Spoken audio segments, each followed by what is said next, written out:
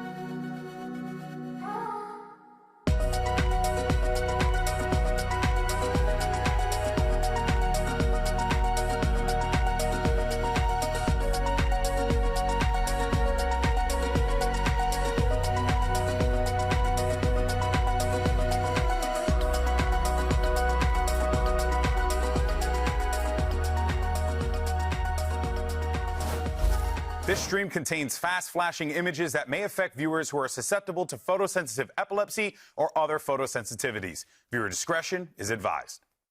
Everyone wonders, ¿cuál es el secreto de las Américas?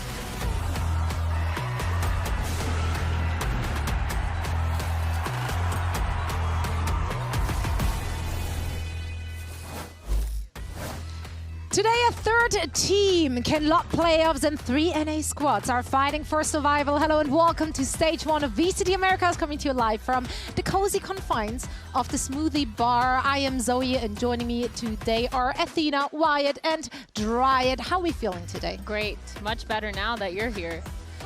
That's why we pay her the medium bug. What about? Nope. Damn. Yeah, I'm really happy that you, Zoe, and Athena are What? here. Yeah. I just Specific. Dude, my favorite part I'm of this just trying couch to is chill. the girlies on this couch. Yeah. Wait, So hey, We're here for the girlies. We're here for good Athena, VALORANT. what We're about- kicking the day off. You're out of the conversation right now, right? I'm sorry. We're going to talk about evil geniuses taking on sentinels. And of course, later today, we're going to have MIBR and Cloud9 going head-to-head. And it's Sunday, which also means that it's time for the Pulsar Flick of the Week. For this one, I feel like we have to call in the authorities because that was criminal. Yeah. It was a criminal wallbang on Asuna from Kiko. I mean, look at this. Oh, look at that. Ooh. The timing on that flick is actually insane. And hitting it through the wall, crazy. And then they won the round because he got that kill through the wall. Is that was why they kind of won the crazy. round? That's Well, they were in a 3, and then he got I the think kill, and they- they had man advantage. they won the game because of Kiko. I mean, he was insane. Yeah, they did. Okay. Kiko's been actually stepping did it up third though. map. Like I was about to say, like Kiko Yeah. actually on an upward trajectory. Yeah. Love to see that. And yeah, it's sad that the week 3 is already coming to an end. Yeah. Alas, there's more VCT action. That's right. So much more to come because tomorrow we're going to have the start of the Challengers Stage 2 playoffs. And if you've not been following, Wyatt, there's a lot of familiar faces we get to see there. Yeah, the M80 team, they picked up Caillou and Kaplan, who's my man crush. Love Oh, him. okay. He's back there. Okay. They got Nismo as well, who's kind of playing with some of those guys last year, like Caillou. Xander is still in the mix. There's a lot of players that have been even like good, like great players in this Tier 1 league go down, and they're trying Well, to I'm fight going to back. cut you off because Okay. there's a lot of Please hype do. around Won't be the FlyQuest. last time today. FlyQuest signed Sleepers, which this team was doing super good. They actually placed 4th last stage. They were getting really, really good rolls. They were playing a lot, and they were one of the only unsigned teams that placed that high up in that stage last year. FlyQuest, you guys may know a little bit of lore, but I used to be on a team also called FlyQuest. This Yeah? happens to be under the same With the org, same and logo and with everything. the same logo and Whoa. everything. That's And FlyQuest, crazy. they're really good at looking out for the little guys, I like to say. They like to pick up the teams that Wait, may are you be the little guy? overshadowed. Were you the little guy? You know what? I'm just such a little guy. And I think they just picked up this team, which makes a lot of sense because they're super sick to watch. It was really fun, and also because this team of Sleepers is a team that we didn't really know these individual Yeah. players towards the beginning, and they started performing kind of in the same way that last year we saw Rankers or Envy perform. Oh, yeah. Whereas a team out of nowhere, they just kept winning and winning, and it felt like it was the right pickup. But another guy that I want to talk about here is Fireball Ops. He has been in the league for quite some time, but he is really impressive. And my pitch for him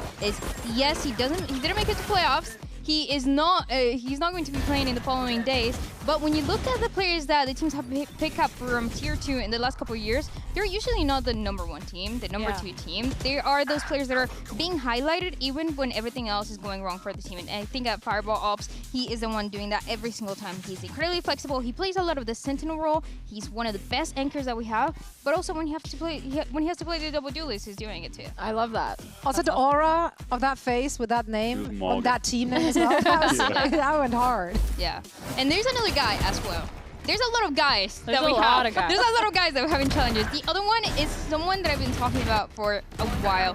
I think part of it is I really like the name Chaotic, but also he is so good. We've seen in challengers different approaches to the current meta, where sometimes you see these double duelists being played out, sometimes you see teams, some teams that have even tried the mix recently. Yeah. But Chaotic is just one of those players that have been the most consistent. He is actually making it to playoffs, so he's going to be playing against M80, and he is so fun to watch. You usually have Pew, who's playing the Neon, and then you have Chaotic, who's playing sometimes something else, playing with, trying to complement what there is going to be before with the Yoru, with the Phoenix as well, or the Neon before when he had to. I think he's just incredible, and one of the players I need to watch out for.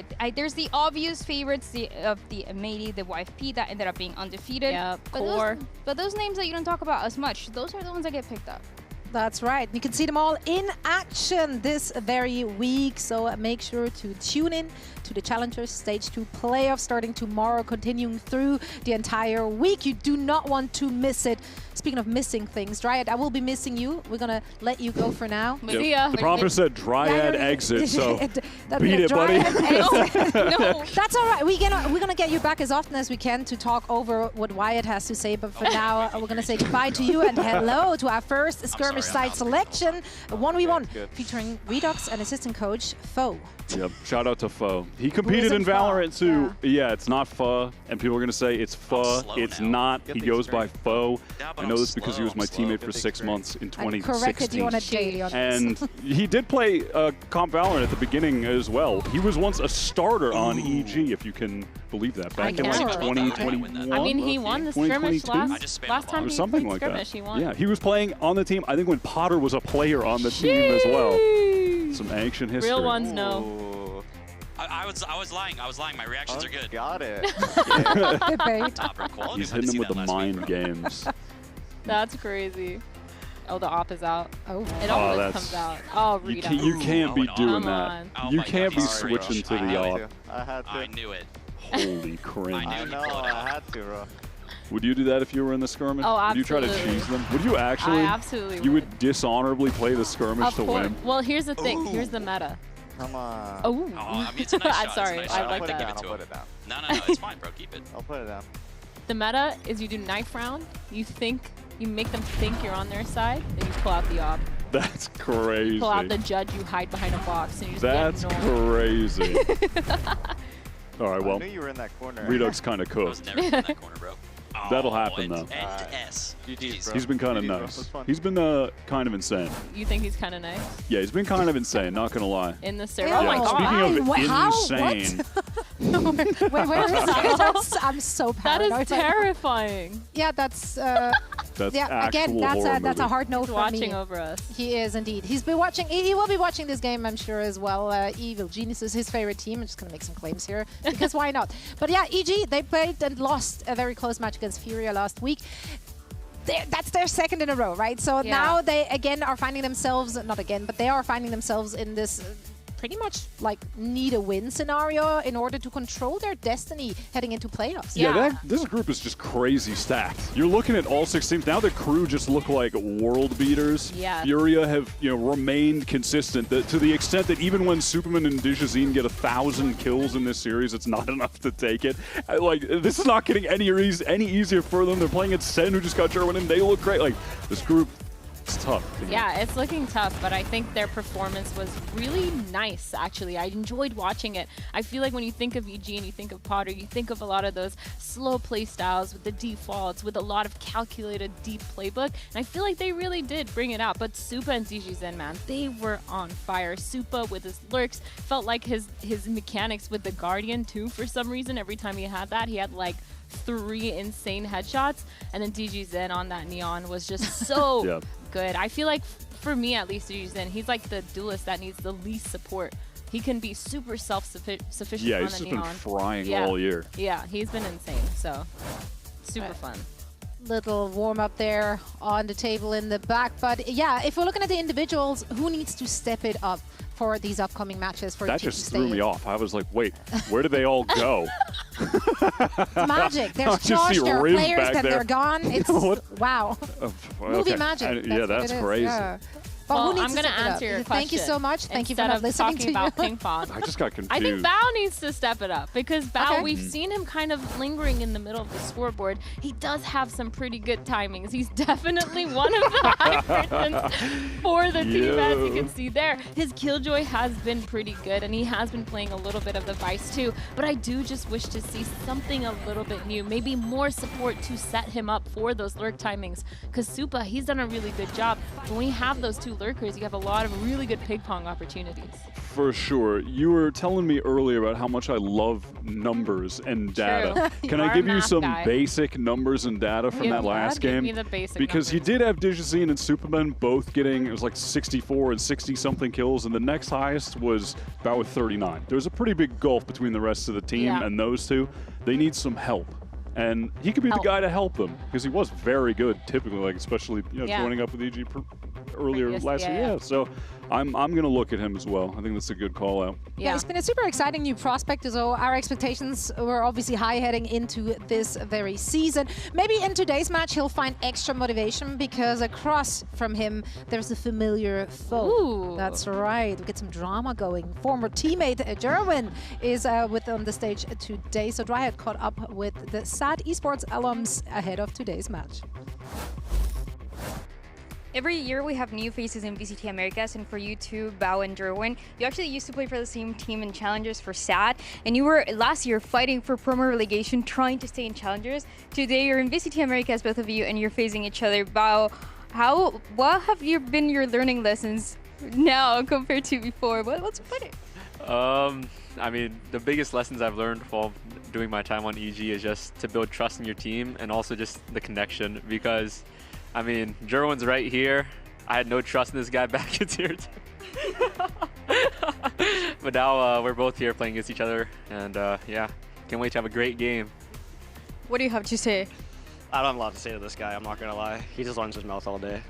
I have a question. How do you compare the pressure of that last year promo relegation playing with Bao to your opening matchup against Sentinels? There's a lot more pressure playing that game because, you know, it's a bigger chance to lose with this guy on your team. He doesn't try, he doesn't come, he didn't take it seriously at all. So, you know, a lot less pressure versus 100 Thieves because, you know, I got 5 players who all want to win.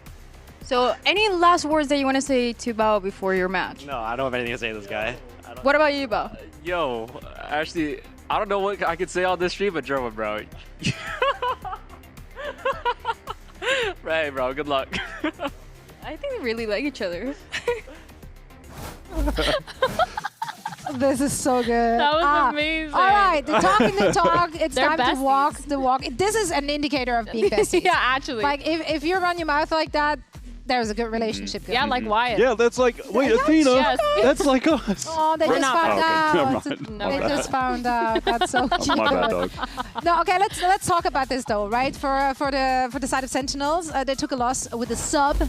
Less than ideal, but you know, you do expect that. But they look much better with German in the team, in the lineup just last week. And I mean, he was off to such a rough start. He was the first one to go down. First round, first game, he went down, but he also got the last kill in the round, so they're looking good. Yeah, he bounced back super fast. Like, literally on the second round, there was an opportunity to get a kill when they were on the eco after losing the pistol. He gets the first blood. From there, they win, send bounce back.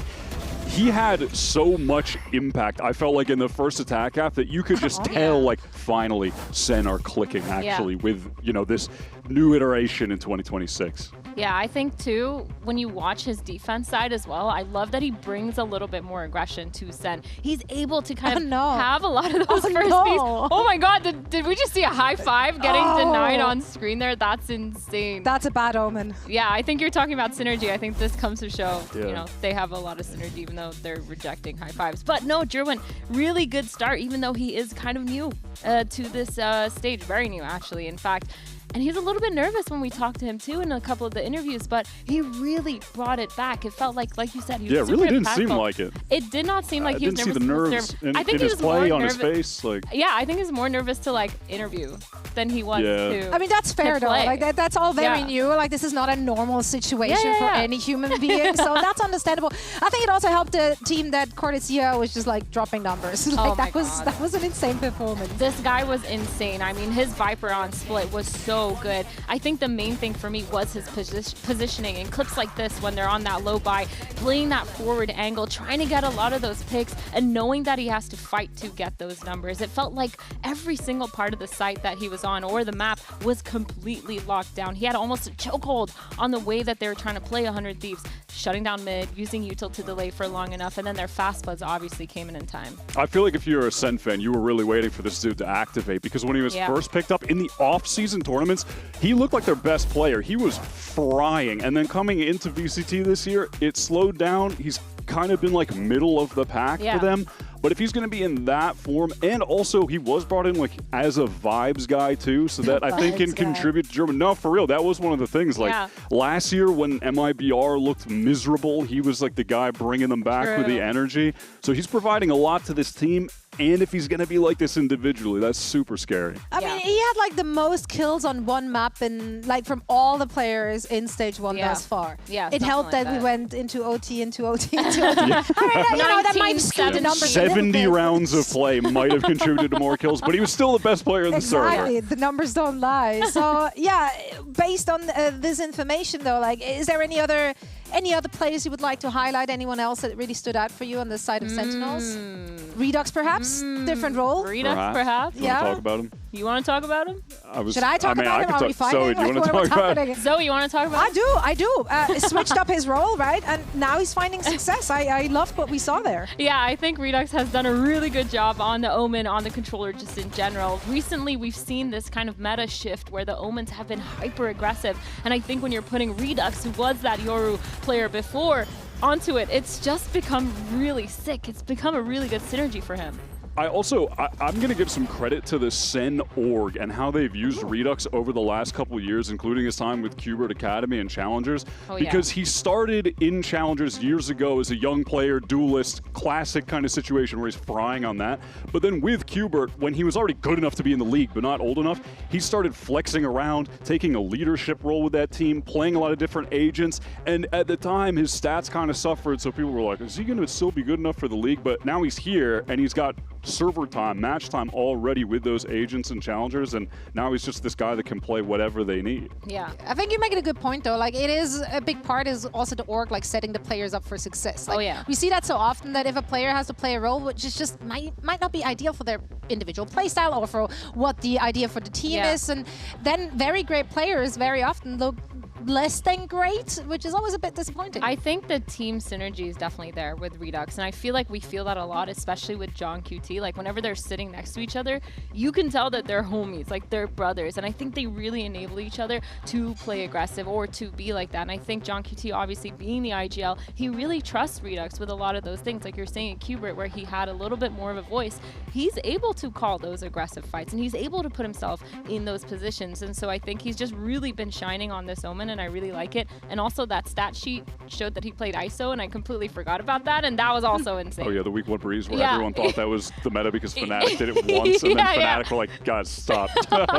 No, it didn't work, guys. So if I had to ask the two of you, like, which of these teams do you think is more likely to make the playoffs and do well in the playoffs as well, just based on their trajectory and what we've seen the last 3 weeks? Ooh. I think you got to go with Sen for 2 factors. One, I think there is like a psychological confidence factor because they get their full roster and immediately hit the ground running, have a really solid win, and then the other players being back in form too. I think that's like going to affect their mentality coming into the next week today a lot, and they're going to be feeling good, right? And then also I think just like individual player form, at least in today's matchup, they're across the board. I think you're looking at them being better. Yeah, I think the thing I will say is for EG, they do tend to do really well against those slower default heavy teams, and I think that's just because they play by the book, right? And I think they have that really solidified. So for me, when it comes to playoffs and I'm thinking about teams like MIBR, about Sen, even teams like 100 Thieves, EG do tend to struggle a little bit because of that kind of fast-paced tempo that they tend to bring. So for me, I think it's going to be Sen. I just think they're a little bit more fluid, a little bit better adaptability, flexibility in general. And I also think that for EG, I'm still trying to search for a reason to kind of go crazy for them. Whoa! That conversation, I did not know that I went with EG, but I guess did I pull a Dryad? Did I do a Dryad? Oh my God. Did I do that to myself? No, now you got to pitch us on EG. We both just said Sen. I don't have much. I'm like very often you might have misclicked on the Google form. Done that. It's like, possible. Yeah, I got nothing. I thought within my heart of hearts that I went with Sentinels, but I guess I didn't, and that's okay. That's okay, because I might look like a genius. I still think it's 10%. Valid, though. I still think it's valid. They did take a map off of anyone can FURIA, anyone can win if they show up on match day, is what I'm saying. Yeah, no. That is factual information. You are right. And Them's the facts. DJZine has showed up on every single match day. That's true. And he's He's very dropping 30 kills on every single map. You know what? He has an That'll help you individual win. house, yeah. You know what? DJZine and Supa and Bao start going crazy. Today's the day. I mean, you're right. Hey, and today's a high-stakes game, right? Like, it's backs against the wall, so let's see what they have in store for us. Evil Geniuses and Sentinels are ready to face off, and we've got Raven Vansili on the mic after this VCT America starts right now.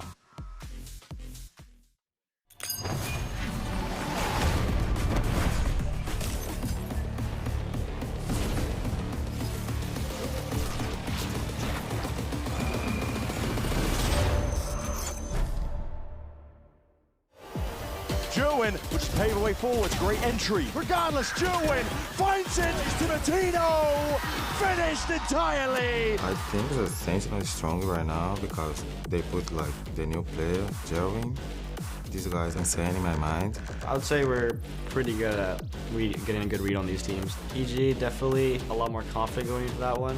I understand that they have a really set way of playing the game, and you know they have Column, Superman, like a lot of experience on that team. Superman, he always put myself in good position, and he have a good read. Spotlips brought down. Oh, Superman. Oh, we're not going to see another one, are we? Oh, we are. Oh, it's Phil. My God, eviscerating them. But they've also got some shooters with like Oki, DJZine.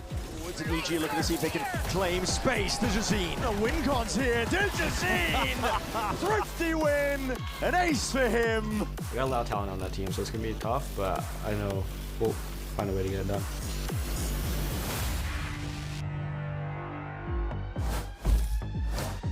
Welcome back to VCT Americas. It is time for more games.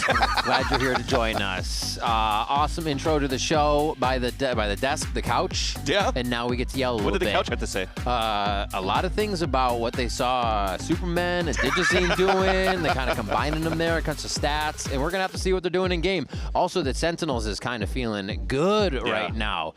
Great also interview by Dryad as she came in, doubling up there with both of them. It's nice to see a nice little fun rivalry between Bao and Jerwin, right? Who's had some challengers experience from a long time ago. I think even before SAT Esports, I think they had a short scene with each other for like a very, very short time, maybe in Limited Stand or Trust and Plug, something like that. But overall, this is going to be a very important game for these two teams. On the one end, Sentinels, you still want to ride that high, right? From the big victory you just got. Looked like and felt like a grand finals between them and 100 Thieves last week.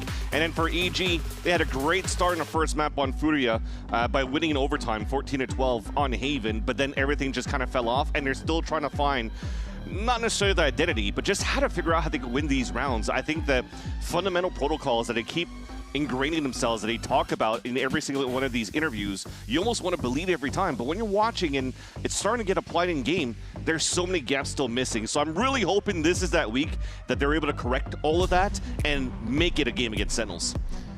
Well, let's see what the maps have for us as we come in. EG will select Haven first to see if they can get under the skin of Sen and see a little bit of those fundamentals come online. And one of our oldest maps, and then go to Bind, another one there coming out along those lines. Yeah, Haven is going to be a fun one. I think for EG, even though they're playing, you know, to the T of the double controller, I think it just kind of makes sense. Again, remember, it's a 14-12 victory they got against FURIA, so it's just probably a map that they've practiced a lot just to make sure that they iron everything out. But going into Bind for Sentinels is going to be a fun one too, because the last time they played that was with Narrate using a chamber. We'll get there once we get to Bind, but looking at this game here, it's going to be that same mirror matchup in this double controller on both sides, which is interesting at this point too, because now you're just playing into Evil Genius's strength.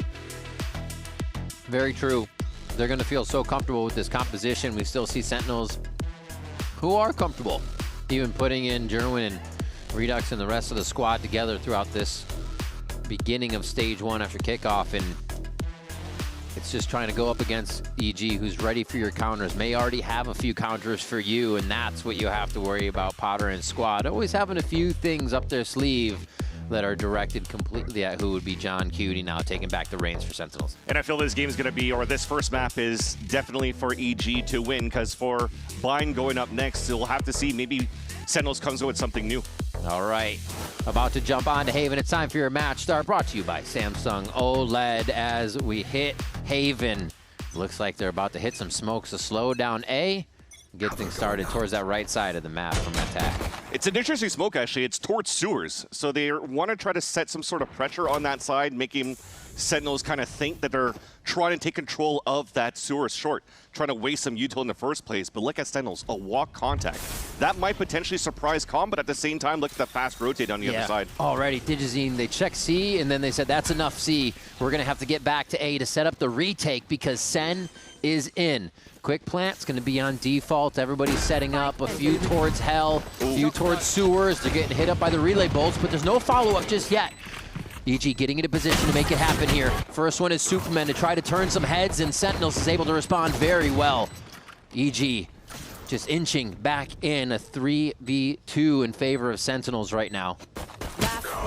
And they're able to make it even better. It's just Com who has to drop out, and he drops to Cortezia.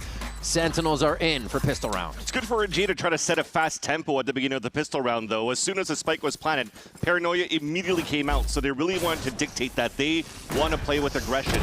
But already, everybody's staying at different positions around that map. Not many people are getting affected by that flash, and what was most important was trying to take control of hell for EG, because you still have players playing passively watching from Heaven's side, but unfortunately, couldn't win all of those. So Sentinels has a strong pistol to kick things off, and Jurin going for the second round Bucky with some mid control.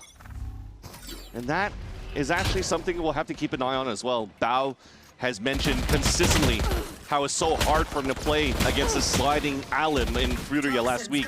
Jurin could do the exact same thing. Look how quick they read. So push down mid, that kind of lax. They know there's going to be someone in garage and spam right through it.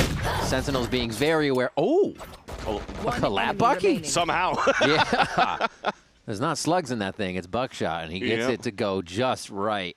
They're going to get right into C. Com does get one onto John QT here, so maybe be able to do some further damage, but it should be another round locked up by Sentinels. This is good as well, just trying to have them come towards him.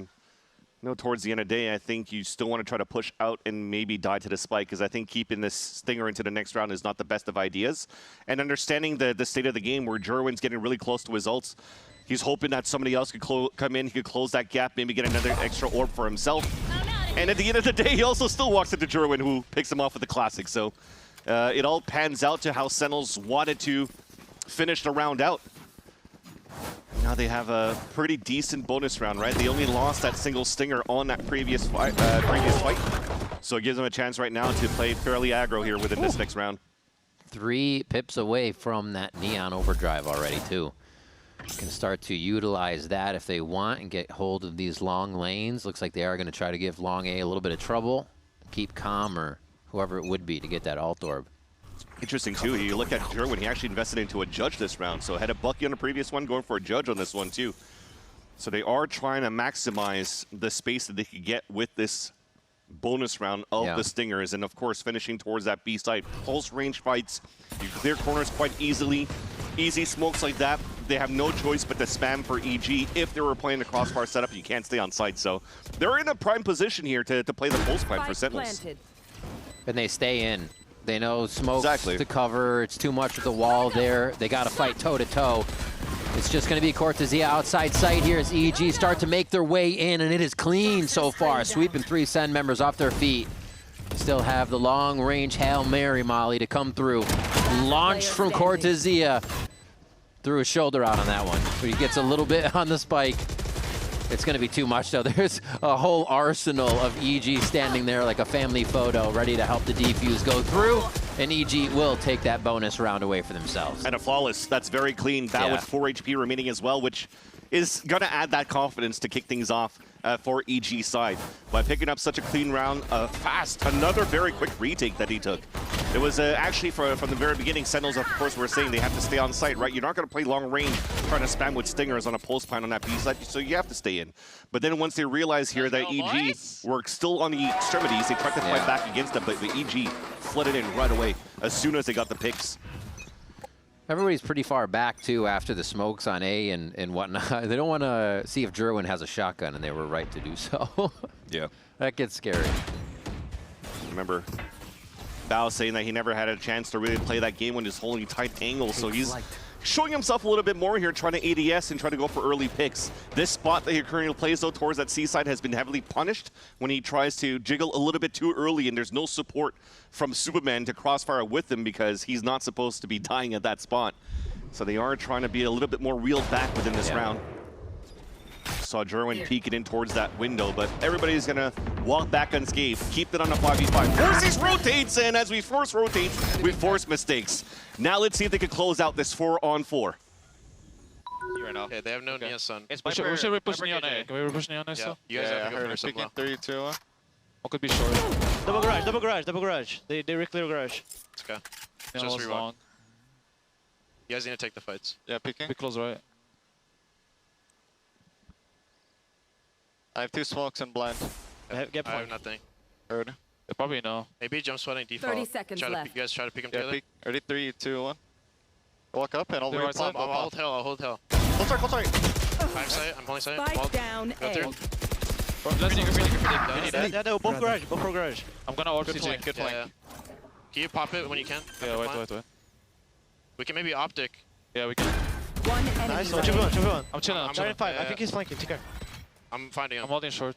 One enemy. Spawn. TNT.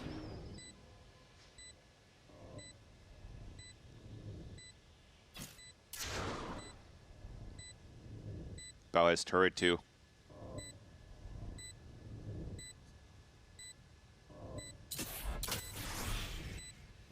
Oh! In no balls!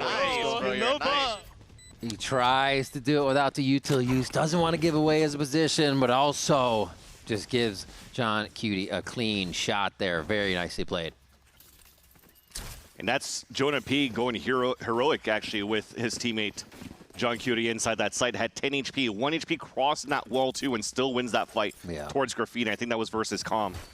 That shouldn't have been around here. That was taken over by Sentinels because EG had the opportunity advantage with numbers when they were able to re-clear towards that garage. So great turnaround by Sentinels. Yeah, getting the kill and then Cortezia being able to say, but Volter's still there. Fnatic Crunch. Ooh, Digizine and Bao want to start this one off right away. Nice help with the Hunter's Fury distracting. So Digizine can have some freedom up here. Still takes quite a bit of damage. Has the regen though, as he backpedals out to safety. At least they know I was calling the Fnatic Crunch, but the ult actually came in from the C-Link, something that they like to do for EG. So they understand that the Sova is actually posted up on the C-Link for Sentinels. So they are looking to re-clear towards this A side, where it was a good read at first, but the good old Okeanos, the tier 2 smoke drop, gets that pick, and a huge advantage again for EG in this round.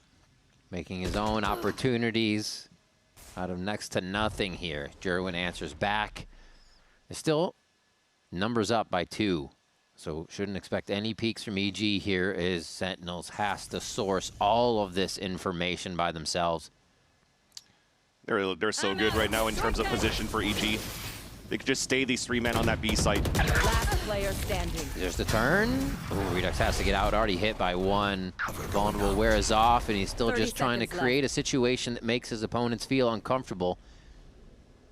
He can't feel too comfortable himself here. Does have a bit of an edge. Calm won't let him get the 1v1 though. Cleaned up, and it goes back and forth now. EG put their foot in first here as they were trying to push down that middle. The thing is right now is you stall things up and you're able to get that first slowdown.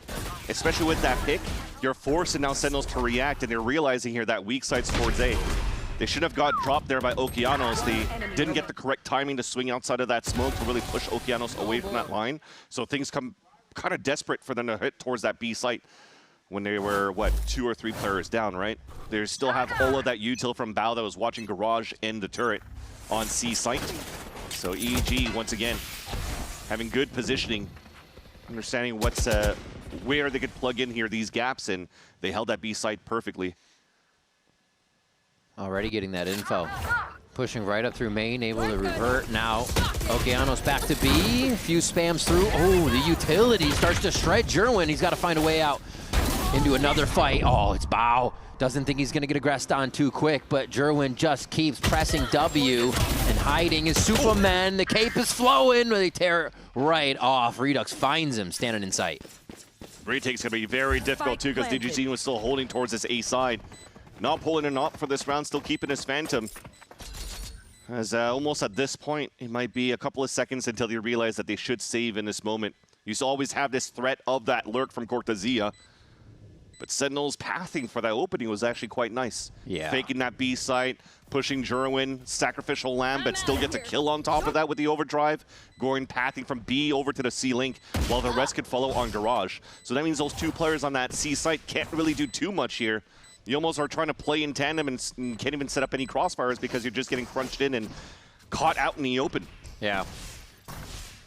Becomes difficult. You expect that damage on Jerwin. I mean, you don't know you did it right away, but hopefully, entrance damage will slow him down. If even at 48 health, activates overdrive and runs around like he's still full armor, everything. That's what you need to see out of him, too. Yeah, and that's also the strong point you see from a Neon playing against the nanoswarms of the KJ, right? Yeah. You put those nanoswarms down, you're trying to pop it off, a slide doesn't do too much damage on you, and you still gain so much space. And that's why you're seeing with the evolution of Neon coming into a lot of these compositions, Haven really the only map that you see a lot of KJ still because of the information you're able to garnish on the defense, and that ult is still pretty decent on this map. But outside of that, those nanoswarms are kind of useless unless it's for spike denial. Ooh. Not Timmy. Eyes on, and Digi gets seen that time. It's still going to be a slower round for Sentinels, so they're happy to wait and see if EG want to push. This A seems to be a focus now for a second or third time. Oh yeah, they're gonna actually invest in this quite hard. Fast lane goes up, relay bolts in, a little stunned, and Digizine eats Jerwin alive real quick. Oh, he's going for more. Oh my god! Down A. Vandal picked up. That is smooth. That Spikes down. Smooth, two more. Close enough, be an ace. Com's gonna get eyes on this. Easy sandwich here. They squish in Cortezia as he comes down from sewers. And Okeanos will follow up on Jonah P as well. What a hold by Digizine there on A. Yeah, again, it's a different type of protocol of a flood retake for EG. Instead of giving Sentinels a chance to plant before, you're actually trying to disrupt that push. So he relay bolts at least towards that graffiti so he can try to stun some players on that side, but it also clears his own path so he can identify the fight that he takes, and that's the most crucial part in that small 1-2 second moment to try to go toe-to-toe against Jerwin. Wins that, and then he overtakes that side. Beautifully done by that star player of Digizine. Seeing less ops coming out of him, probably because of that. For EG, they want to play aggro and fight. I was just going to mention that. He's not set up on a scope on too many angles this time around. He is in the face of Sentinels just as much as Jerwin's trying to get in here. Shotgun ready as well as they start to drone out and reveal that there's quite a few forces mid. This is a mixed buy that you have for Sentinels now. 2 hero rifles for Redux and Jonah P. Big ults to work with those still. If they're able to work this map and pick players apart, that's some upgrades with the pit they can work with in a post plant. Which, look at the space as we're just talking about it. Shotgun right inside the smoke! Oh, couldn't get the hit again onto Digizine. You would expect it. Almost slides out of that, but Redux is able to creep in on his tippy toes here. Oh, big play from Okeanos! Thinking he could get around the pit. Jonah P was right there, ready to tap him on the shoulder. Best thing they have right now, though, if they really want to go for it, especially on a 2v2, pull that lockdown down. There you go. You push him towards Com. Oh, Com knew he was going to draw somebody out with that, too, and the speed that he dropped the drone. But this is space. Do they have enough? To the other side. Bow goes. It's the peak. Ooh, he's got it at half, though. Still gets to play a little bit of the situation, 10 HP, so the spam's going to go through that little foot of wall, and he's just going to go ahead and make the snip on the wire. The defuse coming in for Bao. Plays that smart, and Redux forced to save. What a round in the end there for EG and for Bao. Com had to be a pillar on that A-side link. So for him to get that first peek and pick, allowing them to play that 2 versus 2, the Com went down right away, instantly. Bao puts that lockdown, forces the player out towards where the IGL is of EG, and he plays it to perfection. And I'm okay with him. This is the second time that he pulls out a drone instantly, and they're chasing him down. You might be thinking, what the hell's going on? He's just trying to bait as much as he could, just like on the previous round. They were able to set this crossfire. So I gotta say, EG looking quite happy. I think also the latest watch party FNS is also looking quite happy for EG. Good curse. Yeah. That was you. Now it's Sentinel's watch party, Tarek, that's super happy. Redux starts off first blood for round 9. Everybody's loaded up for this one. It looks like they might slow things down. No, Superman goes for a peek. I mean, numbers down, you got to look for something. Yep. Sentinels are going to eat that up. And here they are hitting C. That's a clean one from Redux to get a second on the round, and they nicely fold this one over back for themselves as we go back and forth. A simple round, right? Everybody walk contacts. They're catching EG off guard, even though EG has good crosshair placement. Just couldn't react on time to win the first fight, and the IGL steps in for that opener. Very nice by John Cutie. And every single one of those guys are trying to, again, break that the timing here that you have for the rest of Sentinels when you have numbers advantage or when they have sight advantage. You're just trying to disrupt that as much as you could. Fortunately, couldn't be Digizine to help out because Digizine's still locked up towards this A site to cover it up with Oki. So Sentinels will end up being able to get a flawless round. Retake the lead in this half, but started off where it wasn't going to be looking too great for the Evil Geniuses, but we're in for a game now. We're in for a treat. Talked about it, a lot on the line. Might get brawly from here and there too, because both EG and Sentinels are kind of finding their groove, their identity, trying to fix mistakes on the side of EG, and for Sentinels, just trying to mix everything up from different visions, right? You have Redux going back into a smoke roll. You have Jerwin recently appointed back here or moving up, sorry, to the VCT stage. You have Jonah P, who has what, the mindset and the playstyle of G2 that you have to now mix with a new coach of Ewok that's from EMEA or for APAC. There's just so many different variances around Sentinels to just try to make things work. And in their previous win, it wasn't a need to be a John and Cutie carry either. You know, the rest of the team was stepping up. We saw the younger names on top. So they are getting into that groove, into that position where it is the John can focus on calling. Yeah. Focus on a little bit more on where it used to be, the position he wants to be back in. There was actually a Cortesia carry on that that was the split game against Cortesia carry. 100 That Thieves. was crazy. As Rob Moore likes to call him, the 100 Thieves killer. But that said, what do you expect? The mustache. Exactly. But as you're talking about John Cutie, I think that's another interesting point as well. The vocal players around the team will always relay that information here for John Cutie. But at the end of the day, it's still going to be this man that calls that final play that they want to do here on the attack side. So I guess the last round, he said, let me activate. Let me open things up. It kills the Garage player, and they overtake that C side. Now for the timeout, though. I wouldn't be surprised to see EG starting to come out with a little bit of a trap play or something aggro with the ults that they currently have. Usually it is the type of look you want to see here from a timeout from Potter, especially when it's a gun run right now and it's a very close game. No way to use those, get that counter online that you've been waiting. Maybe they have something conditioned now that they can use. But yeah, Potter calling those timeouts for specific reasons here. And it's, like you said, a back and forth game. It's not going to be a repair timeout. It's going to be a, hey, let's start to get this in order now and execute. It looks like they do set up, and they're a little bit quieter in Garage with the backup they have for each other, and even trying to source out info sewers. Yeah, everything that you're looking so far right now is you're now funneling players into mid control, right? You drone towards the A side, you're trying to push them towards Digizine, and if there's actually going to be some sort of pressure, like I call them, already moving back here towards that A link, already somehow still has a Hunter's Fury. So I think that's the main game. Keep them away here from that A-side line and try to support those two players stacked up in Garage with the Hunter's Fury. But what happens here? Sentinels waited the whole 40 seconds, so now you just have to readjust for EG. You have to rethink where the positioning of Sentinels could be starting out from because they have 0 on their side of where Sentinels are starting off. Just playing, waiting for the wall to come up. They're using that as their line of scrimmage on the side of EG. And Sentinels, they want to get a few of these kills, see where that ult might be coming from. Well, they know where Digizine is. Calm is sitting in spawn right now, waiting to fire off the Hunter's Fury to slow down the initial take. Goes off right now. They're going to preemptively hit this one, thinking it's towards A. Ooh, catches the toes. Redux didn't like that at all as he's jumping around. That's an important tag, too, because Redux is trying to find his timing to walk in. But now Garage is open. There's no alarm bot there. And Superman, he just has to hold the C line. He might get spammed down. He might not, but he's trying to stay alive. 10 seconds left. Oh, he's going to be right next to him. One touch. Oh, my God. It's so hard to see just on the edge of the wall, but they're able to find the guns. Find a way to take him down. Jonah P just on the edge of keeping John Cutie alive here as they protect backside.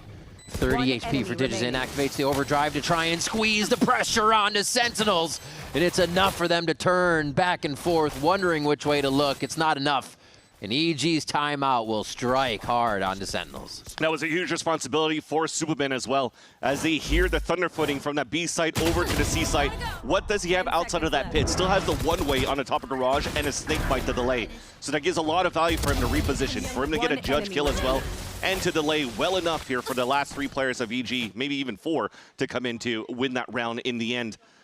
Very nice look at the beginning here for EG with this ult round that they had, but they had to expend every single one of them to be able to win that round. Sentinels now has the upper hand in terms of ult economy, with Cortesia leading with the rest of the team here with potentially this lockdown into the standard sewers. Oh, TP's moves already. Oh, double ping on these guys that pushed up. Jerwin and Redux are known. Oh, Digizine's either a one and done or one and none. He's actually able to get one. Goes down, ult as well. But this is a backside hold for Okeanos. Wants to go with the paranoia, expecting the timing that they'll hit. Blinds out the drone, so Sentinels aren't too aware of what's going on here. They're just going to use bodies to get themselves in. Interesting for the ult that he used here for Sentinels, because you could still stay on site, but unfortunately Okeanos got caught repositioning. Yeah. Advantage back here for Sentinels in the pulse plant. Oh, that's hot. That's, oh, okay, safe. Goes for a plant. Hopefully doesn't catch a shock dart. Those have been used out. Great spams back. 20 health for Jonah P, 26 for Calm. Everybody getting some good hits in here before the full retake. Dart's about to be ready as well, so Superman's just trying to find his first timing. Gets a little help from that. Smoke to go in, but it drops, and he is left out in the open. Nobody really able to help. Shock darts keeping Bao at bay. And it looks like they're going to have to back off of this one as well. The Redux is going to go hunting. Right here. Gets an ult out of this. No chance. Oh, he tries to go for the wide swing. Calm knows that. He's been around. But around in the end, still 4 Sentinels. Felt that we were a little bit timid, though, for Superman inside that Viper Orb, because that's an attacker one, right? So while it's up, you got to find your timing and try to push through. That recon dart for Calm was supposed to create some sort of pressure so that he could find his timing by pushing into Hell. But as it gets broken, as it pings one player, I think he was so focused on the player being pinged that he just lost his timing to just fight into Hell while that crossfire is being blocked by the own attacker side smoke. So very hard to do nonetheless. You're still on a 3 versus X scenario at a disadvantage for EG. Who continues to go for this low smoke into the sewers. Last round of the half with no ops at all for EG. Digizine still with a rifle round. Sen have really just worked the mid and the right side of the map. EG trying to find info back on the left side. If they have gone C, it's through that garage. And again, send towards A. So EG should know they can just set up here and hold this. This is the hold ready. A paranoia for Digizine right behind. Follow up. I don't know if Sentinels is going to give it to him, though. Yeah, they have to back up. You can't really use that paranoia anymore because the drone didn't really see anything. And especially now that Cortesia is going for this wall bang into B, they're knowing here for EG that there's some sort of pressure on that mid line. And I like the beginning where you double push down towards that C side, but now you're just leaving Superman alone with a Bucky. And you've also just given up that space on garage. Yes, the turret could maybe still help out, but Bao is pretty much on an island.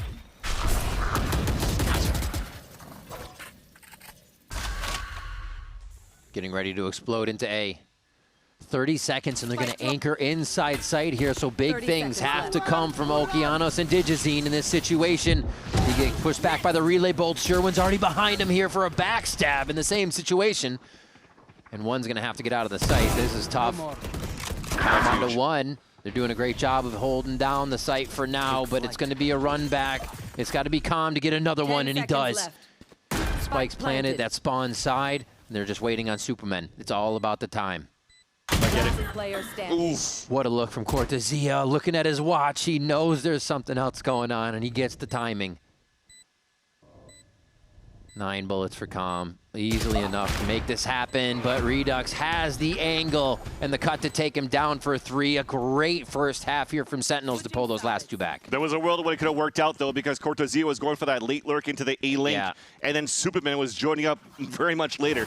But unfortunately, only a Sheriff to try to retake that 1 on a 2 versus 2. Doesn't pan out for EG, but at the end of the day, still a strong start for Sentinels. Winning that pistol round, finishing in the lead by 2. We'll see how it turns out here on the second half, Riv. Heading to a break. Don't go anywhere. We're going to see if Evil Geniuses can come back in the second half. Come on, Yassine.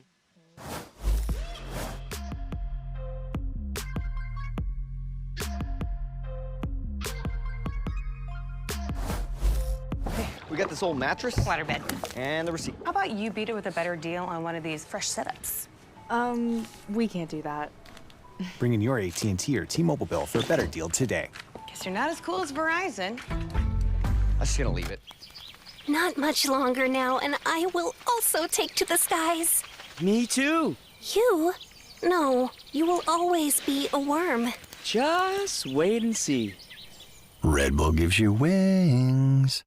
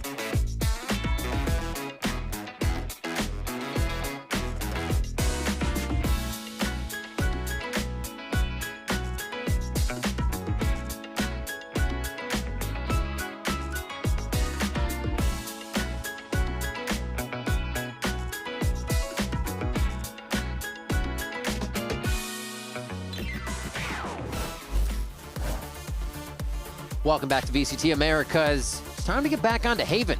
Time to get back to Evil Geniuses versus Sentinels. The coaches are prepared. A quick sip, the wet of the whistle, and we're going to get back onto the map, Vansily. Indeed. I don't know how to follow up with that. But yeah, EG definitely starting off now on the attack side, and seen Digizine, we talked about it week after week, though, that Digizine is always a good win con for EG as well, but being able to put these numbers up as that one, disrupting these sites on the retakes, phantoming for the team, works out well. It probably is going to be the similar type of opening, well, should I say, vision and protocols for EG, because attack side off against a double controller, not really what you want to try to use here. We start things off with an open C site for Sentinels to play a full retake, and if you're looking at it from the side of Sentinels, though, there's what, a Bandit, a couple of classics. Right here. Lots of util for them to flood retake. Strat gotta go fast, executed to start, and patiently retake looks like it's gonna be used here on the secondary. Nice little backstabs to help each other out. Supermen waiting just outside the fight, but the trades are good. It's a 2v2. Redux whittles that down one more. Oh, the trades are insane on that round. They were instant. You thought Com had a chance, and then that just went out the window with a kill. So just mentioned before, the best thing here that EG actually had in terms of counter util against what Sentinel would have on a flood retake was just a paranoia. Yeah. But what started off quite well for EG to suffocate, really, Sentinels from really getting a clean execution on that retake was that flank from Superman. But then it comes down to the micro, watching each other's bodies, covering each other up, and John Cutie gets the instant tap trade.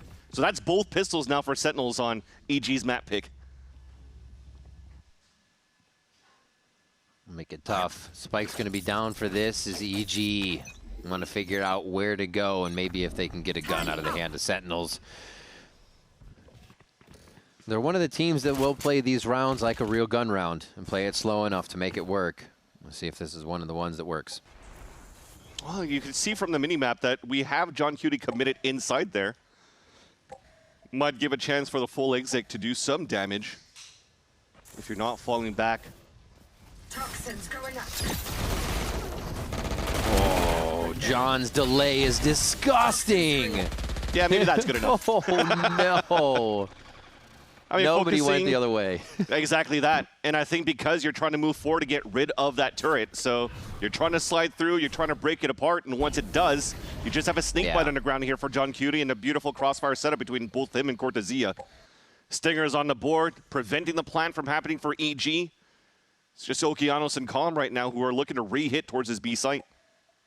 It won't work because nobody rotated out for Sentinels. You just play power numbers. You still have all your util up. Enemy remaining. Oh, the full house. John and Cortezia in B to take it down, and that just, it looks like a trust the system situation, right? It's just a clean hit. Quick anti for that hit that's going to come in on B, and they can get back to business in the gun round. Agreed. This is something great that, you know, Sentinels is talking about. I don't know if you've been watching the vlogs here after Sentinels' victories, but after the one they got against 100 Thieves, John Cutie had a beautiful speech talking about, hey, you guys know what it's like to win right now. And now when you have these two players that are also stepping up to the plate, owning the server, it really helps the newcomers of like Redux, Jerwin, and Jonah P to rally behind that, to get that confidence going to this game. As they have the confidence going to their bonus round, just trying to play the basic information once more. It's a turret this time watching towards sewers, though, instead of playing towards his B site. So they are anticipating a little bit more of a leniency from EG over on this A side.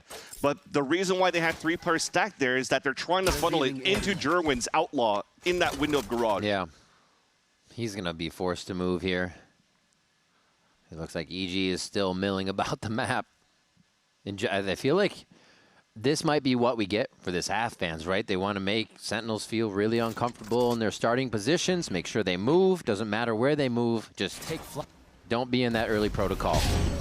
Ooh, this is where it's good for EG, though. They find the timing where the gap is. Exactly. Outlaw only does some damage. Oh, the fight long. Oh, no. You did. Oh, you touched him.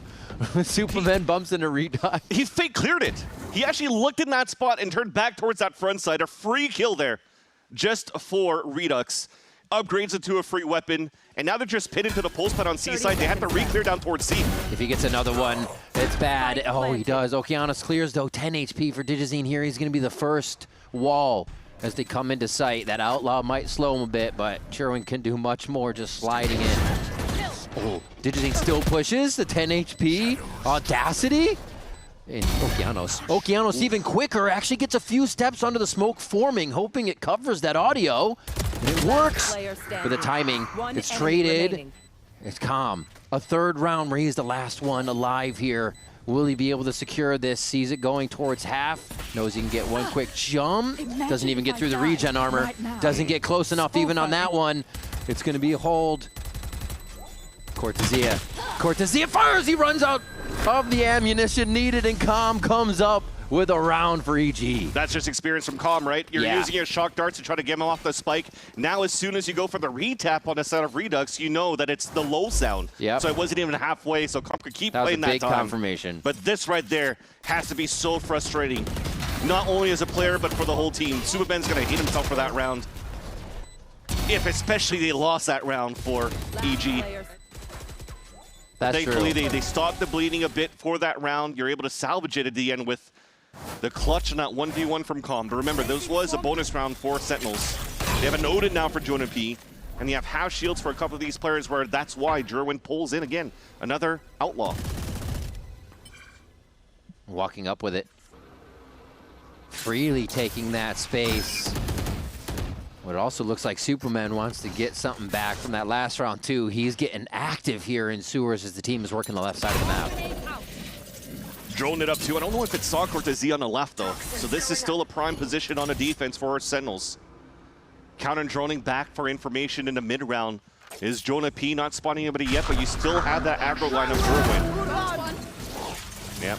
Cortezia not cleared, and he's going to actually play through the utility to reposition. Redux takes his spot and actually takes a hit. Stalls around, though, and they think they have an opening because of this lurk, but he's going to walk right into the Outlaw's position. Oh, yeah. Spike down. He sort of knew. He sort of knew, right? He pre-fired the shot, jump spotted. They knew where the gap was. Unfortunately, just couldn't get it. Jerwin staying stoic there. Oh, this slow lurk through sewers pays off big. Do they know they have enough time to get back in? No, it's going to get smoked off right away. And Bao is going to have to go coast to coast pretty fast because it doesn't look like Sentinels want to wait here. Thankfully, that smoke's still up, but they got to move in quick. Shock Dart's already ready to deny that plant. It's on the back of Okeanos. Baits it out first. Player standing. Yeah. No. Spike down A. That's tough. He sees it and getting one more. Just a consolation prize now here for EG, who had the sight but could not get the plant down. Sentinels squeeze them out of a round. And you see the idea of what Calm was doing. It almost looked like he was giving his life away, but again, he's just trying to bait that shot. If Jerwin somehow misses that shot, it still gives more timing for Superman to come behind him and get that pick. One enemy remaining. But there's a reason why Jerwin got picked up into this roster, right? Yeah. He's had so much experience coming in from the Tier 2 scene. And by the way, Jerwin, who's also tried out for EG during the offseason and lost his duelist position to Digizine right there. So for Jerwin to play against EG today, a victory for me, thinking about Jerwin would mean a lot for him. Is able to help here Sentinels convert into the 10th round and gets the collat in front of B. A second collat of the game. For him alone, one with the Bucky on Garage, another with the Outlaw now to shut down EG on what is a hero rifle round. And they don't not gonna look like they're doing much with it rather. But Digizine will still look here. And there it is. The rifle's taken away. They're just desperately trying to move for a spike plant now. That's Jonah anchoring solo towards that back of that A side, but he's got the Odin to work with. He's looking pretty confident. On the top of heaven, even easier for him to look down that line. One enemy remaining. Ooh. You gotta chuckle with that one. If you're not a good shot, but yeah, it definitely seems that right now the game's slipping away from the grasp of EG here. It was very back and forth, a 7-5 at the end of the halftime. But ever since this second half here for Sentinels have been playing a very strong defense for Sen City. I was wondering if there would be a timeout coming through. Everything just seems a little too smooth right now for Sentinel, so even this timeout to get in the ear of EG and slow Sen down is a good thing. Potter having a talk with the crew.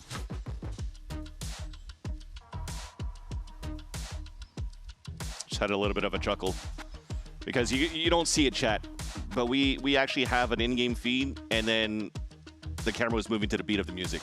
And I'm like, that's got to be Prius. That's signature Prius observing right there. That said, though, let's focus on what's happening within the game, too, with the conversation between EG. It almost feels like right now how they're trying to move around the map.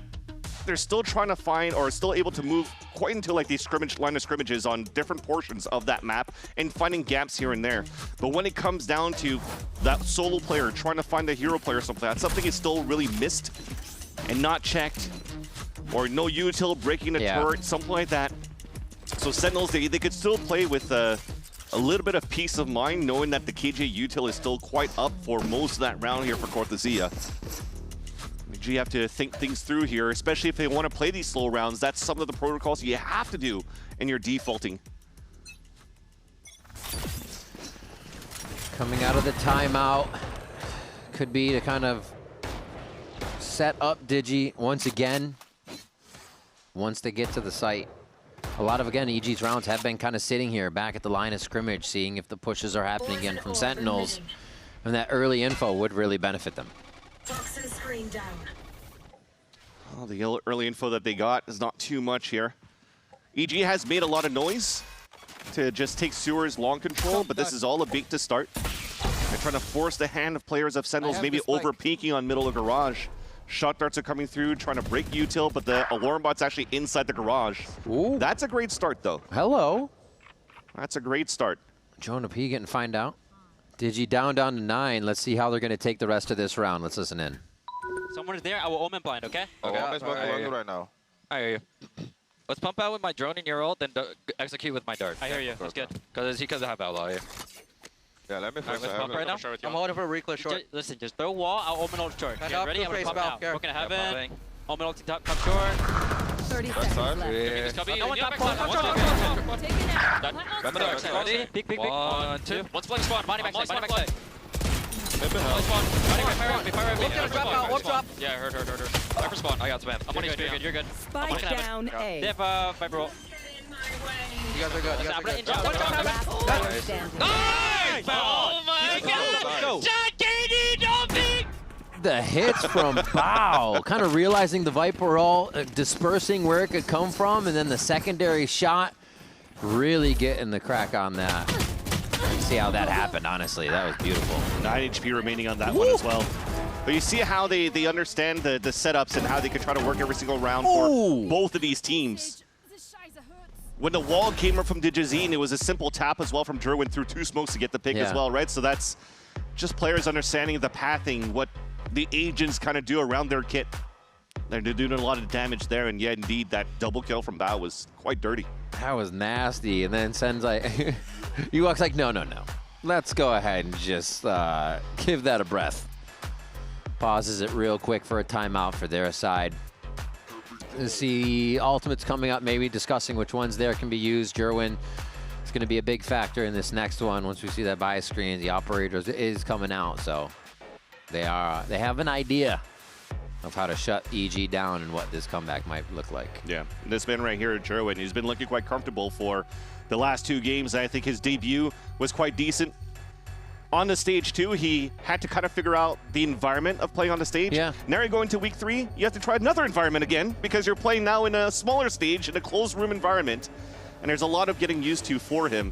And for him to show a performance of a double outlaw kill, double Bucky kill, it's just another game for him. It doesn't seem too affected, though. No. It doesn't matter who the opponent is, whether it's a 1v1, a 1v2, it takes it the same way. And like I said, even that low health play earlier, it was really good to see that was such a solid hit. And now you're talking about the ults, and on top of that, Sentinels have purchased an op in this round. Already going into funneling towards that right side, but Jonah Peace trying to get some contacts in. Fortunately not hitting until Superman tries to find that timing in sewers. And they get met up by Jerwin with the operator. That's probably the first operator to see this map. It catches EG by surprise. It's tough. They've kind of had that space for free for a while here. I think Sentinels realized it. Take it back with an op. Oh, hello. Eye in the sky here for Jonah P. Oh, duck. That's a tough one, but there's enough to protect him. I don't see him getting into the site even with that relay bolt, so EG is hitting with a lot, but they're not fully hitting the site. Yeah. I mean, when the smoke's coming up and a drone pings one, you have to call for a stall. Yeah. And Bao feels like he could find a timing moving up towards the garage ramp solo with 3 players from Sentinels there. Not a good look, unfortunately, in EG. Yeah, they're in a tough spot now. Sentinels has all the right angles to look at. This push here from Jerwin just lets them lock in on long garage. B's covered. Okay, they lose the operator for a moment. Jerwin gets a little happy, thinking they've got the route locked up. Who else? Calm, still going to be alive back there. Ain't going to flank, though. He's got to plant. No, he's not. 15 seconds. Goes to Neil for this one. And he's going to have to be praying while he's down there. This is going to be a tough round. Actually gets the damage onto Redux, but the kill's not there. And Sentinels clean that one up for another round. Almost tried for going for that wallbang kill, but it was close. That ping that came out from that owl drone, it almost felt like the one reloading. That was Digizine overextending his stay right down that lane. You saw how long that drone was up in the air getting all that info. Yeah, saw both of them. Yeah. Again, everything locked down for Sentinels. Match point on EG, or game point on EG's map. Silver lining could be 12-8. 3 big ults here. They could get a lot of space. It's looking to be a garage pop, so they could try to push Jonah P away from this garage line, although Jonah P has not played this spot yet. So again, it might surprise some players here. Oh. But I'm liking this, right? You got to move up towards that B site. You got to force a little bit of that rotate, get into garage, and maybe get that B site garage ult from the lockdown. Jonah gets Digi. They trade it back, though. Get some upgrades as they go through here. There's that ult. See, I was going to say, Jerwin has such a juicy return on investment. Everybody's got 25 armor. He's got the outlaw buy here for a final round. You see what a difference is when you don't break that Killjoy lockdown. You can't stick. You can't still get your timing in the back of Gong. That's what's been missing here for EG to do that kind of stuff. But at least the pit still goes out towards spawn. Not in yet. Jerwin creating the pressure from garage. The rest of the team might try to funnel through the ult here, and they're not going to be able to funnel through much. Oh, they're going to keep the ult up and just go through because they know they have the space here. Oh, there goes the Killjoy ult. A little early. There's still a lot of time to defuse this. It's going to come down to the firefight, down to the smokes. Cortezia going for a defuse. This could be the first map for Sentinels as they're just dropping EG left and right. They retake the site. They take the map. And pretty handily, too. A nice one by Sentinels.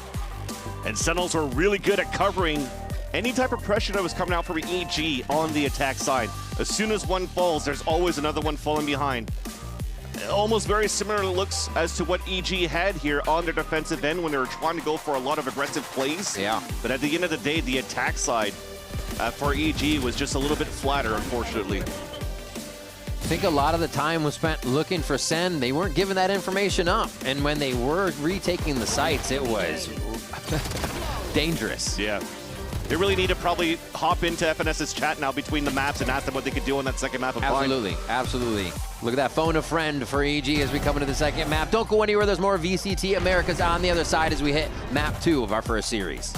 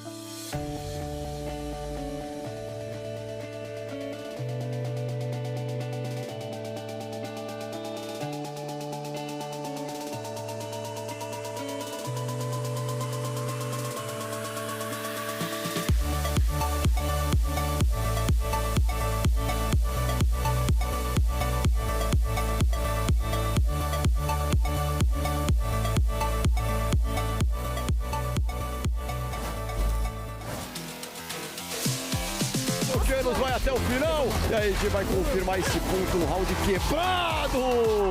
Ace do DG! No pé para não deixar ninguém passar, o tempo tá esgotando, olha o Cortez! Olha o Cortez!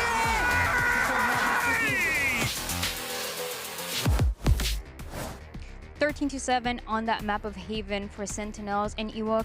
I remember week 1, I was asking you a little bit about your coaching style and when we were going to get the chance to see it more. And now we're starting to see it with the success last year in this first map. For this map in specific, you were really good also at finding gaps that Evil Geniuses had on the defense. Was that just a really good read from John Cutie during the game, or was that a little bit of the preparation too? A little bit of both. I would say I think we're reading the game really well. I didn't have to take a timeout on the attack side and also managed that we can have 2, so whatever happens on defense I can have a lot of input. But it's also, of course, we do our prep and then they listen well and then execute well. And something that is really interesting is that recently we've seen Redux that getting a lot more aggressive than before in this Omen. What is it like when you're going the one-on-one coaches conversation with him? Is this something that you're enabling from the beginning? Is this something that is just naturally his style, knowing that he used to be a duelist? Yeah, I think in the solo duelist comps, you need to make sure that your Omen player is aggressive as well, and he fits that role very well. And he's also someone that learns and he asks a lot of questions. So if the guidance is there, I feel like then there's no reason he can't be a top player. Sounds good. Thank you for the insight. Welcome back, everyone, and just like that, Sentinels take EG's map pick of Haven, and I have Athena and Wyatt here to break it all down and tell us all about how they made it happen. Yeah, it was crazy. They won. Was it crazy? Because I personally feel like Sentinels didn't do anything out of the ordinary. Like, was this more EG dropping the spaghetti? It just felt very like straightforward. In some ways, this felt unremarkable, possibly because we were just seeing the two comps that are very meta from like last year into this year, so it didn't feel fresh and new, and Sen were just better with the comp. EG's defense macro I felt was pretty lackluster. I don't think Sen did anything unbelievable. They were just better with the same thing that both teams were doing. Yeah, I think we saw like a couple cool strats from Sen where they had, you know, the fast C split through B, stuff like that. They had a couple of those fast rounds, but other than that, they were defaulting and they were just getting a lot of those picks. Even when they were down numbers advantage too, there was a couple of rounds where they were like down in a 4v3 or a 4v4, and they ended up winning those as well just because their post plants were pretty good, but I also think EG was a little lackluster on those retakes. Yeah, I feel like as well when the sides swapped, EG just had no answers for Gerwin buying scoped weapons every round. He was just harvesting with the Outlaw and then the off laner. So many don't free speak. picks. They're right behind you. About who? Say it out loud. Don't look, but they're all right behind Vans? you. They're All in of the room EG. with us. All of EG. No, Okay, but you know what? Well, They I have a piece of me. advice. Deal with Gerwin's off offensive so you can win. Come on, guys, please. They stood right there and were like, we're taking notes. I don't know why they're saying. You know who did stand out, though, for me personally? Redux. Me too. That was exciting. Yeah. That was the most exciting thing in this match, in fact. I think we talked a little bit about this in the pre-show about his aggression on this Omen and how phenomenal it's been. And I think this map has just kind of solidified that. He is so good at getting a lot of those picks. He's so good at being alone, too, on that attack side. Even if he is not necessarily lurking, but just holding on those defaults, he's gotten so much of that information, and especially on those post plants. We talked about how EG was struggling to retake. One of the main reasons was Redux. The amount of multi-kills he got this game was kind of insane. 100%. And I think that he was also a player that was exploiting the moments where EG were in awkward transitional moments around the maps. They weren't completely coordinated with the fundamentals, with players playing off each other. And if someone was alone, he was taking advantage of that, and he was finding easy kills. They were also just contributing to the fact that his KDA was crazy. He's putting up sick numbers that game. Yeah. Yeah. Yeah. Yeah. Anyone else want to say yeah? No, though. But okay, let's look ahead though at how EG can possibly bring this one back. These pillars are so cursed. Like I cannot overstate this. You don't like Mimi's zoomed in face? I love it. It's everything and then some. We were heading to Bind next. That's right. And we haven't seen either team play Bind thus far in stage 1. We saw them both playing it in kickoff, both losing it in kickoff in a different meta though. So what are our expectations? I think for me, without looking at the previous history of both these teams, when you're looking at just specifically this, EG picked Haven. They've beat FURIA on Haven. There's a reason why they picked this. They've now lost it. They're going into Bind, which is a much faster paced tempo game. And I feel like for EG, we've constantly seen them being that slow default heavy team and not necessarily being able to play really well against super fast tempo. Whereas for Sen, I mean, they have the momentum. They've shown us that they could be super aggressive and take those aggro post plants. It's kind of looking a bit scary for EG here. I would just say, too, that heading into this map, Sen have so many options as to where they want to take their composition because of the flexibility of players like Redux, that they could lean into a double duelist look if they want to. They have different options here, right? So I think if you're EG, you don't really know what to expect outside of there's like a 99% chance that Gerwin is going to be playing Neon. And there will be a Brim. But like other than that, you know, probably a Viper, but the other two, who knows? Split, Cortezio was just using an Outlaw half the time in mid, scoping down mid. So I feel like I wouldn't be surprised if we see him on the Viper still doing that stuff towards Long B, just being really annoying, really aggressive. And I think when you're Sen and you have so many of these good players that can just take those aggro fights and essentially win the 1v1s almost every time, like why wouldn't you? Well, I'm sure the wrinkly brain of Potter has something in store for us as we're heading into map 2. Let's see what she has to say to Dryad ahead of this map. Bind is map 2 between Sentinels and EG. And Potter, this is an interesting one because we haven't seen it from you so far, and we also haven't seen it from Sentinels. But there's a lot of things that you can do. We've seen some teams play the Chamber, some teams willing to play the double duelist with the Phoenix, just a little bit of everything. And I remember also used to be a big fan of the Vito back in the day. So are you cooking here? What's going on? You know, Bind it's an interesting place. I think we can expect to see Harbor this series, potentially, and maybe a Vice. I'm not sure. Bind is all over the place for us right now. But for us, we're trying to still capitalize on, you know, I don't want to give too much away, but we are playing it right away. It's the double duelist still right now. Douglas is feeling a little sick, so he needs all the energy and all the support from us. All right, sounds good. Thank you so much.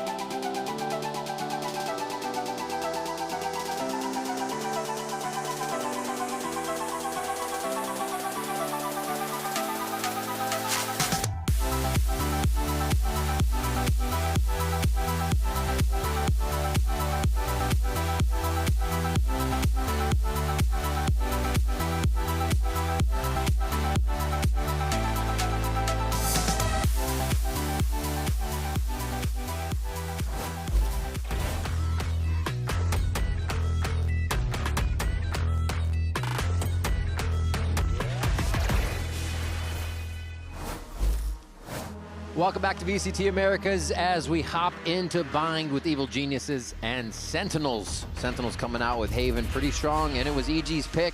So this might be and will be an uphill battle, actually, first EG coming into Bind. Both teams are going to play into the unknown, though, right? You haven't seen it since kickoff, and already looking at the agent select, we are also changing different comms for both teams. EG in the past were still leaning towards a double duelist, but utilizing the Yoru when it was still quite strong.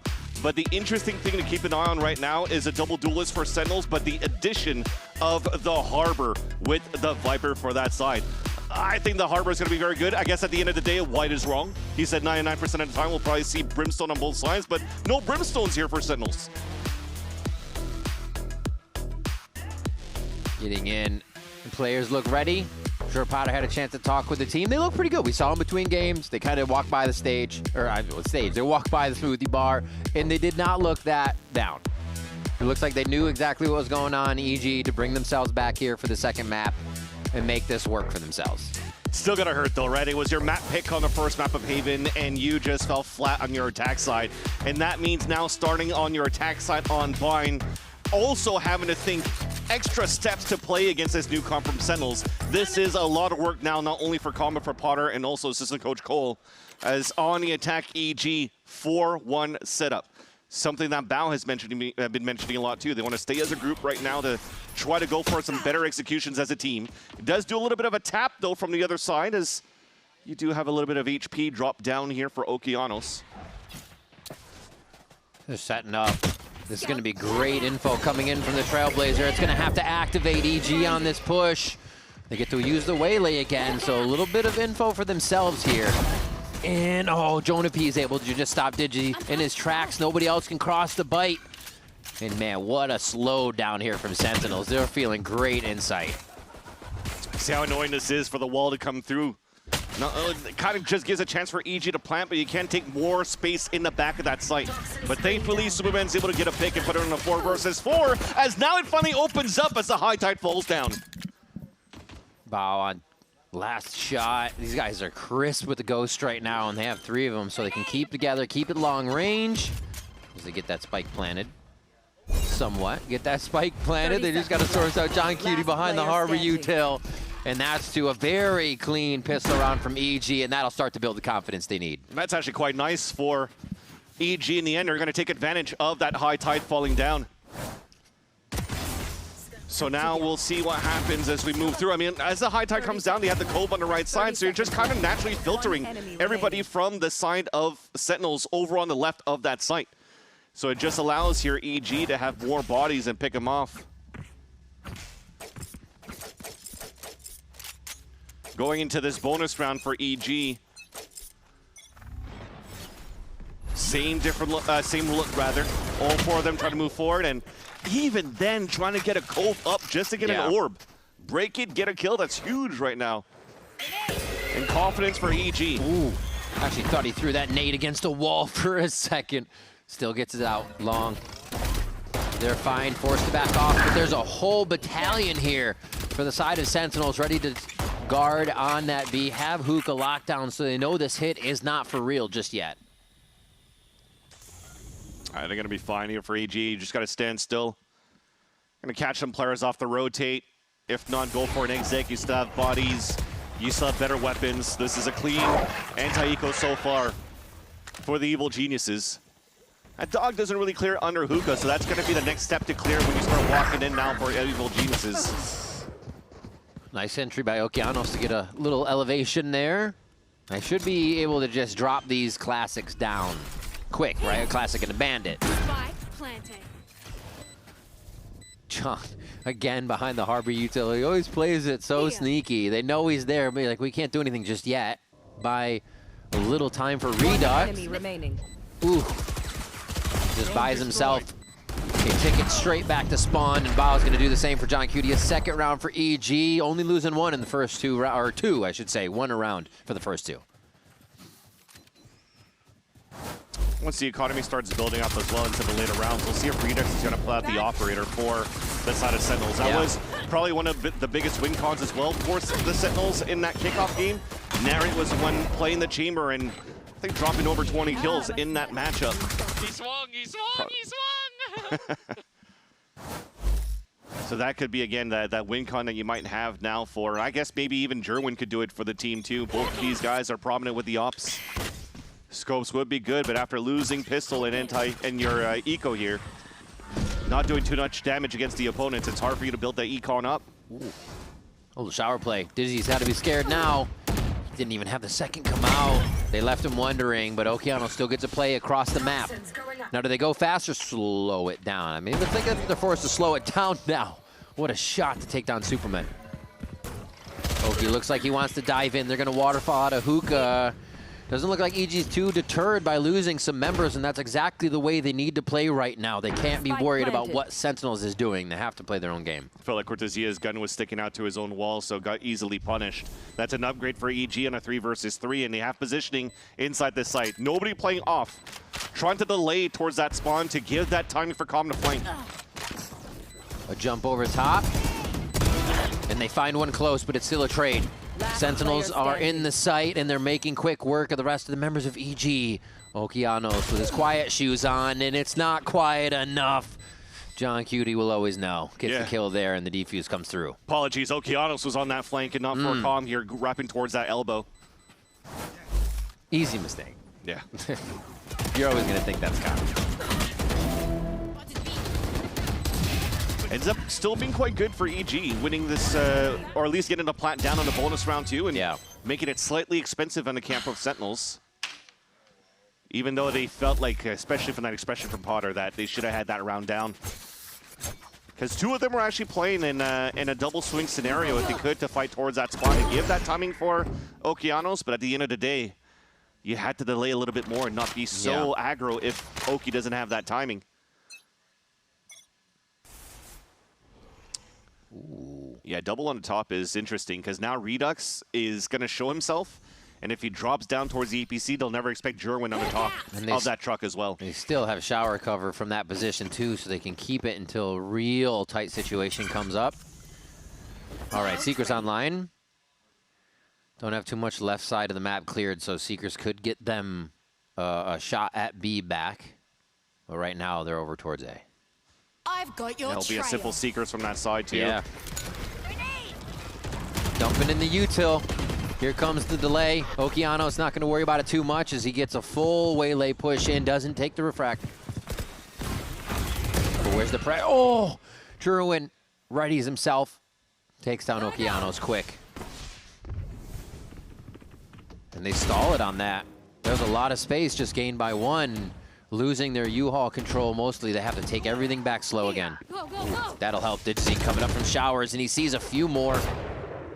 They have to worry about what's going on the left side of the map, though. Is Superman going to be able to get a kill? Do they turn back and get a TP? They're really pausing here on A. It's nice for them to do this, actually, for EG. They are looking to refight, though, into the A site for a plant, but that duel finally comes in for Jerwin's advantage. The lurk, not working either. And they just TP'd, so now it's going to be a ready Cortezia. Anchor King so far for his team in these games, and it looks like he's going to ask for the crown once again. A triple kill as they're forced into his arms, his waiting arms in B. I still like what EG is currently doing in terms of this mid-round, because this high tide is so annoying to deal with, right? With the extension of Okeanos pushing towards that back of the U-Haul and losing that fight, I mean, they try to pop flash for him to fight towards backside. I understand that. But for the rest, they wait for the high tide to come down. There's not too much room to be able to stall anymore for that side on defense here for the side of Sentinels. So we're actually able to go for some nice duels and pick some players off. So at the end of the day, if they continue this type of style here for EG, firepower might get them out of these tight scenarios. Because there's going to be less util to block vision for the side of the defense. And you get to have your star players like Digizine and Superman going for these picks. Oh, Jonah P covered well in Trailblazer form. And then he doesn't even need it after the fact. They're trying to rush in. We see Orbital strike up and one, so they're going to try to get the smokes down and see if they can't make something happen. Slows it down. Wow, they get this so quick at the beginning of these rounds, and Sentinels react so well. But these are even numbers here, and if they can circumvent Redux's outlaw and get close, they could have a sight to themselves. The thing is right now, though, with these picks that they just got in the eco for EG and switching around some weapons, they might take advantage of this convergence path to hit. I know Karma to use his flash in the front of that hookah side on that drop. But maybe the third on a refreshable will allow for them to pop back into the A site where there's only Redux watching it passively. And there you go. That answers our question. It's Redux going to be the one scoping for the team for now on this raise. 30 seconds left. And they're walking right back into that outlaw. Have a bit of HP for it. No, they don't. I was looking at Sentinel side for a moment. That's going to clear all of them.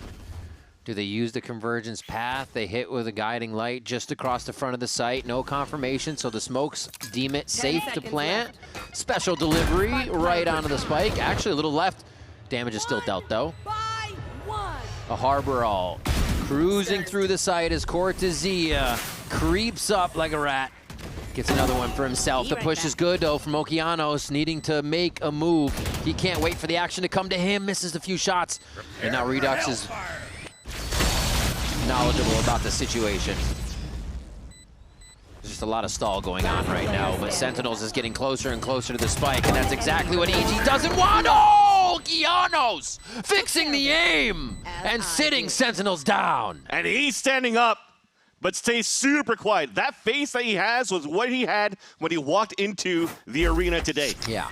Tried to say hi to him, just a fist bump, straight face. He wants to win this game. And he just carried EG on that round. Holy moly, a Red Bull clutch that will kick EG into gear. It's exactly what they need right there. But they got to keep it going. Sentinels, I mean, both of them on Haven did such a good job of punching back at each other. Let's see what can happen here. They do have an attack side scope, though, for Digizine after that round. And it's good. Look at the economy for the side of Sentinels. Every one of them one-shottable. And that is in the hands of the one that has the most op kills on this stage in the Americas, currently at 17. Neon's at 16, just one under him. Poison's off. Clear towards long. No info for Sen, so they're going to keep their position right now off of that Jonah P flash. Actually, flash back as well, so they get a little info that EG is searching the left side of the map, and even more so ready for a hit on the right, that is a fake. Both teams reading each other really well right now. So right now, Digizine's just creeping out, and I think what they could do right now as well is if they really want to try to hit towards the site, you might be able to just dash in and recall for Okeanos to get the info where the players of defense could be. And out. Digizine trying to make an impact here, getting a scatter from Sentinels, but they still have a bit of control over the positions because Cortezia holds that short side. They can still fight from it. Okeanos finally cracks the defense a little bit more, but it is EG dwindling in this situation before Digi now drops one. The answer of Jerwin and Jonah P, however, weigh the odds in Sentinels' favor now as they enter, look for Calm, and take him down right away. Sentinels do indeed take it right back. Very nice for Redox on the top of the boxes to protect his teammate inside that pit too for Cortezia. So all he needs to do is focus towards that front side. Takes down that lurk again. It almost feels the game plan is really to try to pit Superman against Redux so far in these fights of blind. But it's always Superman that gets tied down. Down Aspas, adding mini Pook to the equation doesn't matter. Sounds good. Thank you so much. Perfect. Thank you, Zelsis, for the added analysis on that one. Right. Well played, well played. Round 7 as we jump back into bind. It's going to be a few of those scopes over on the side of EG, but it's all the lower buys with the hero, Okeanos. It's a lot of contact in the beginning. I mean, the econ's fairly low. Trying to leverage, again, Digizine to find an opener. But so far, in all of these rounds where you're seeing these different setups from Sentinels, they're not really letting themselves exposed to op lines, scope lines, which is quite good. With the exception of that jump shot at the very beginning for Cortezia. Let's leave that into his hands where he's not going to be punished too many times for those jumps. Everybody's creeping back. You hear that. Marshall shot, you know there's going to be follow-up. They're trying to get a sneaky kill on, and they don't want to get caught by Digizine there. So as EG goes back and forth, inserting now Okeanos into hookah, making sure long is covered. And they have something towards shower. Usually Superman just really trying to get an effect on the last portion of a play. Let's see if he can get the backstab onto Jonah P this time. Into sight. Redux still from elbow, uncovered when one flash hits him in the face. The rest of the team comes up big to slow EG down. And yeah, they've already gone and left. Superman's over there being able to get a few, but the round is dusted here for Sentinels. At this point, too, especially on eco rounds, it's starting to be readable, too, that EG are consistently going for these 4-1 scenarios. Which is why every single time right now, Sentinels are never really rotating an extra player or fully clearing out of sight because they always expect Superman to be moving up somewhere. So to me, I feel like EG is going to have to change up that scenario a little bit more, be aggro as a team, especially potentially being able to get an orb control under Superman in the next round will allow for them to go for a pit. Just so comfortable for them right now. Yeah. Like I said, nobody's really pushed down any lines so far here for Sentinels. They're able to anchor perfectly. When they're trying to jump out, there's still too much utility for EG to deal with to enter the sites. Especially with the way that Cortezia has been anchoring so far. He's put up huge numbers also at kickoff when they had to play against 100 Thieves. Actually, not kickoff, sorry. When he was playing under the MIBR banner against 100 Thieves, he was putting immense numbers on this map as well. So quite a dangerous character to play against on this map. EG with a timeout here at 3-4. And it's not a normal EG we're seeing either. They are locked in, but there's also, like you said, the serious phase for Okeanos. Sometimes that's more standing up, getting in the face of the opponents, but they don't have that luxury right now. Everything's got to be more locked into the game. Yep. Really nothing else surrounding that competition but focus, teamwork, and comms. And they got to figure out where that's going to come from now, because Sentinels have the answer in spades to just keep doing what they're doing and kind of slowing EG down to a pace that's uncomfortable. So you're seeing after this timeout, almost looked like Superman is trying to meet up with the team, and they're going to set up this molly to try to take some early B control. I think they also want to take advantage of what the speed of this Neon and Waylay can very much do here for our team.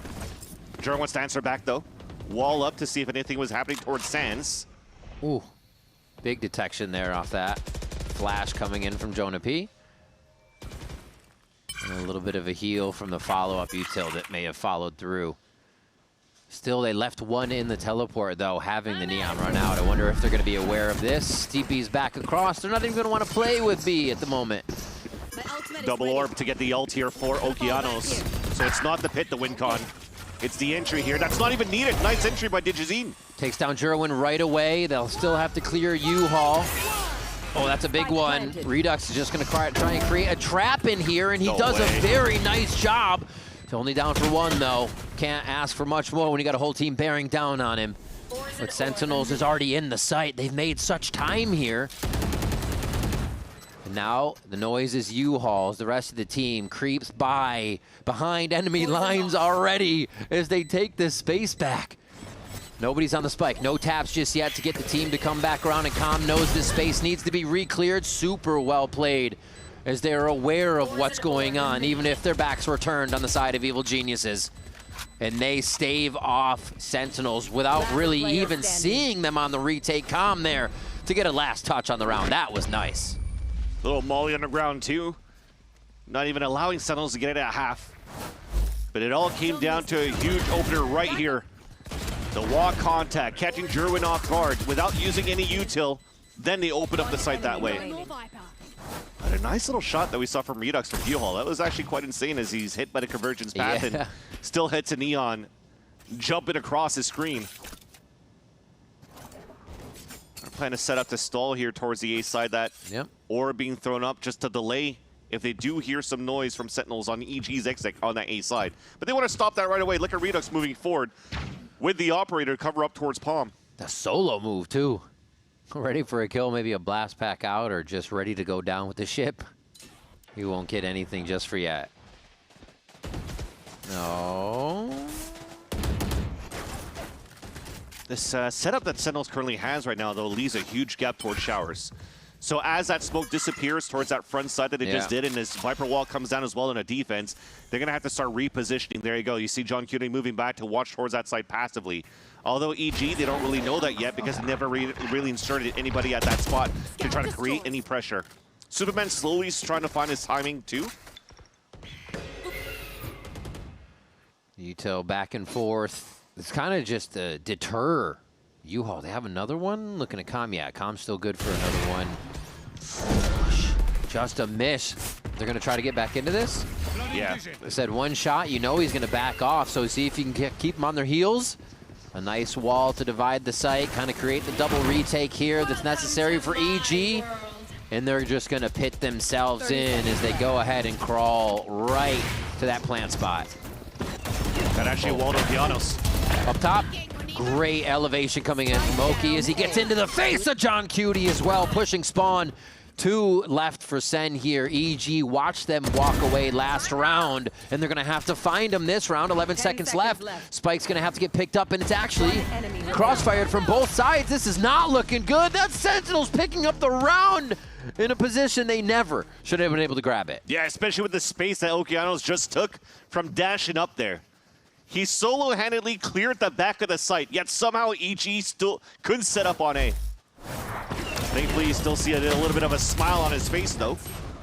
I think maybe it's because they have an answer. They know they can do it, right? They're just, it's one part of the round that they have to clean up. Should be able to do it. Should be able to make this one competitive. But that's EG, Sentinel, sorry for those 2 occasions. having some great flanks coming in too from the back line. It's not really being looked at by the side of EG. Somehow, as they're still playing 4-1s, there's still some gaps that are left unattended, and Sentinels are taking full advantage of it. Oh, the Seekers go right to B. EG knows they have A, but the TP comes in. This is about the setup now. We're right to the portion where EG needs to fix, and we get to see it happen now with a 5v5. They have a lower buy on a few, some Guardians in there, and Jerwin gets him off to the races right away with a kill on Digizine, one of the best to start off with. A breather moment between both teams as the walls are up, and this is Sentinels trying to encroach back into space. Nice from Okeanos to find the elevated shot. It's not over yet. Still a lot of Sentinels members trying to bear down on this. Oh my gosh, Okeanos right in the frying pan. And it's Sen have swarmed the spike. This now puts the pressure onto EG, who felt good before, and 3 come up right away in succession with the molly on the floor. Bao gets 2 classics, and that is a round that EG pick up for themselves that didn't look like it was going to go their way. How do you finish a round with a molly and 2 classics for the victory for EG? That was insane. But the game plan was already drafted out by Sentinels in the first place. They were looking to flood retake behind that Reckoning. That A site was just a ruse to let EG go in and get trapped by it. And as it got so much value on that Reckoning, though, it was the high tide that followed up again. And what happens after the high tide? Let's go. They wait for that high tide to come down, and they isolate every single one of these fights, winning their fights for the side of EG. It almost feels like the high tides currently being thrown by Sentinels are more of a deterrence than anything else. That puts now the defensive team on the eco. Bucky for Jerwin, pushed all the way up towards short A. Orbital strike used. There hasn't really been a lot of post-plant in this game, so you have to suspect that's used mid-round, and then just the continuous fight we see once the spike does get planted with this bind match. Thrin, Jonah P, trying to rip off a few shots that might find ahead of Evil Geniuses, but no cigar. They still stop it. They're really trying to go for the mind games now to just make these last few rounds feel uncomfortable for Sentinels, and just gives Jonas some space. You can't give him that shot. He'll hit it every time. Oh, goes back into it. And yeah, he's got help now. Look at them, all just, they wait, and they stand there. Hey, Jonah, we're here. Party start. He's like, hey, guys, the party's over. We got to go back to the other site. It's just EG. They seem to be taking too much time for themselves here, and it does not give them any space. Now it's going to be a double Bucky, a triple. Oh, that one doesn't take down the rest of the team, but Cortez is there to get the finishing touches. And yeah, they got the double swing. Don't even need it. Redux gets another one. And EG, it looked like they had the round, but then indecision that came in with Jonah's kills just made everything muddy. I think there was a little bit of miscomms from both sides, though. As Jonah, yes, lands 2 beautiful shots. What happens after? They high tide to allow EG to just pick up their own spike, but also they wasted Seekers behind it where they can't capitalize on it because of the high tide. So it still gives the swing back in favor of EG because they have weapons back towards the A side on a 3 versus 1. And that one singular person had a Bucky to work with, right? Where's the follow-up behind the Neon jumping around? And why is the Neon just stopping on the bench? Yeah. Continue to jump around. Find the info for your team so they can trade off on you. Already 8 seconds into the round, and Digizine's gonna rip off the ultimate. Team comes through and the teleporter, and Sentinels is ready to attack with one of their own. Oki, he's saying only 1 taps. He's gonna keep doing it though. That's what they need. And it slows. Everybody takes a breather. Spike has just walked itself into hookah, but it looks like Sentinels is just setting up to let EG feel comfortable and then re-attack. Ultimate goes down back a site. No confirmation there, but they still get a little bit of space. And they plant towards spawn. Kind of flip the map on this one, but they don't have full control of the other side either. Showers is going to be hard to come out of, especially when Okeanos has his convergence path. He's already setting it up. Oh, they're creeping out. So they're going to be hidden already. Oki's trying to see if he can catch that come around, and I mean, Bao thought he was being watched. Who's going to be next here? Oki fixes it.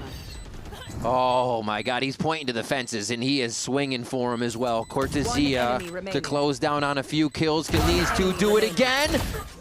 And Superman gets a bite down onto the spike. It's not going to be enough. The defuse actually Should be okay as he gets back down onto it. Another round coming in for Sentinels as Cortezia gets the defuse to end that first half with momentum in Sen hands again. And what a shot by Cortezia. You had to be quick on a reaction with a small jiggle snake bite on the ground.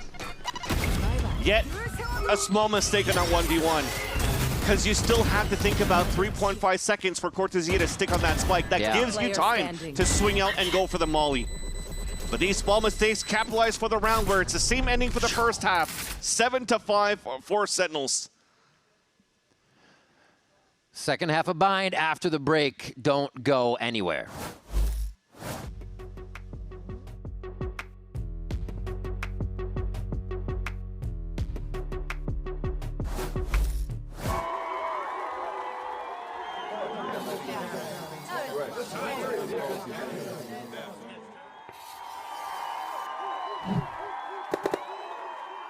Red Bull gives you wings.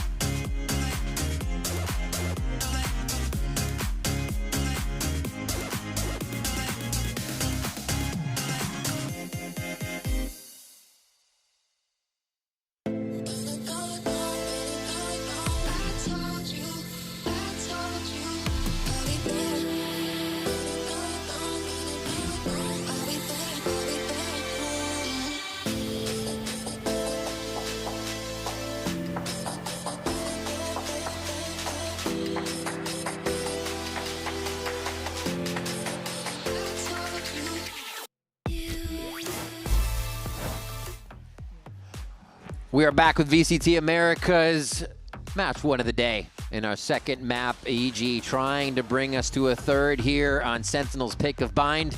Sen with a 7-5 first half, and EG, it looks like they're finding a groove there at the end of the first half. It looks like they can strike true, but they got to get this pistol. I mean, it came down with a lot of hero plays from Okeanos, so to clear a lot of line of sights. And despite some of those occasions, they still lost a round. You know what I mean? So it's looking very tough right now. Yeah, that was a 3K on the last one that they could bring through. Exactly. It's tough. I'm out of here. On defense, though, we'll have to think about what Sentinels will be thinking about with this harbor around this double duelist, which right now, at least in terms of util, it's fairly similar to what the Brimstone could do. You could still block the same spot, maybe even more when it comes down to your side execs. You see right now as everybody's being grouped up here towards Sentinels that could really slice out towards U-Haul and all the way of Triple. Bye. We're good. Cut the natural smoke order of 3 across. Showers is a little late, but they're trying to get coverage here. Oh my God, Bao's just skirting the war line. Who's going to be first to get the fight in? They are surrounding it. Almost everybody within touching distance at this point, and it's going to be the first one in U-Haul. Digi with the bandit just pickpocket onto Jerwin there as we get some neon action. But yeah, EG doesn't want to fully commit here. They like that they got some numbers, and that's a good look. Yeah, I wonder what good stalls we had there on the other side. I think it was a relay bolt for the Digizine as well. Kind of kept Sentinels on their tracks, on their toes, holding back towards that front default. Maybe it was no util at all. Maybe they're just tapping and waiting here for Sentinels, but they definitely got punished out of it. Now getting caught one by one. Little reset there as the team helps each other out. A very calm pistol round here from EG. It's like they didn't get sucked into the chaos of Sentinels trying to get in fast under that wall. Yeah. It was a big important fight too that was won by Bao into Showers. Yeah. When you're looking at it here from the minimap on the replay, it almost seems like it was just a simple Brimstone smoke. That kind of just kept Sentinels hesitating to move inside that site to plant. Nice! Let's go! We got a pistol! Always got to be wary. Always got to be wary of potential shorties in there.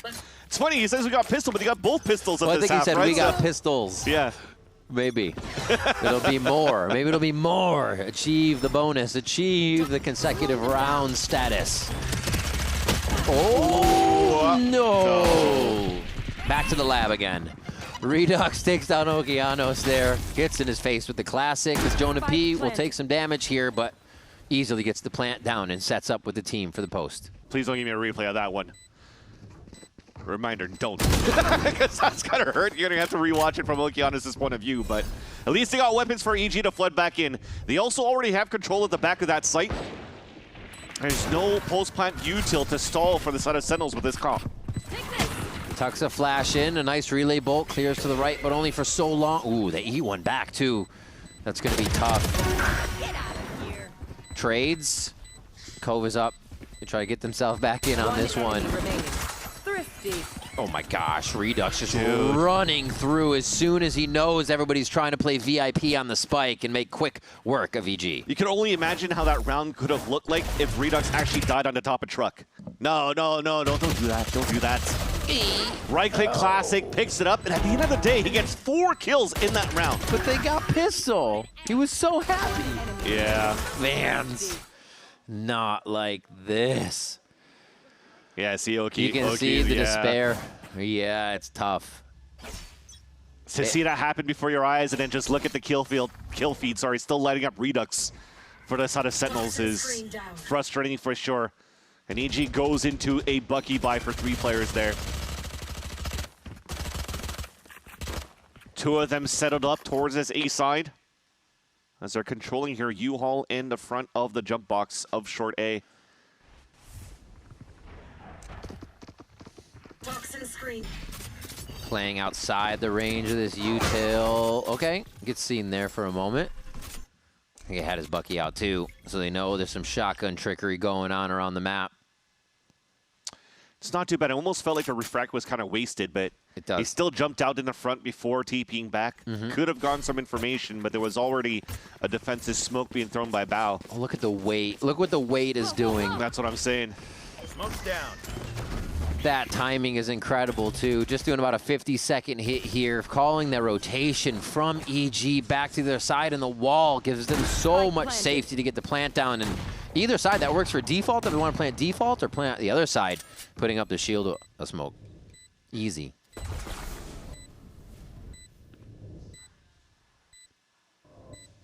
Yeah, it's going to be hard to cross through this, but might have some Bucky-to-Bucky action. Ooh, Redux clears both. Jonah P on another, and they just have so many angles watched. They don't have to second guess. Easy trust in the teammates. A flawless round coming in from Sentinels.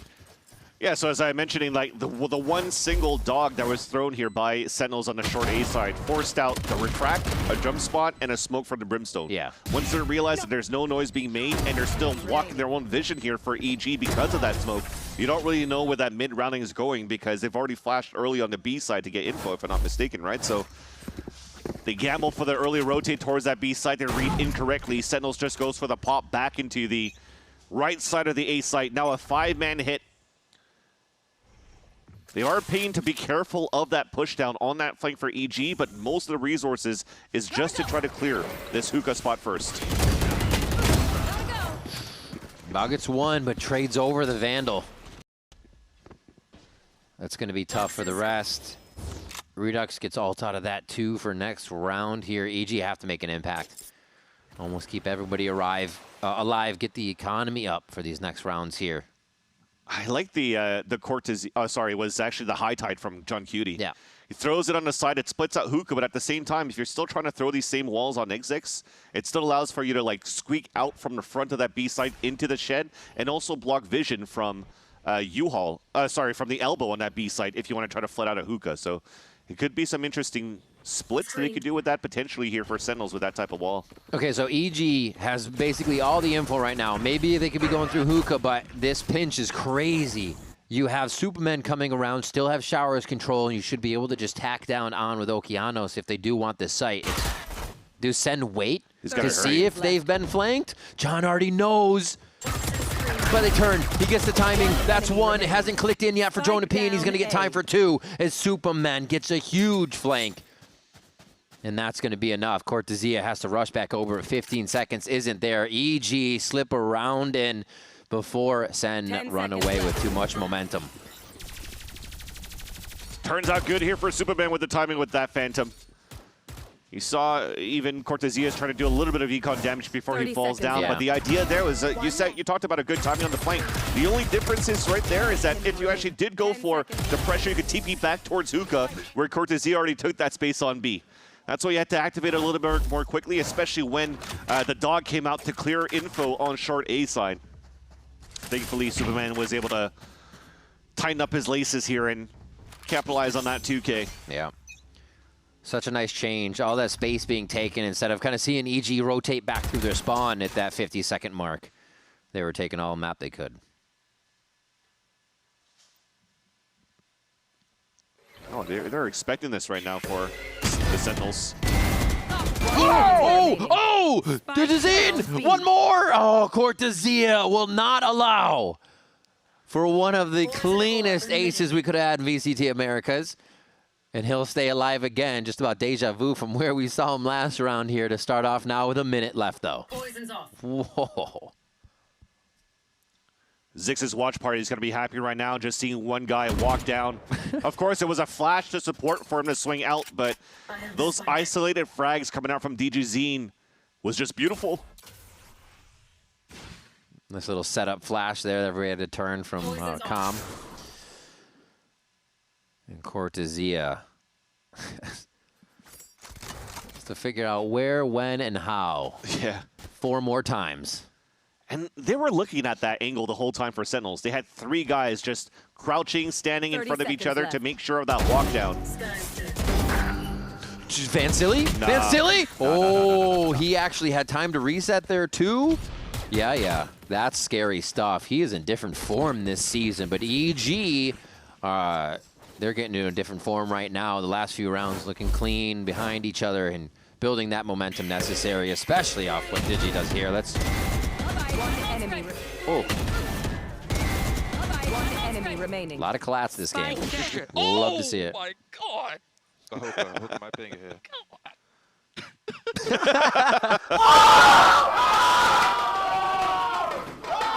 You have an IGL just hyping up his teammate. The other one's just like, I think I know where the last guy is. How is he there, but also on street? Man. And, like, Center's still in pretty good position here. It is 9-8, but I think you just call a timeout after that because you don't let that momentum slide. Yeah. Holy moly. And that's potentially the thing, too, when EG realizing that that Sentinels are playing this double duelist, right? A Jet and a Raze. They might want to try to pop quick behind the utility, so you might not bring out an operator on the attack side. So you go with the gamble. You walk down. You try to just force that line. And getting great value out of it. Something they're going to have to start identifying here for Sentinels, where these walk pushes are working out in the favor of EG. Just previously, we had the flank from Superman, from gaps that weren't being exploited, and as I'm criticizing Sentinels about it, it was something similar that went for EG in the first half when they were playing the attack side as well, right? You always had Cortezia, somebody else slipping through the net and being able to get some backstabs. Big operator up. Digizine, and they're going to push it too. It's not to hold a fast line, it's to get in the face to get the first line. Oh, I feel like Cortezia has a sixth sense on this too. He's like his gun is right there with the judge waiting. I'd be even down to see Okeanos pull out the refract and start walking down to clear out the left side so you get an even deeper line. But instead, it's Sentinels that takes the first upper hand. Ooh, doesn't know where he went. It's almost no time to find it, right? You got to look for the next target. Very nice decision-making by Redux. Oh my God, the acquisition there of what to do next. Super clean for the young player. And now they're going to get a pit in sight. A little bit of breathing room now to set up and steal this timeout back for themselves and get momentum. That was a huge showstopper kill there too, but the Seekers are getting information inside that showers and playing a little bit more further back, but it's a judge inside the pit. And they have to go so far too to source these players. It's awkward, losing so much health. Just having to breathe deep as you go in for the fight here. 3 members of EG left. And they try to push on behind each other, figuring out what angle needs to be cleared. Redux with 2 more on the round for 3. And this is just going to be Calm looking for solace here. Safety in U-Haul, and it looks like he's still going to be sourced out. Not enough for the 4K. And an Uno Mas on to John Cutie. Gets himself to safety there. But Sentinels, the timeout, is good for a W. Yeah. At the end of the day, you still had a refract and walk through from Okeanos, but this time towards triple into showers. So he's able to nullify the first pick, but he tried to stall with the convergence pass and goes for the dash away. And if he stayed alive, maybe it would have been something that would have been leaning more towards EG's favor. Yeah. But the Rock had taken him down. Doesn't give a chance here for the Op to get any value for the Jazeen because of Cortesia's pit outside on the A side, and they held that like a fortress. Odin, Judges, Util, just too much to deal with for EG, and they couldn't close that entry. Oh, almost two. Just a little indecisive between the targets, and that gives Digizine a kill. Moving in now, the Operator's out of the play, so they're going to keep going back to Vandals, playing it close to the chest. So far favors EG with one. Redux waiting for somebody to peek their head out. Anybody out of place. Let's try to find him. Oh, almost got it. Oh, actually gets taken down on the way back to safety. That's an audio call. Because he had Okeanos, it's like you all heard the satchels. Digizine clears it, but then Jonah P answers back with the Odin of his own, spamming it into triple. Com getting some frequent flyer miles here. But they're actually going to be ships in the night in this one. Missing a layover. Yep. Going all the way back through. They're going to even peek to make sure it's safe for the time. Oh, no. No, okay. Does he? Are you that thorough, Cortesia? Okay, they turn around. There'd be a lot of commitment to go all the way back down the cave and through. So they're going to get a site to themselves, but they are down a player. So it's going to be important how they set it up, and John will have ult for this. So they give it to Jonah P to get another point. The considerations if they think they have time. I feel they have to go a little bit more quickly. You can't give an orb away. You're wall contacting, right? You can't give your position out. And now Calm clears towards short. We should have seen a rotate a long time ago here from EG. They're too confident in just thinking the U-Haul play is where they're going to be there. They still sent two there. Thinking at the last moment it's going to be U-Haul. Maybe they all thought that Sentinels were sucking in their stomachs right around the corner. Hey. Could be a crazy play. Everybody's going to be elbow, though. Oh, no. Orbital strike, though, for Bao. 1-2, almost a third one as they line him up. Bao cleans him. 10 HP here. John Cutie goes for the peek to see if he can't pick one off right away. And it is going to be the defuse. EG keep themselves racking up the rounds. And they keep a few players alive on this one, too. Yeah, again, some great comms coming through here on the defensive anchor holds by EG. That first fight into the showers was nice to have that buddy system, too.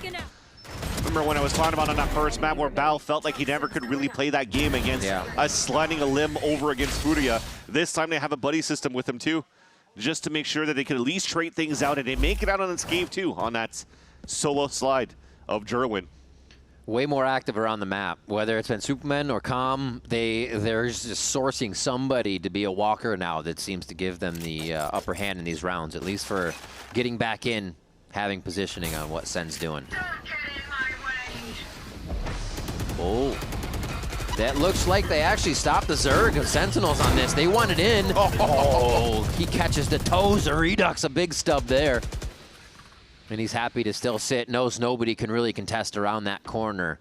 And that does slow Sentinels from their original play. It's got to be an audible now. They use that dog too to try to clear out towards that pit to follow up with it. So they have no extra util to really push Superman away from his position here, so that pit's going to stay up, even re-healed by Calm.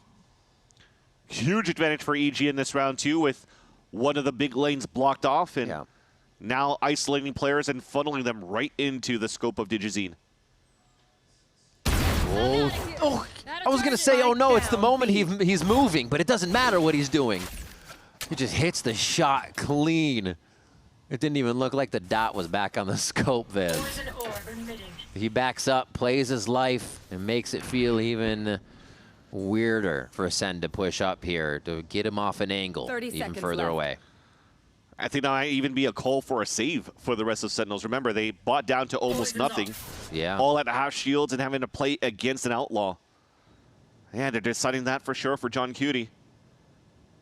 No wall contact. They can't leverage the ult either because they have such a disadvantage in terms of numbers and also in terms of ults. Calm's trying to chase down for a kill, but Cortesia is going to punish him. There's the neon fall back, and then he just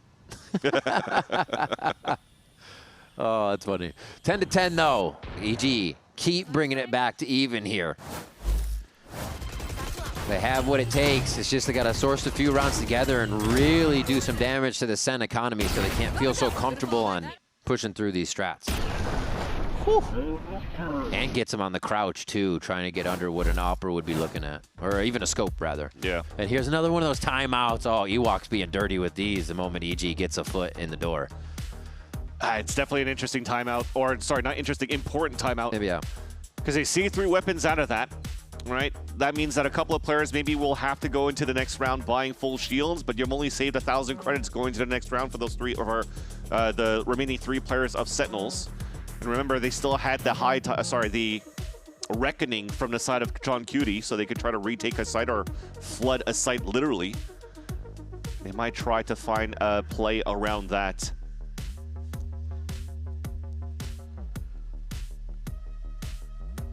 Looks like he's listening now. Little switch up with the team coming back as they're going back and forth.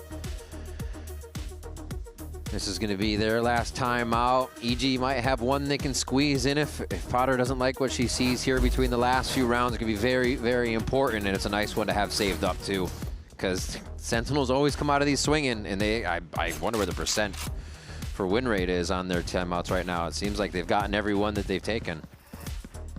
So it definitely looks like they're invested in the extra armor that's needed within this round. Redux. Yeah. Maybe to try to challenge against Dijazine, but again, that reckoning, we're going to have to keep an eye on what John Cutie wants to set this up with. To kick things off, though, it's a little bit of Showers control and maybe an orb for Redux here, too.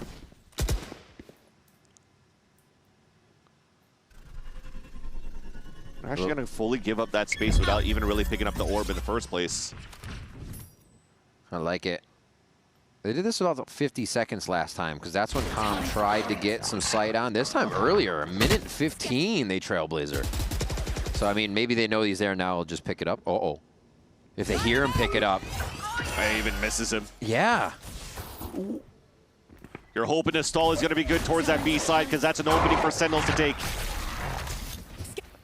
They're trying to hit it. Hookah control is good here. They can kind of crossfire each other, but I don't know if that smoke, with that smoke up, they're going to be able to protect Supermen.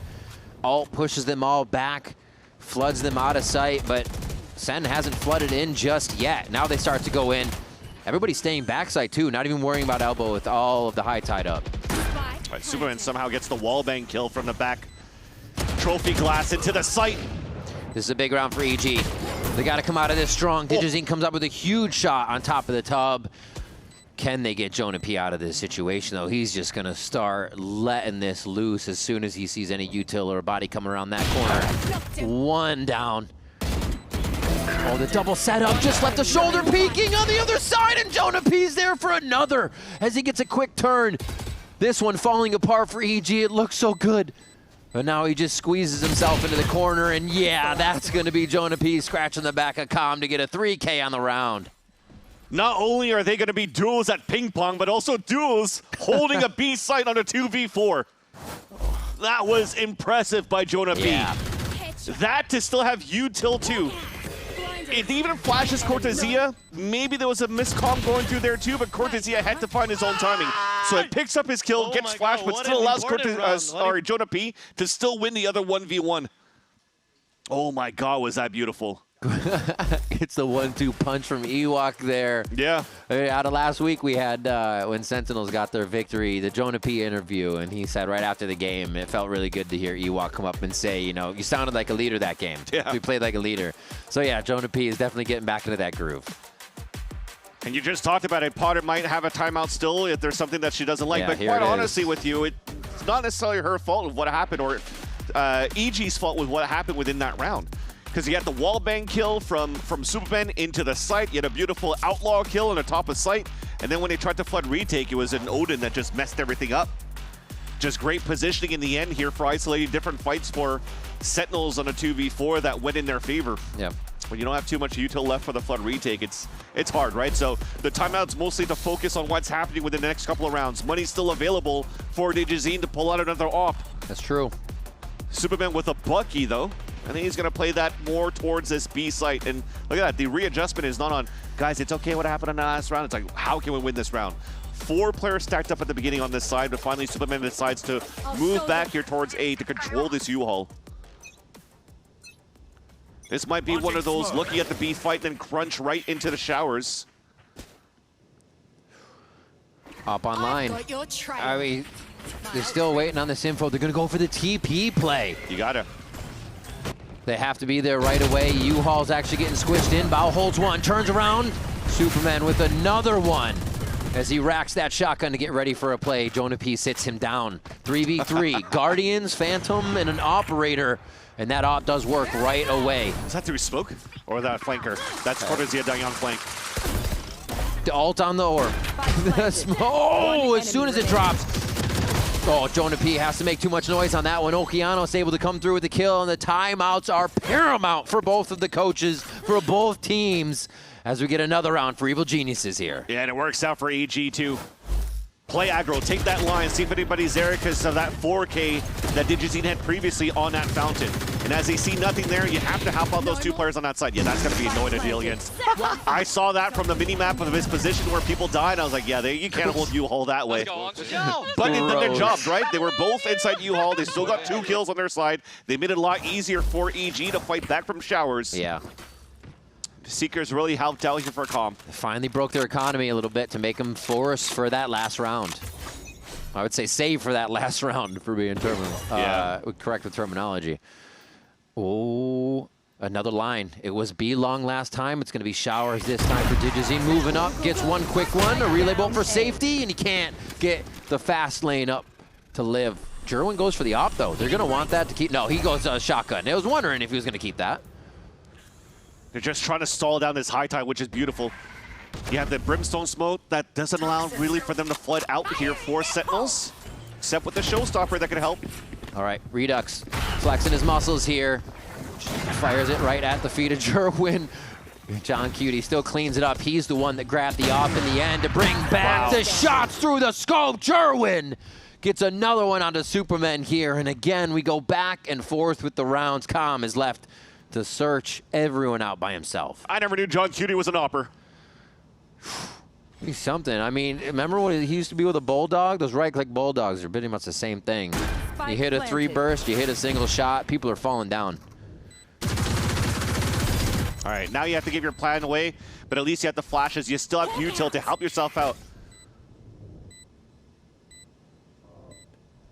Gotta tap it. Pull him out of the woodwork here. He knows he's got a little bit of time, though. Doesn't even see a shoulder on that first peek. So Redux is just going to have all day to play with them here. Yep, I see you. Here goes the half. Try to hold it at least. And he's forced right into the waiting arms of John Cutie for the thrifty round. Cortezia once again up out of his seat, keeping that mental up for Sentinels. And you heard it, match point off of that thrifty against EG. It's so hard to escape when you got a Neon sliding with the Bucky there. You're hoping that the first kill that you grab was the actual Neon. Clean shots by John Cutie. Very simple with the op as well. He even picks up a rifle. Map and series point now for the Sentinels, where EG, the last time they had to face off against Sentinels was kickoff in that middle bracket round 1, where they also suffered an 0-2 loss. They're so close right now to middle pushes to a 3rd map. He talked about the economy not being the best for the Sentinels. They had to win that on the Thrifty to get the lead. Yeah, right back. But for EG, at least they have some sort of money to work with, right? 3 rifles, still a Bucky and a Stinger. The only thing is that there's no ults to help them with this round. Well, the Sentinels, though, they're being quite patient. Realized here in these early rounds for the last couple that EG have been fighting with a little bit more force to block down some aggro lines. Still waiting. They're trying to at least have Hookah control if they lose B. Leave Digizine and back. Yeah, really just a default setup here where they're left up to the whim of whatever Sentinels wants to do. There's kind of no forward info here for EG. They might play in their favor, though. If they back up anchor sites, but it doesn't look like they're in that position, it's going to be the 1v1. Bao ready to just take this face-to-face with the Bucky. Yeah, whoever comes out of shower. Jerwin. 30 seconds left. Yeah, that's going to be a fake too. Digizine on one, slides back, tries to get into a good position, but he's just squashed by 2 players of Sentinels. And even that lurk isn't going to work in their favor just yet. They take down Bao on the other side. And just so many fights on different fronts here for Sentinels. And they get back to A for safety. It's up to Superman. And Oli has a stinger. Oh, they're lining up. Shorty ready. And that's going to be it. Jerwin gets the 3K, gets the kill. And Sentinels make quick work of EG across the 2 maps of Haven and Bind. Sentinels looking very happy into that one, but another fight where a series they had to really dig deep here to close out one of these maps. It went down to the last round of regulation, but for EG's side, it almost felt like they had that potentially to push it into a 3rd map. The most important fight was probably towards that showers when you talked about that Bucky. And fortunately for today, some of these players just couldn't step up against the aggression here of the Sentinels. So they have to try to survive with the strength of schedule for the next 2 weeks here for EG. They're not out of it yet, but they have some tough opponents coming up. Love the recoup from both teams on the timeouts. You know it's going to be strong coming from EG, but now seeing Ewok have a lot of success here after those. Really something that a young team can use like Sentinels here. Obviously, you got your core players still there, but bringing those guys up and being able to reset a lot helps when you got guys like Okeanos popping off and you're like, wait, Digizine got that 4K? Don't worry about it. We'll reset, come out of the timeout, and take another one. Nicely done. And Sentinels now, they don't really have to go through 8 overtime rounds on this. We will have the Verizon post-match interview in just a minute. Don't go anywhere. More VCT Americas after this.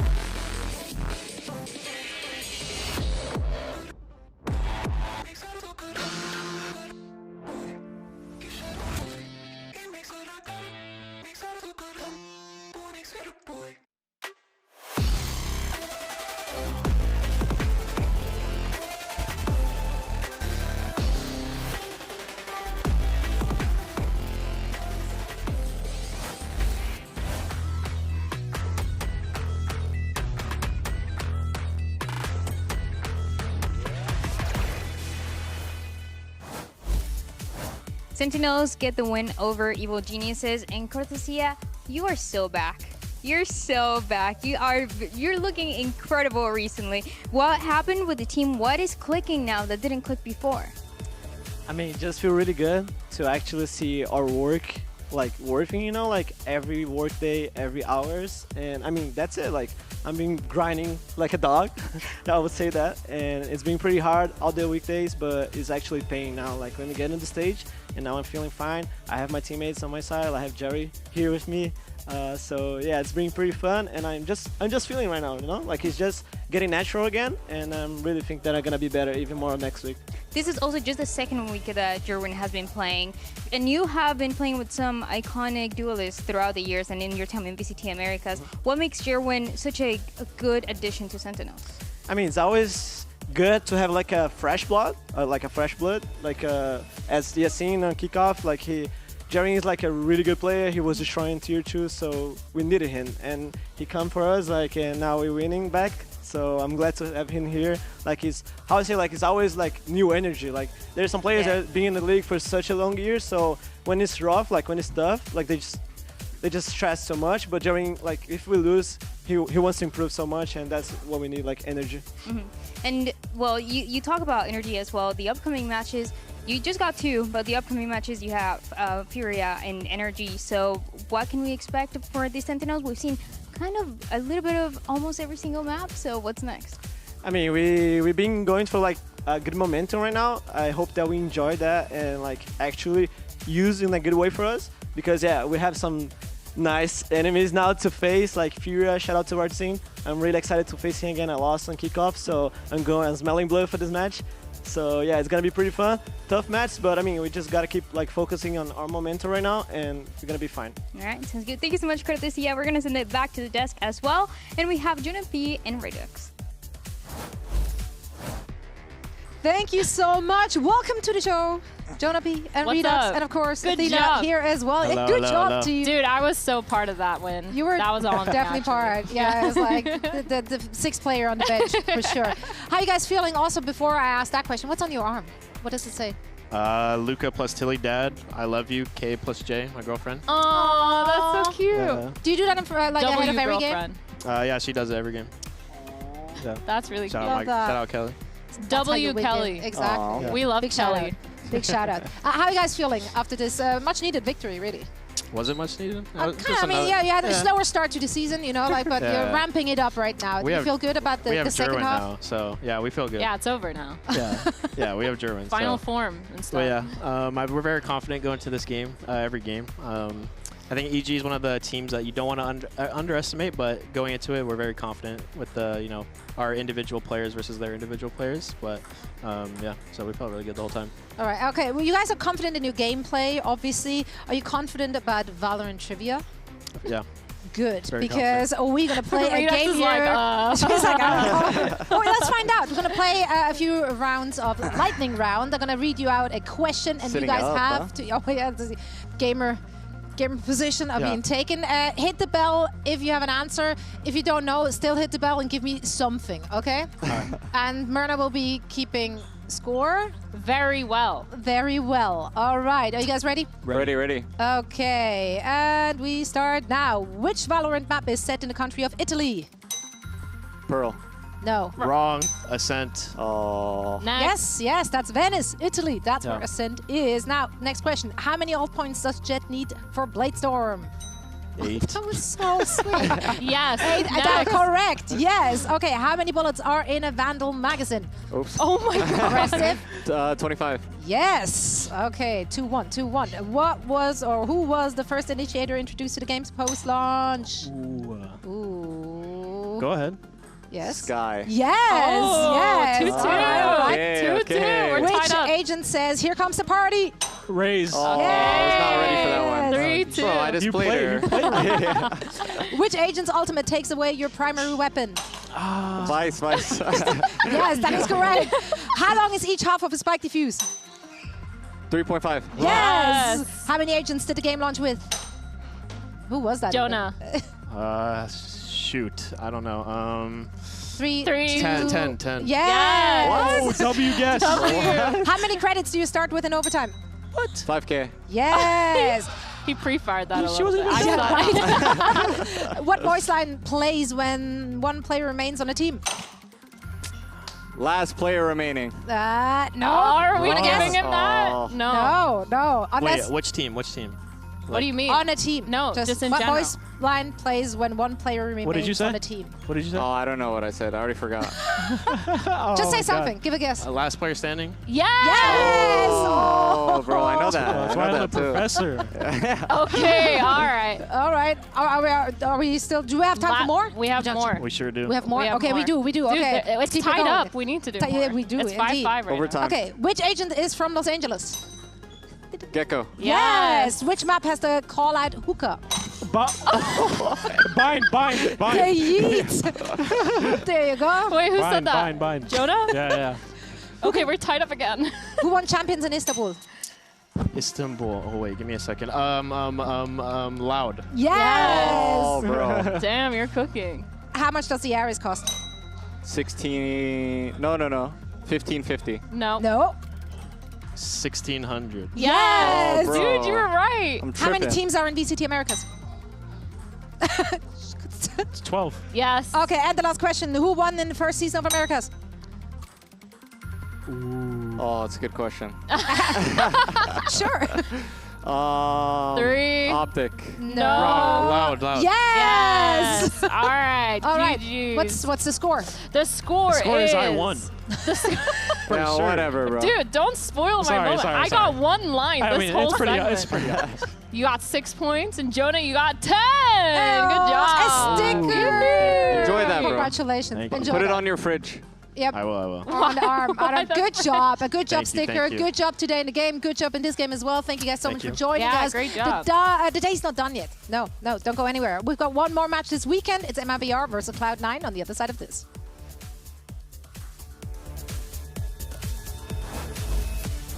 Pressure here in second.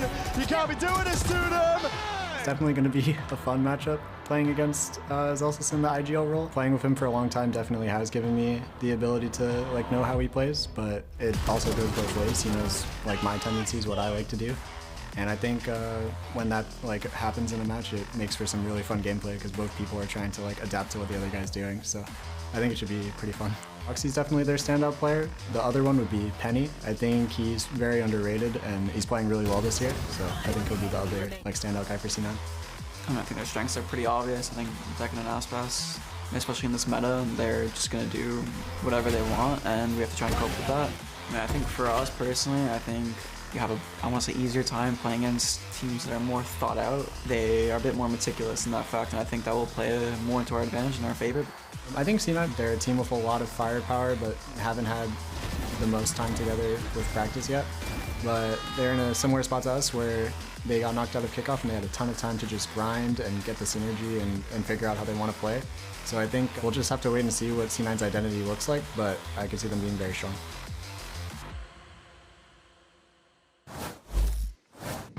Welcome back to VCT Americas and our final match of the week, MIBR versus Cloud9. So we're here back again with Athena and our loiterer, Wyatt. Hi. Hi. Hello. Hello. That was my official role title in the last segment. How did you enjoy your role?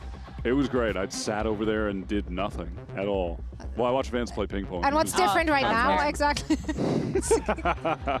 Yeah, good one. All right. That was a good one. That was Well, messed up. and while he's chilling, our me. players are putting in the work in our 1v1 skirmish side selection. That's right, we have Vic and Verno going at it. Wager your jelly beans, Myrna. Who you got? Verno. What about you, boy? I'm going to go with Vic on this one. Okay. He's down 1-0, but it doesn't matter. The But you know why? It's because right now. I think if you want to see C9 start to bounce back, it begins It with begins Vic right in the now, yeah. skirmish. True. All right? This is where it starts. Dude, we need a big Vic bounce Oh, back. hell no. Come on, bro. I think you cursed it, maybe? I think it was you. Honestly, I'm going to blame... man. If C9 loses this game, let's just put it on. Bro, he is actually lost in the saucer there. He's drenched in it. He doesn't know where to go. He's complaining about spawn hiding. Changing settings. This is actually devastating for the mental. All right, come on, bring it back, bro. You just switched up real quick. That is Vic. Come on, bro. Okay. Oh. 5-1. You know what? It's fine. It's just skirmish. You know? Is it fine? It's fine. How do we Are keep on things hiding okay things? for C9? Well, you know what? If he the comeback starts now. That's exactly. That's all that matters. I hope. Let's chat about the series, the last series of the day. Let's start with MIBR. They scored another dominant victory over Loud last week. Their second one straight, and a third today would actually mean that they're locking their playoff spot. That's awesome. I think that is awesome. That's really good stakes, and I think for MIBR, obviously, after kickoff, they have a lot to prove. They didn't make it to Masters. They did lose out through that lower bracket, and so it's a little bit harder for them to kind of deal with that. But you know what the best way to deal with it is to win out and go insane. 3-0. MIBR, they've been looking so good. For me, arguably one of the best teams that we're having in Americas. And every single time I watch them, they just prove it over and over again. I think right now you're just debating, is it MIBR or is it Crew? That's the best team at the moment, right? And MIBR have an opportunity to honestly just get another clean 2-0 win. They're riding high and they're going up against the Cloud9 that are struggling and need to bounce back. And your bounce back week is going to be against this team that has Zekin on it, looking like, I think, the best player in Americas right now, one of the best Americas players of all time. Like Aspas in his secondary duelist role where he can feel comfortable. They look so good right now. Have we seen any cracks in that armor? No, not no. No, That's stage, tough. no. Not yet. Yeah, the win condition, nothing. It's tough. Not yet, not yet. Let's keep it positive here on the desk, Wyatt, please. Yeah, Wyatt. Yeah, Wyatt. Yeah, all right, a lot of positivity as I just get bullied by my co-hosts. Interesting. It's okay. Go next. It's okay. Go next. Yeah, let's listen to something else. How about some insight from MIBR? Let's send it over to Dryad, who was checking in with Masino earlier today. MIBR has been finding success not only because of the double duelist, but because of that support that you're giving Mazzino. And I want to ask you about the roles that you have been playing, because you're playing a lot of controller right now. But I remember back in the day with Lev, you always said that you were more comfortable on that initiator that we even saw last year. So how comfortable are you with the controller right now? Sí, estoy más cómodo con iniciador, sí, pero con como está yendo el meta actualmente, es necesario, se puede jugar doble duelista y es bastante fuerte, y tenemos dos duelistas insanos, así que yo, como mi rol es flexear al fin y al cabo, puedo jugar cualquier cosa, literalmente cualquier cosa, menos duelista, así que cualquier cosa que necesite el equipo, ahí estoy para eso. Yeah, I am more comfortable on the initiator role, but I mean, we have two insane duelists, and with the meta right now, at the end of the day, I'm a flexible player, and I can play anything, maybe not the duelist, but if the team needs the controller player, then that is what I'm going to do. Muchas gracias. Thank you. And there you have it. Now, of course, if we're looking at the other side, I think it's fair to say, even though I hate saying it, that with the exception of Oxy, the rest of Cloud9 looks like they're kind of out of sorts. I mean, it's like just they're the struggling. reality. Oxy came into this weekend as the highest rated player in a bunch of stats categories like ACS, etc., kills per round in the league, but that has not been enough for C9 to get a win on the board.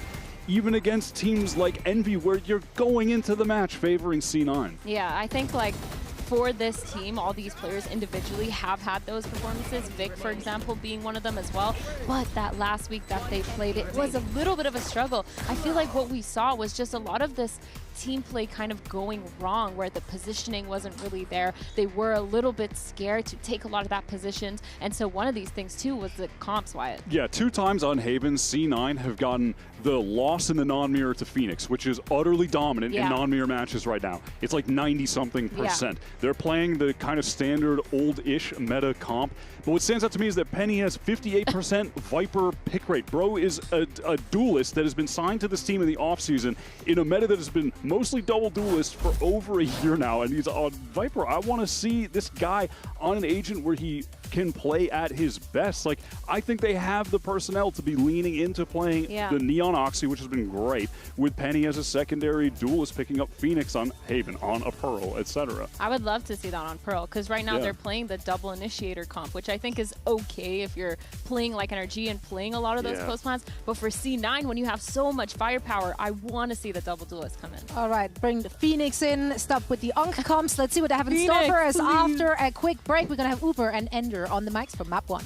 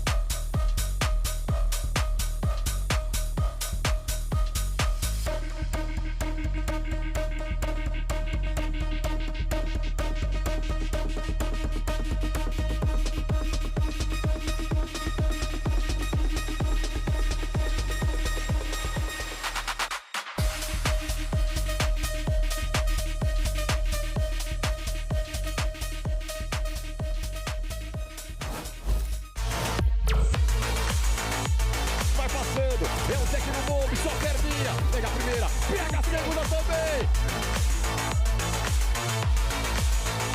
Is he just gonna hold it? Is he just gonna stick it down to the wire? No! Zeppa seals it right on back.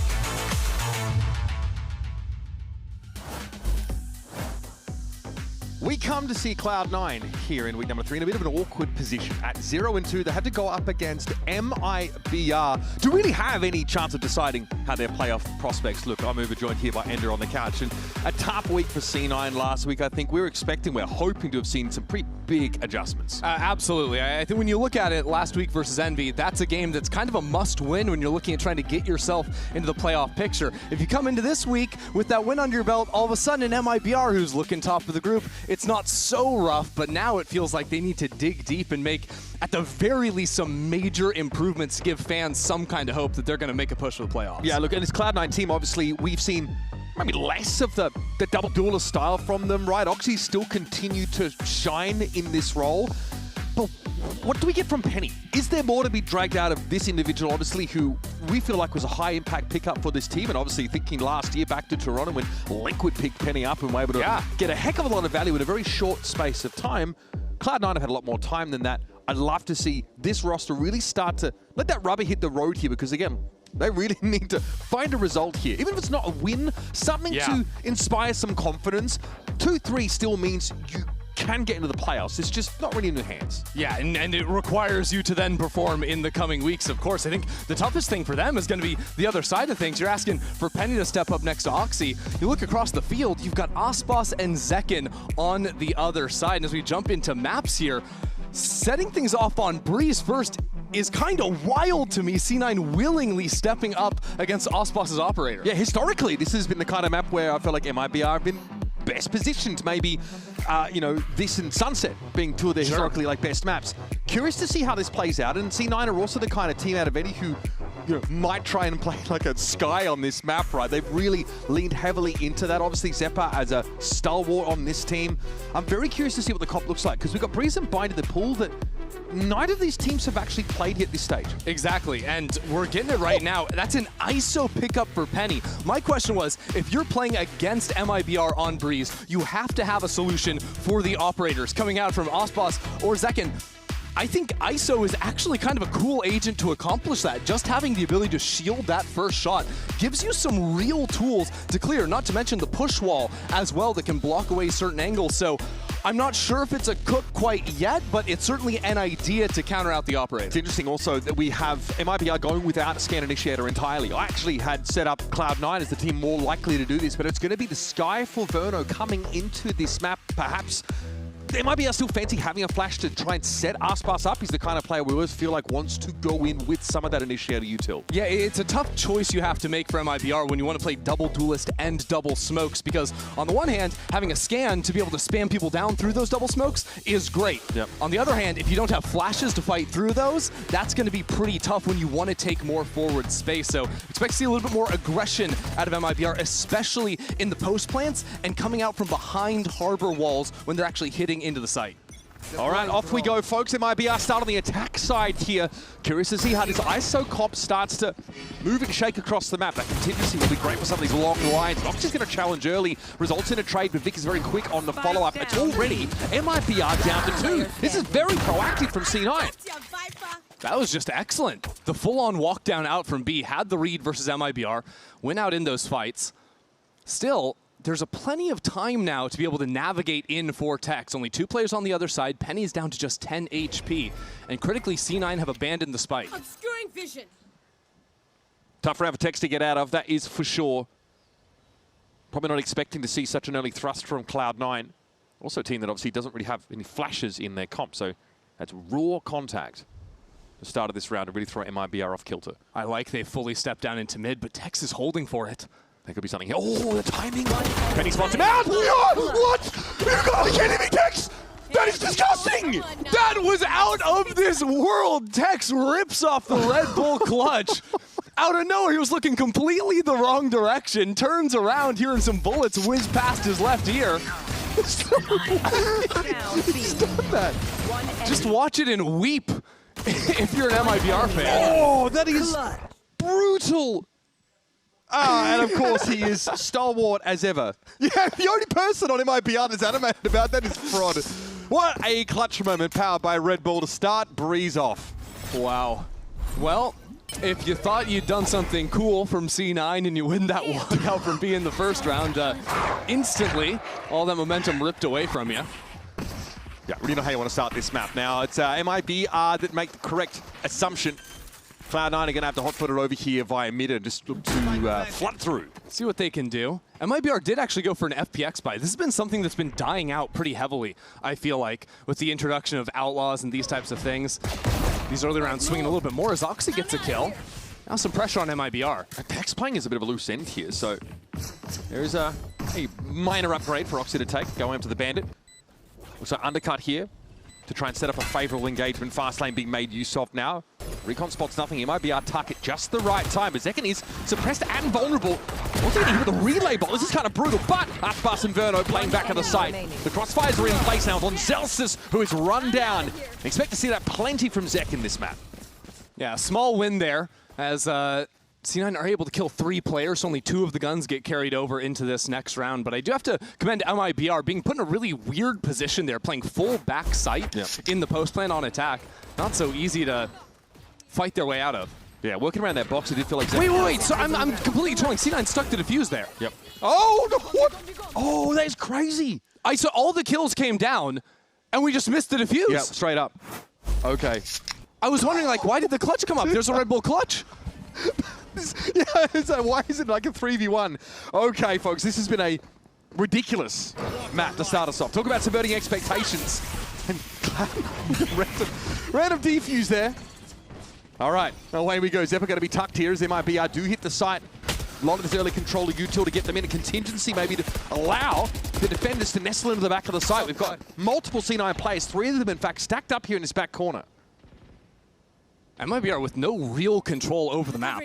The position Vic has right now is very big for C9. Already hearing players towards B at the start of the round. What does he find? Yeah, passive spot on mid there for Vic. Gonna fall away behind some stall util. There's a little gap in the smoke there. He gets a kill through. Tells us how to pick this up, though, to some degree. Here's Oxy now. It's on Tex and Nazino. And Oxy, another mid. Straight down mid spike, left loose. Tex has to salvage, this time in a 1v3. And just gets shot down with the walkout from B. Out of charges. Instantly over like that. That was crazy. You'll see in the replays a slight gap in the Viper wall right up against Pillar. That's where Vic gets the first kill. And it starts the snowball. You see that pocket there? Zekin's just not ready for it. Yeah. And again, that snakebite isn't necessarily going to stop you on your tracks, but still, Oxy's there to pick up the angle. So the rest of MIBR get caught, snarled up in mid and picked off. And yeah, big grin there from Vic. Absolutely. Especially considering how Cloud9 got kind of flabbergasted after that first round. This is a beautiful recovery on defense. And MIBR buying fully into that last round too. Just gonna have the Vandal for Aspas as he runs up into mid. Not a lot to see. Yeah, C9 have bodies here. But it requires Aspas to go fully out there. Now he's used up the tank on his dash, so no real option to dive into the site. And no chance to really split this ace side, so you really are putting a lot of faith here in your controller util to get you in. And already, I kind of like this defense side high tide to disrupt as the hit comes in. Vic can play now amidst all of these walls. Really hard to dig out these defenders. Ooh, okay. Until Zekin slides on in to make short work of Vic there. Nicely done, Penny. Blinded up briefly. Cove also protects him for a time as Zekin's trying to get ahead. Shots through their box, so far not so gainful. Contingency also obscuring vision. It's Penny out in the open. Aspas with a double down. Here's only Zelsis and Zeppa left to work with. And that'll be it. All right, MIBR fire back. 3 kills out of Zekin, and that was the question. Can C9 actually deal with this duelist duo from Aspas and Zekin? Answer is an emphatic no in this round. After it was looking good, C9 were just cycling the Viper wall on top of the Harbor wall to try and choke MIBR to the site, but that fight past the wall goes beautifully for MIBR.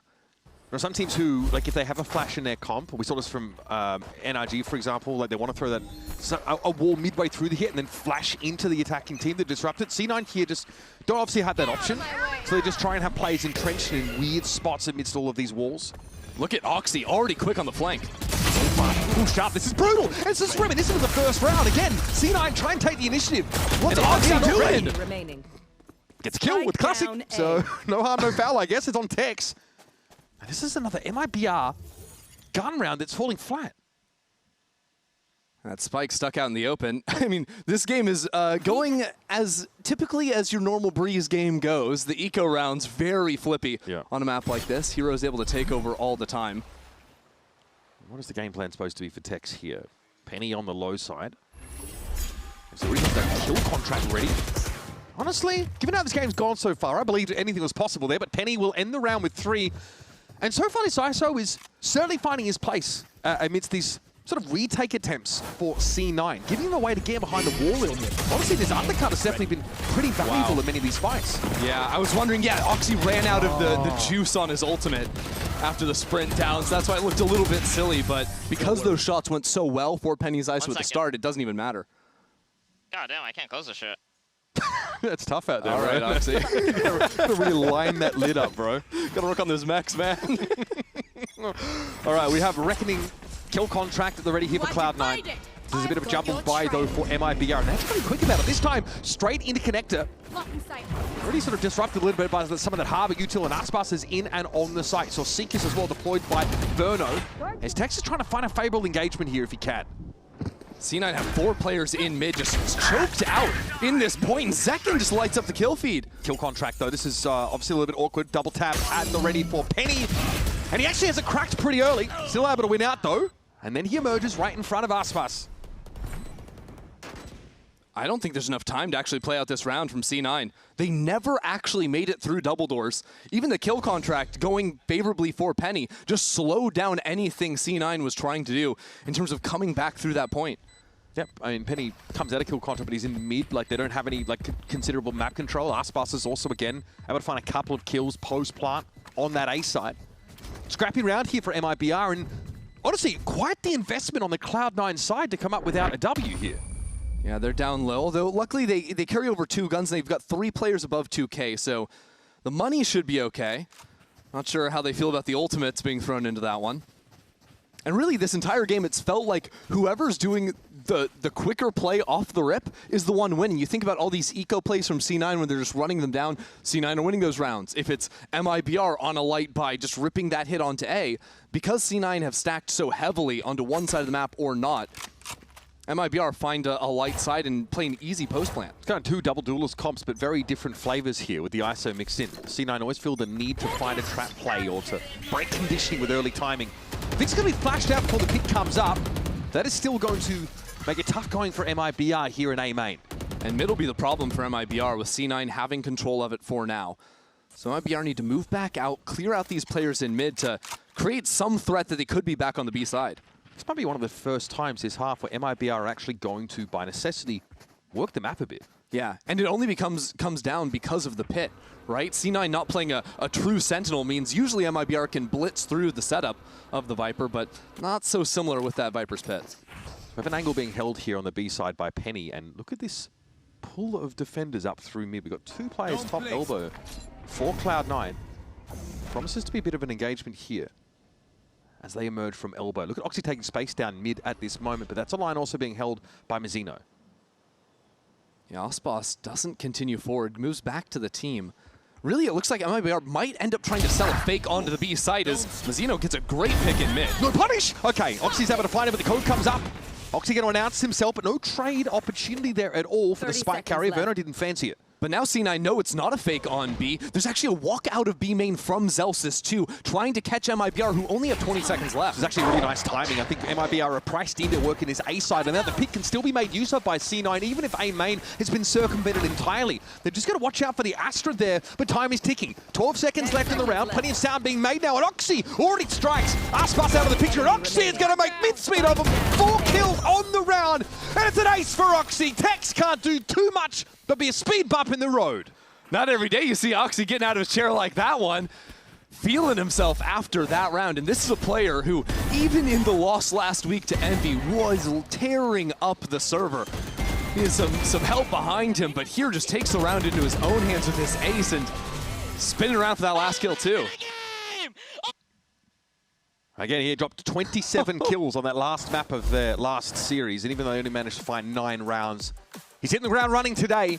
And MIBR, they air quotes, they work the map, so to speak. It's Mazzino who takes the timing in mid, and unfortunately there's no trade for Verno on Oxy. That round could have gone very different if things were lined up for MIBR. I think theoretically running fake hits can be pretty effective when you have the double duelist. Like if you're sending in Neon and Jet Utility with some smokes, that's a pretty decent sell. The problem was, as you say, the pick went down in mid, and then immediately Zelsis is like, wait a second. Out. He just called their bluff. He walks out, sees that nothing is behind this hit whatsoever.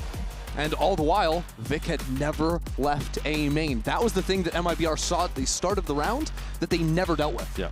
No interest in trying to work into the pit. There's no scan initiator for MIBR, so Viper's pit is even more of an insurmountable task for them.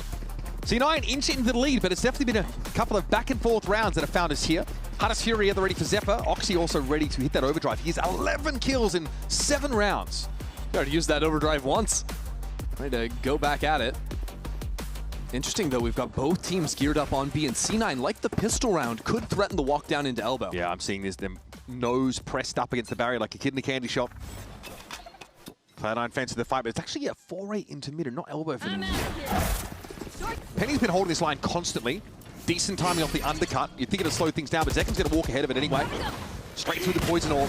So a foothold on this B side now for MIBR. High tide being attempted. Let's see what the comms are like for MIBR as they hit this.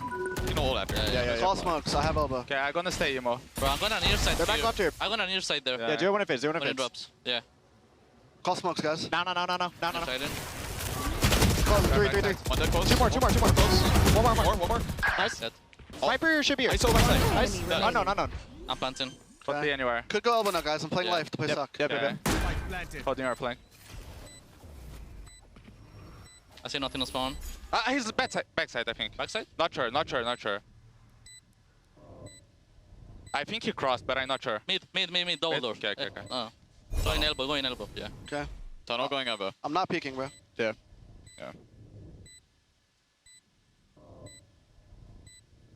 Good peek here from tunnel. He might be going for damage. Yeah. Care him being like here. Let's walk up, be main together. Yeah, come. I'm gonna go spawn. Yeah. I take side back. Don't see. I left. You just live under window. Yeah, we're nice good. round, guys. Good job, guys. Nice plan. Just like that, boys. Nice plan on the left side of the site. We fought together. Yeah, very good. Like that a lot, and we see MIBR get a foothold of the edge of that B side, then they stop dead, and they call another, basically new execute through that layer of controller util. And being aware they're calling when the smokes are going to be coming down, when they can refresh, etc., helps a lot. I do feel like maybe there was a missed opportunity from C9 in that as the hit comes in, because Zeppa had the Hunter's Fury from the beginning, and one of the beautiful things you can do with an ISO in your comp and the Hunter's Fury is you hit them with the undercut. All of a sudden they're getting one shot to the laser beams, and I think maybe that's something they could have run that round, might look for in this next one. Yeah, I would have had to put that together pretty quick because it looked like off rip, Penny sent that undercut. Yeah. This time we're much more distributed across the map. There's no aggressive thrust down mid. So the Harvest Smoke on the attack side is in play. So it could be a split as far as C9 know, and that's kind of why Vic's just pulled himself back off this A side. There's no anchoring presence right now for the defenders. Can't really play for anything, just stay alive back yellow at least. Make sure your team can get back in somehow. Huh. 0 damage done by Mazzino, just for those keeping track at home there. And there's only 3 players on this site. Tex is on the whole other side of the world. Fury waiting for it to come out, and Aspas is caught by it. Zeppa having to clean him up. Zekken and Verno have to play off this entirely. Post-plant through all of this, controlling util in A main. Not a great strategy, but there's a flank timing coming in from Tex. It could be instrumental. How long can they stall, though? It's only Zekken alive here in main. Ball's going to come down here. Zekken's going to have a heck of a lot to see. A proper shooting gallery. You've got to get through the cove first, and it's not to be. Harbor Util creates a safe haven for a defuse. Yeah, that first kill going down into mid, no stall whatsoever, means that Tex was just way off sides into the post plant. Needed more time to be able to work with. And honestly, credit to C9 for finding the first kill. This time you get the kill here, then the Hunter's Fury came into play off of the ping. I believe the vulnerability too. There was an undercut and a snake bite, so doesn't quite work that you get double in vuln, but pays off. Really timely stall util though, because it meant it meant that MIBR couldn't fight off the site, right? They were kept on their side of pyramids.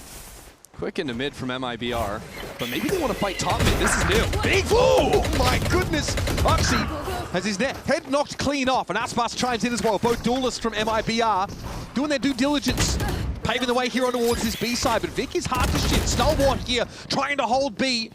Eventually will be brought down on a 1-for-1. That's a great look out from MIBR. Remember, C9 have not seen MIBR play this map in Stage 1, and so far they've seen a lot of mid control, but it's always pivoted back into A if it's down through bot mid. This time, very quick out of that smoke. Zekin just tears a head off. Yeah, I mean, MIBR conditioned nothing but the Harbor Orb in mid, and have basically left it, or maybe tried to feign like a split towards A, but this is the first time we've seen this, so a lot of different looks from MIBR on a map that we frankly expected them to be highly impactful on. Not just because there's Aspas and it's Jet, but there's not really much for C9 to do here. This round was over essentially as soon as Vic dropped at B.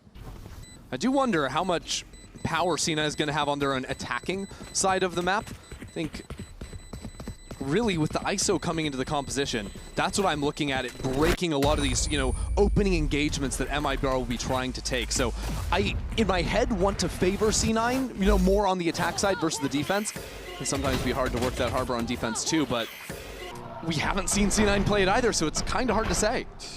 This is some slick stuff. Again, it's just a sky flash. This is why you go without a scan initiator, so you can actually have something to pop through. Exactly. All of this double controlling you two with. And, you know, the neon stun is good, but on a map where there's so much space players can be like Breeze, that stun is less effective when you're trying to go out into these open areas. It's great backside B, or when you're trying to, you know, dial in on someone where you know exactly they're going to be planting the spike, but a little bit less effective in a situation like that. But this is where you're kind of concerned about C9's attack side, right? Like, what do they actually have to, you know, flood through with? Yeah, and we'll see, because I do think, actually, back in the day, before the Harbor rework, I would say Harbor and ISO were two of the best agents in terms of dealing with ops, because you had the Harbor push wall. Double tap, was so good. Yeah. Oh my god, it was Cascade, great. Exactly, Cascade was still into the mix too. It's not the same story of Harbor being great versus ops anymore, but I still think there's a lot of value potentially for Penny to have. Also, just in terms of when you have the ultimate, to be able to kidnap a side anchor, that can be really impactful too if you're snatching away whoever's trying to lock down a choke point. Speaking of which, still no real defense side ops being folded in. On the C9 side of things, Oxy obviously going to be making his overdrive work in concert with the shorty if possible. And this has been back and forth stuff. Neither team really able to stabilize economically. You look at these rounds, back and forth. Only C9 have won 2 in a row. And that was off of the round 2 where they full stuck the defuse. All right, we have Seekers and Reckoning up here for MIBR. Zeppa really early drone off the rip here, and again, this will slow things down. Are you going to push up this to C9? Yes, Oxy wants to play into those affected by the undercut, but he's been kept at arm's length here by MIBR's Harbor Util. Yeah, the Harbor, I mean, he still gets the pick down bot mid. The rest of MIBR were just waiting for him. He catches away Tex. He's just about to complement MIBR's utility like you were mentioning, but now they're walking into 3 players stacked on B. And there's no pulling the wool over C9's eyes in this round because they've got Harbor in mid. They're watching across and rotate back. A main too. Vic's all the way out. They have to hit B. And they're fighting it. They're absolutely going in now. Reckoning in play. Mazzino out of the picture though. Oxy's able to pick him off as well. And 3 players from C9 grouped up here on this right side of the B site with flank pressure from Vic. So now MIBR have to win a post plant. No smokes available. C9 can come at them from all 3 angles. They can only win if they shoot better. Disastrous if they're losing both their controllers in this situation. How the heck are they supposed to buy time? They're just going to go for the throat. Try and find a weird timing. Push into one of the arms of this pincer maybe. Vic will see this cross. It requires a crosshair adjustment though. And that causes him to take some damage. So Zekin gets across safe. Relay bolt thrown out. Now we're going to have to push up onto the side. And Zeppa waiting with a shorty. Oxy did fall though. He tried to get involved. And Zelsis is fortunate to be standing still, but that's fine because Zeppa backs him up. Credit to C9 taking some liberties to step out of mains. It's been a consistent detail on their defense side when they get big information. Here seeing 4 players from MIBR in front of B. Even though Oxy didn't kill those players in main, he saw them. That just allows them to swarm the entire map and choke MIBR out. It's funny how just the actual role of plays that you lose in those first few seconds can really change an outcome of a round. Tex and Mazzino both dropped first, something that MIBR really want to try and avoid. Get out of my way. The sweet tunes end. We're back to business now. Late storm for Aspas. This is a slightly lower buy. Some of them. Bulldog here for Tex, but outside of that, still plenty to work with. And that Reckoning is... Whoa! Finally looking for Vic! Okay, Zealous is also going to chime in there. It might be awkward, haphazard as they walk up onto the site. Converto now with some precision salvage a situation. It's a nice flash to set himself up. But Zealous is stalwart, hard to shift. And straight through the wall finds Aspas. A 4-piece for Zealous. Messy coming out there onto the site from MIBR. Zealous collects 4 kills into the round. That was a shocker. I don't know what quite happened on this first kill. Vic was fully stunned, but Zekin's bullets did not connect, and then Zealous gets 1 honest kill, player that he saw. Okay, he gets 2 kills, people that he see. 2 through the smokes. Yeah. How about that? That is a 50% dishonest kill rate. Yeah. That is pretty absurd stuff in that round. Right, pretty tight half as Cloud9 lead at the break by 2. Stick around for the second half of Breeze.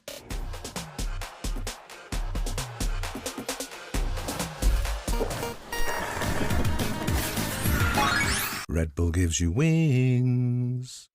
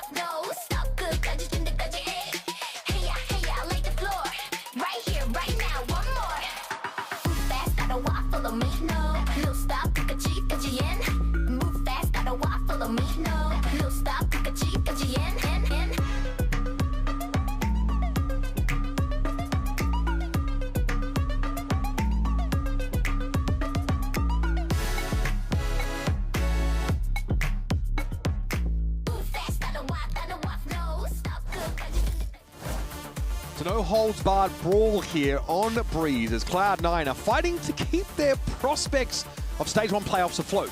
Whereas MIBR, honestly, you know, they got through G2 at the start of this stage, and then last week was probably a less telling result for this squad, but we still feel like they're one of the best in the region. They are being tested, though, by Cloud9 on their map pick here. Interesting, seeing Breeze for the first time for both of our squads, and now is really where the comp comes into question, I think, for C9. How effective will Penny be on the attack side with this ISO? Bro, this pistol win rate is brutal for C9. Holy! Oh, it's rough, and it could get worse. There's a sheriff in Aspas's hands. See if C9 walks straight into him. For right now, just playing the map 1-3-1, trying to dial in on what the hold is going to look like. And you'll see this wall often, I think, from Harper teams on attack, trying to split back into this A side, where MIBR, they're just playing full retake. Deep one-way forces an Aldrone clear of A main here, so some of the util being drawn out of Cloud9, but they will have their plan. It was a bit of a gamble here for MIBR towards B. MIBR cutting back in through mid, though, and I'm worried about them with Vic's position and teammates backing him up in A. How effectively can they flood their way through? They've got that Sky Flash still. That will be instrumental in setting this up. Already the high tide's being put in place. He's Penny going off a swing here. Seppa behind! Oh, buddy, this is nasty stuff. The Aspas able to find 3, and now the double swing coming out for double door. Zealous, unfortunately, not able to repeat his heroics. Verno wins a crucial pistol round here for MIBR. Very close there. Verno having a little bit of fun out there as well. I thought C9 had all the tools they needed. There's even a flank coming out from the door. Out of Zeppa, I believe. But it doesn't matter. They turned around and dealt with him. Last player standing. Brutal stuff. Yeah, but there was a player wrapping around. Okay. MIBR. Looked like they actually could have struggled and been contained there by some kind of pincer. They just shoot their way out of that situation. I guess that's a reasonable solution. And that pistol round win rate for C9 is in the doldrums. We're down at nearing 25% now, I do believe, which I guess lines up with a tough start to Stage 1 for C9, but regardless, need to dial in quickly or else this stage is going to disappear from them and the regular season heroes will be no more. Oh, this is a dirty little spot for Aspas, and yeah, Penny's unfortunately not going to be able to respond adequately. There's the Jet. Can access some parts of the map, but you've really got to account for it. Yeah, a lot of teams on the attack with the Hardball will throw that dropping one-way in B main these days, but once it drops, there's still that little angle Aspas can peek over. Well, that certainly takes some of the wind out of C9 sails here, but it was obviously it's an eco round as it is. Let's see, up on the site, Xeno will be waiting.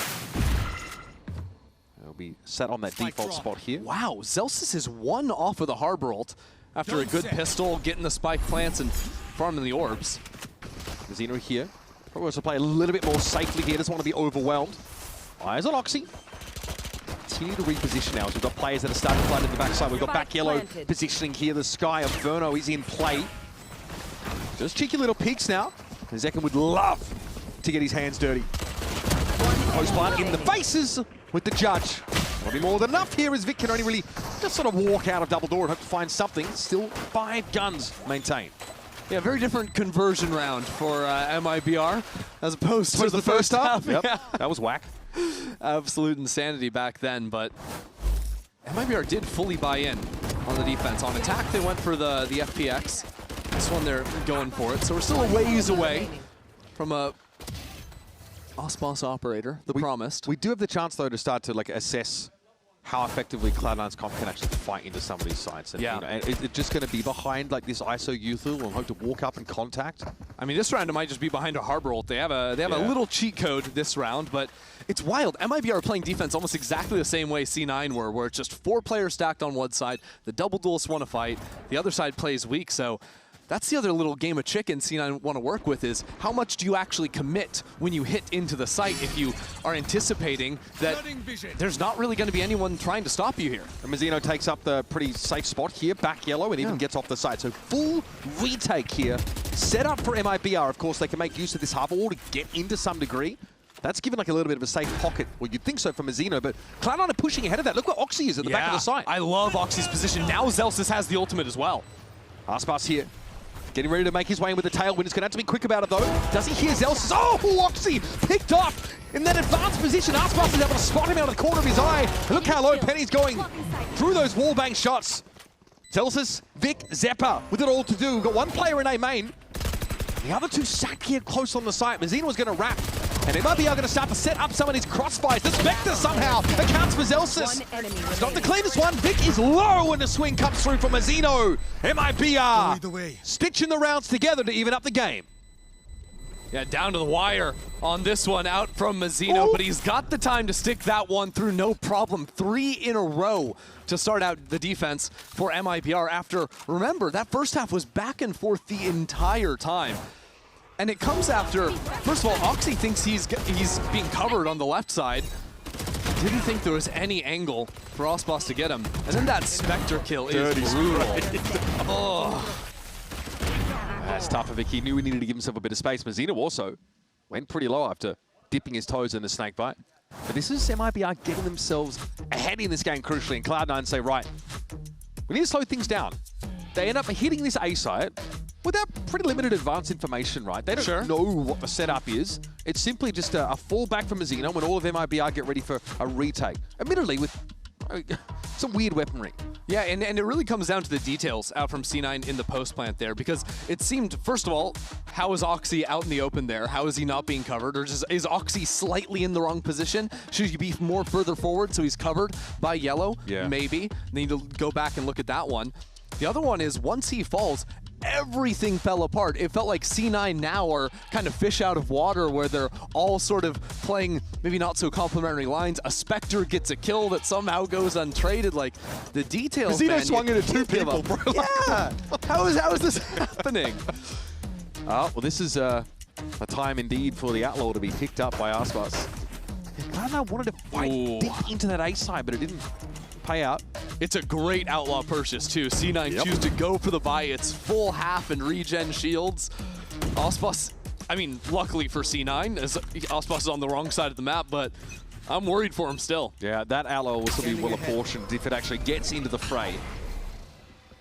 So again, there's a Harbor one way to contend with, but this is actually just walk, so no need to waste util. But look at Aspas. He's all the way forward B main. So now MIBR know it's an A hit. Now C9 are going quickly enough that it doesn't super matter for them, but the rotates are already underway. So it looks like this retake might even be earlier this round than it was in the last one. Because of how quickly they pushed off the side. Exactly, and there's going to be an element of this double flank from our duelist. Vic is the only guy that can hold them down and hear these players coming in. Yeah, surely that's been heard now by the Viper of C9. In we go. Looks like behind a Reckoning though. And me. It's go time. Okay, kill contract active. Penny and Mazzino going in. Jeez, I would not want to take Mazzino on, but Penny's able to find some success there. It's going to be a controller out of the mix, but Verno's already dived on in. Decayed up briefly. Still the toxic screen to reckon with, but there's Penny, double tap, I'm going to save him here. That's a lot of the close side presence cleaned up from C9. Now they're forced to play off of it. Hey, main, Zelsus is the closest player. Sees Verno at least walk up into the shot, but it's a defuse at work here. And who's supposed to interrupt this? Vic attempts it. Aspas, though, takes the fight into his own hands, but can't get the defuse. No time for Aspas at the end, so we're tied up again on 8. That round was wild too. It seemed like MIBR played it well enough on the retake coming in. They looked like they would be there quick. Yeah, they got the kills. Double headshot there from Zekin is real nice. I think the surprising one was Oxy, slow to peek out there, I think, between pyramids and also not connecting the shots. Yeah, that ain't a code, guys. That is entirely permeable. That's such an important round. And you know what's funny? Again, it's in the details. Exactly. That's what these post plants are all going to come down to. Breeze is a map that can just get ahead of you. Finally, MIBR playing both sides of the map. Oh, Zekin pinned down as he tried to play off the one-way. He can get across. Makes only a small amount of damage. Mazino also picks up this line, and there's Aspas pushing off the B side again. Exactly, back-to-back rounds. He didn't actually show on the flank last time, so C9 not ready for it. That Outlaw gets its first victim. Oh, and this rotate is bone-hurtingly early for MIBR. Maybe too early. C9 have actually given up that B-side control with Aspas repositioning here to Crow's Nest instead. It's hard to blame MIBR after C9 have never canceled a hit this entire half. And yet, Aspas might even get the timing still back into elbow. He can repost this corner. That is wild. He is low, though, in fairness. Yeah, 36 HP. But doesn't exactly matter when you got this weapon in hand. MIBR can't really re-clear a main right now, so this info is not going to come in until... Nice. Perfect. And that's the shield. That is the ISO at play there. There it works beautifully versus the Outlaw. We'll see that continually in the game. But you have to have the right reads of where and when Aspas will be. And there it was perfect. MIBR, both controllers, though, are still in the game. And, of course, they got 2 Sky Flashes to play with. So they have the tools for this retake. They've only really lost that duelist presence. Here's the run up onto the side. Zekin a little bit low to the Hunter's Fury. And Zephyr brings it down. Tip of the spear broken. Verno needs to improvise. Ends up going 1-for-1 now as Tex and Mazzino need to get busy. And time is of the essence. Mazzino pulls up short as Oxy notches 3. And Cloud9 are back in the lead. Yeah, good call there from Zeppa to pull away from the Hunter's Fury. I think he only got 2 of those beams out, but him switching over to his gun is what allows C9 to stabilize the fight over backside. That comes after Oxy's doing some mad stuff on the other side. Oh, I do believe he got the 3rd one off, but regardless, gets the kill, and it's good for the next shot, too. God, that's so chaotic, that Hunter's Fury. I'm with you, baby. Up close Let's go. on the side. Yeah. Beautifully done, though. I mean, every part of that round after, you know, Vic gets picked off from Cloud9 is a great response. The cancel on A, the punish of the Outlaw line, and then the execute. Well, MIBR are now into a broken buy. Glass Guardian, Glass Marshall for Zekin. See what they can do. Oxy's able to get onto the A side comfortably enough. Here's a very impromptu little harbor wall. Yeah, it's kind of cute. Gives them some control for Oxy to step up into the pocket. And Oxy caught the back corner. This is going to be counted out essentially by his Viper's pit, though. Verno suppressed as well. It's his ugly Oxy, though. He's haven't seen Verno come his way. The judge going to go to work inside this pit, and now it's Penny fitting the herd even further. There's no way MIBR are getting in here. Tex just backed into the corner. I like the idea from Aspas trying to float down into the pit, but no dice at the end of the day. A flawless round for C9.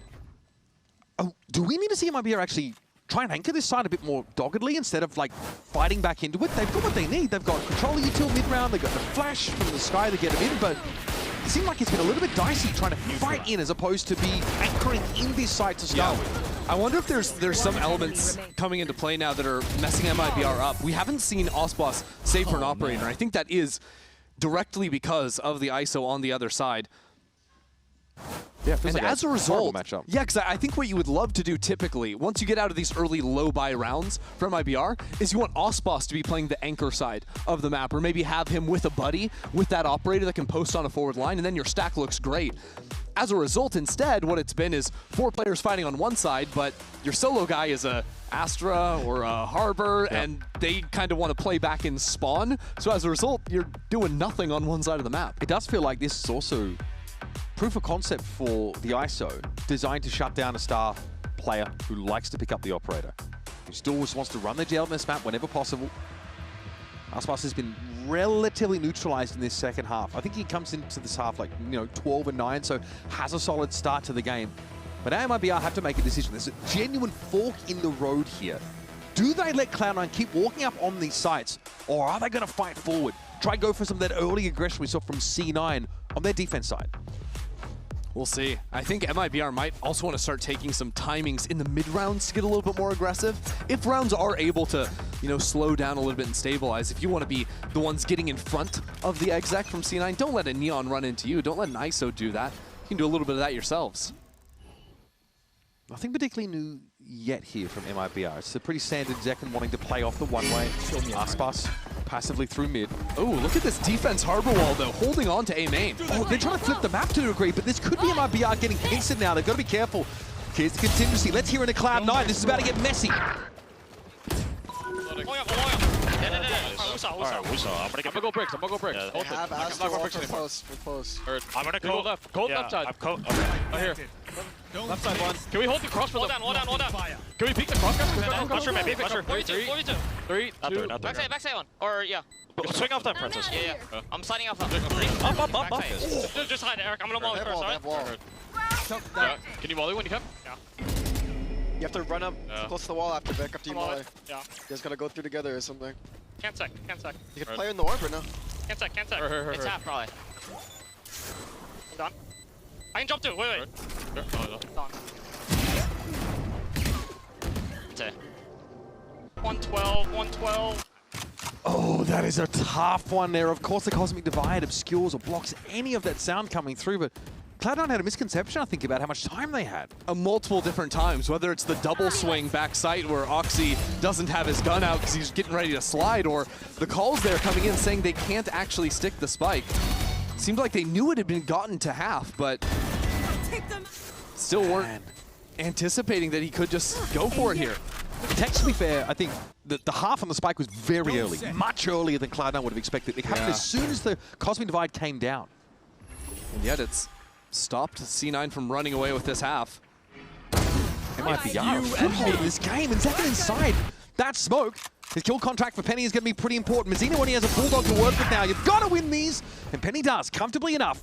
Aspas, though, will be waiting for the emergence of his teammate. It doesn't happen as Mazzino was bested. Here's Zekken, though. Time for an overdrive. Time for a hero moment. Oh, the damage is good on Oxy through that high tide. Penny at the back of the site, noted by Zekken, but does he know about the player close?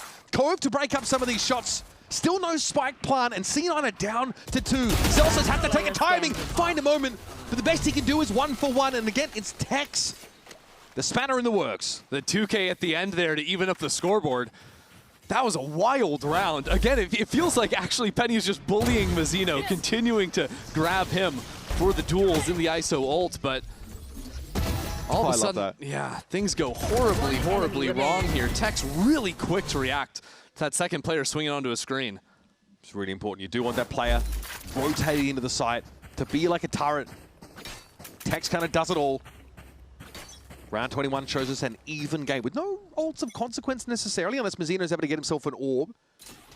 Let's see what the play is going to be for C9. C9 love one thing, and it's absolutely disgusting. It's the A splits, but finally they're switching it up. Actually taking a play out of the MIBR book, going all the way top mid. Tex, I think, is holding this. Ooh, man, he's sharp. God, he's steady. That's Penny out of the picture. That's the contingency no longer available. I'm worried about B main. Look at Zekken all the way up on the corner with the judge. Yeah, Verno, though, might not be able to be traded here. Depends. What? Go. No one sees him cross. Vic's going to win these 1v1 as well. But Zekken is still here. No one's cleared him. He's far, though. Too far for the judge to really connect. And now it's Aspas and Mazzino. A little bit split. Aspas going to be quite late getting over to Archers. Mazzino, no chance to build up that reckoning here for a retake. C9 choosing to dig their heels in, play back to the site. Not giving any long lines, really, for MIBR to work off of. Still, this controller utils in play. The site can be cut up a little bit by Mazzino. Maybe give Aspas a way in. Good start. Across. Yeah, he is going to be waylaid heavily here. Ping on Mazino now as well. Confirmed that he hasn't really moved in positioning whatsoever, and Aspas essentially is alone. Mazino doesn't really have the time, nor the teammates to pull this one off.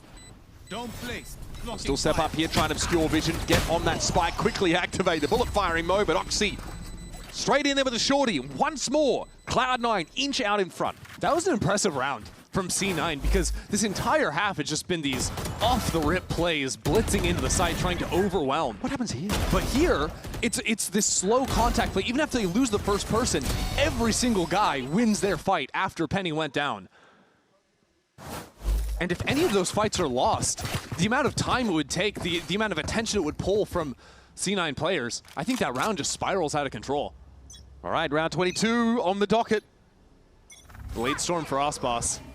Both Harbors have ults as well. It's pretty lightly held B side though, with some of this Astra Stall util in play. Fastlane is going to be drawing this out. Grabwell popped, but look at how far ahead of it Oxy is already. He's deep in that side. Tex under immense pressure trying to call in reinforcements. Now he doesn't need it. He's so sharp. Those Blade Storm there active as well. Look at the digs coming out. The damage is real. Penny drops low, but Zelsa's able to get ahead of it up on his corner. Gets rid of the jet. On the side though, Tex is still fighting. This guy is unflappable. Oh man. Keep lining him up for him. He will knock them down. Bring me another, he says. I'll take my fourth and wait for Vic to serve himself up. It's going to be an ace averted, but Vic's at 5 HP and nothing to do with it. Just a ludicrous round out from Tex there. My word. I mean, there's 5 players swarming into his sight. There's darts behind him. He's got a break. He's gotten hit by an undercut. Didn't even matter. God, that was impressive.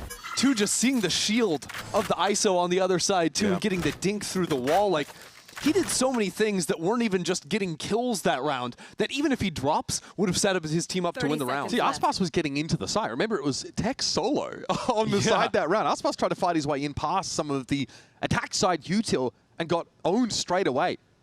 Sick stuff. Hero moment to keep MIBR well and truly in this game. I mean, I bet C9 are surprised with that one, too, because the weak side of the map from MIBR has always been hiding back towards spawn. It's one of the first times we've seen Tex actually take a fight early in a round. He's always the guy that's picking up the kills at the end, winning out in the post plant. This time he's like, nah, I'm just going to win the site. And that Cosmic Divide has been developed yet again for Tex. Crucial in that sort of defuse stick a few rounds back. So I think like 5 kills over the last 2 rounds has got him there yet again. Yeah, I don't even think before this Tex was lighting up the kill feed or anything, but he'd had a few hugely impactful rounds in terms of multi-kills late in the round too. But here, even trying to keep his head down when he jumps up. That last kill, it's nice. The ace eludes him, but still, I think the impact is felt regardless. This time, might have an early mid-thrust here for MIBR. For C9 too. Players over by elbow and bot mid. They're doubling back very quickly, though. They see the high tide hit B. Fake on B and then rip it back A, but it could be a problem. Aspas and Mazino still here. Yeah, how effectively, though, can this be double-faced? Whoop. Yeah. Bad timing. And Aspas can't do anything, really. Well, hold your horses there. We'll see. In that engagement, at least, yeah, like he didn't have the sideline to back up his teammate, but I don't know. They're going to check for this. They do. Well done. Didn't want to be right this time, I'll be honest. Here's Vic to create a bit of spacing with that snake bite. God, C9 are all over mid as well. They've only got 3 players on site. Yeah, it's an immense amount of map control. I mean, look at what else is doing, bro. Just in case there's like a late flank. He's hanging out, having a good time, that's for sure. Okay, it's a matter of getting to the site. Verno, close! There's Vic. There might be something now as a flash gets Verno in. Absolutely checking, trying to preempt this now. Zekin and Verno doubled up. Look at C9, just looking no around pillars. They're making the move. Zekin, I like the idea to try and get that defuse, but his teammates fall like flies. And the Cosmic Divide, unfortunately, just doesn't have the backup this time around. If that divide came in just a half second sooner, all of a sudden, completely different round. That spike was not planted for the flanker coming in, and if Oxy isn't sliding through and getting those kills, all of a sudden he's having to run through the wall. That could have been very ugly. And really nicely done. It's a good catch on the timing too, killing the Astra. They sold the fake beautifully. High tide thrown over to the B side of the map keeps 3 players very interested. And then Mazino dies for free with util in his hands at double door. Yep. It's just a bit of an intuition issue there for MIBR in that first half of the round. Yeah, maybe first time seeing them play the breeze here in stage 1 in play, but now they're trying to play to keep alive in this map. Only have 3 rifles in the round. Aspas got to get out of there. Yeah, dangerous though. He's going to be caught by Oxy, sliding on through. Aspas just able to get out alive, but there's a contingency to get Oxy in, potentially. Aspas was checking it, ready to fight it. Hitting the brakes, and already Zekin is preempting the rotate to B, but it's just got to be the re-hit from C9. The reckoning from Mazino is what slows C9 up. And Zeppa held on to the recon dart as well, so doesn't have to wait for that. He has a Hunter's Fury behind it too. When C9 choose to go for this, MIBR could be in some serious trouble trying to deal with the dart, trying to deal with those lasers, as well as a Neon just sprinting at them. Yeah, MIBR is so afraid of overcommitting here in the face of a fake that they still got 3 players over towards the B side of the map. There is no help from Mazino and Aspas here. This is trouble. Shield up from Penny. Aspas trying to get ahead of the smoke as it drops. And his wave doesn't know where those bolts are going to be going. He's just praying it doesn't come anywhere near him. And his faith will be rewarded. Aspas sitting tight on the site. Zeppa takes a MIBR 4 players here already. They're ready to go for this one. Okay, gonna have to fight in the pit though. This is where it gets a little bit dicey. Remember, no scan initiator to fight into this Viper roll. And they're gonna walk up on it. Oxy traded out. Mazino's gonna find some connection there with the shield. Look at the angle. Mazino having to fight down. Are you kidding me? Fight 3, picks up the Vandal, goes to work, and now it's on Celsius. He'll be on the outside looking in dismay as his team are unraveled. We're off to overtime, baby, and I cannot believe it, nor can MIBR. No way, man. Mazino, mission impossible for him inside of the Viper's pit. Even upgrading to the Vandal mid-play. Look at that. Look at this wide wrap. Good Lord, 2 kills on the Sheriff. He's max decayed. That is wild, man, and that's what you get with this MIBR team. They are all shooters, basically all with spotted pasts as duelists. All with the ability to take over a round and or a map. Raise your hand if you thought this map would be a banger, because I don't think anyone thought it. You come in C9 after a tough loss to Envy, choose to go to Breeze versus MIBR, sitting 2-0. Oxy has to drop 26 in regulation. Seriously. Unbelievable, and yet here we are. I'm out of here. And a chance for MIBR to play spoiler, though. Yep, I'm feeling it. Here comes round number 25, folks. Just early action over at A is a feint. Heavy mid presence for C9. And Rare. It's a committed presence too. Yeah, it's rare for MIBR to play so spread out at the start. But gearing back up to pivot B, the fact that C9 have 3 players in mid though means very quick rotates onto the B side. And that could be some serious trouble for MIBR. No interest in fighting elbow though. Maybe. All right, tell a lie. It is a double back here for Roxy. Towards mid at least. Okay, how do you respond now? You see this control neutral start to come in. Zekin on the site, flat. Penny didn't have to see him, just sprayed him through. Still in the middle of that fast lane. Caught inside a grab with shield. Aspas couldn't capitalize. The shield was there, but Penny had a player to play off him as well. And now, MIBR are locked out of this B side entirely. Yeah, great hold from Penny, and the rotates are so quick. Mazino's got to come up with something, but there's absolutely nothing to be had. Now that spike out in no man's land too. Verno too low to assist with Mazino there, and he's going to watch Tex fall as well. Cloud9, great responses. The mid-presence means a pivot to B is trivial. And Penny, taking contact first, finds 2 huge kills to stop MIBR flat in their tracks now. It's Verno looking to buy some time for discussion, perhaps. And the defense side round for Cloud9 is practically perfect. Yeah, this is a round where you probably call a timeout immediately after it for MIBR. Your IGL is in the clutch 1v5, so even if this round is looking completely dire, he can't really get those gears turning for the next round. Yep. Yeah, no discussion to be had. And a flawless round there for Cloud9. Moving to match point. This is obviously going to move MIBR over to defense now. Look at Penny. I mean, they undercut there to set him up. And, oh, man, he was stunned up by that Nova Pulse, but the double tap saves his bacon, man. The timing on that shield coming in is just brutal. You saw, I think that was that Zekin who pulled off of the kill after he gets the headshot, only to realize, wait a second, that guy's not dead.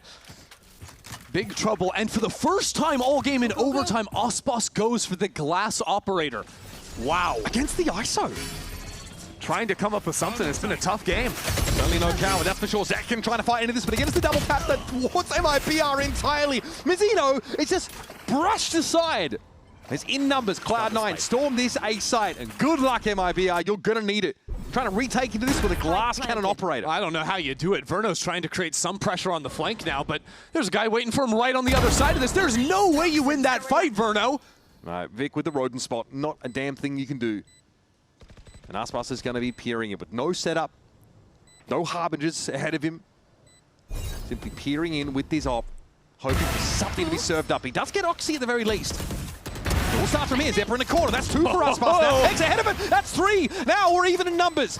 Aspas gets himself a Vandal to hand. Anyone here to disrupt? There is Zelsis on the site, but he's wrapping all the way around. Snakebite just landed on the spike. Vic taken down, traded out instantly now. Tex is low. He's going to go for it with the full stick. Surely no. Zelsis secures the map, dives into the smoke, and gets Cloud9 out alive. Zelsis to take map 1 at the end. Shut out his former teammate on the other side in Zekid. That was a gutsy call from C9-2, trying to go into unknown territory with Breeze as a first map pick versus Aspas, coming up with an interesting composition. And to stay in it through a tough OT to win, hats off to him. Genuinely sick map there. Oxy wondering where his friends have gone. They've got a different idea. It starts with this disgusting clutch from Tex. I mean, yeah, it's quite a throwback. And then the next round, things get turned on their head. It's a classic Cloud9 lose pistol and then literally win the anti-eco in that first half. Oxy gets to run roughshod. He comes into extra innings with 26 frags. Zelsis is clutched, instrumental in some of these moments, man. MIBR, for all their firepower, they went up against a really brutal comp for them, and Aspas, unfortunately, got shut down in the second half. It wasn't until round 26 he picked up the operator, but hey, that's one map. We'll see if there's anything more to this C9 upset on the other side of this break.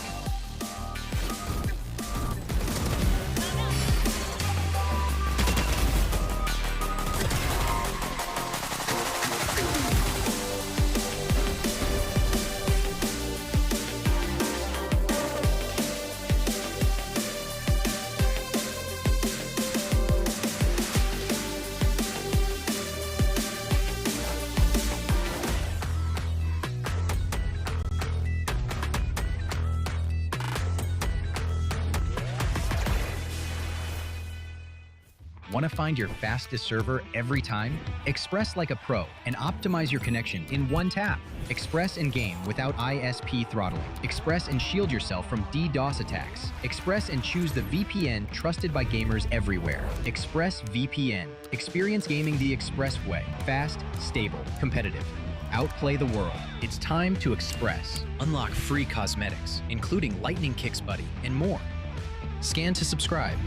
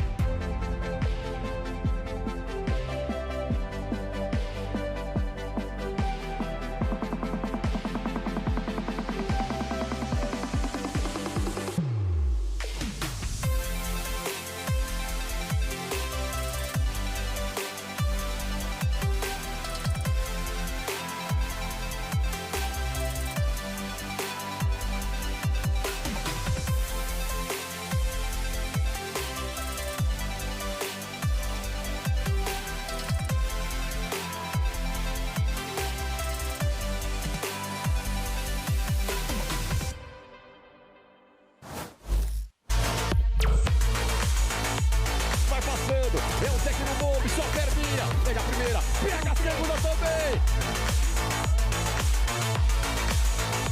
Is he just gonna hold it? Is he just gonna stick it down to the wire? No!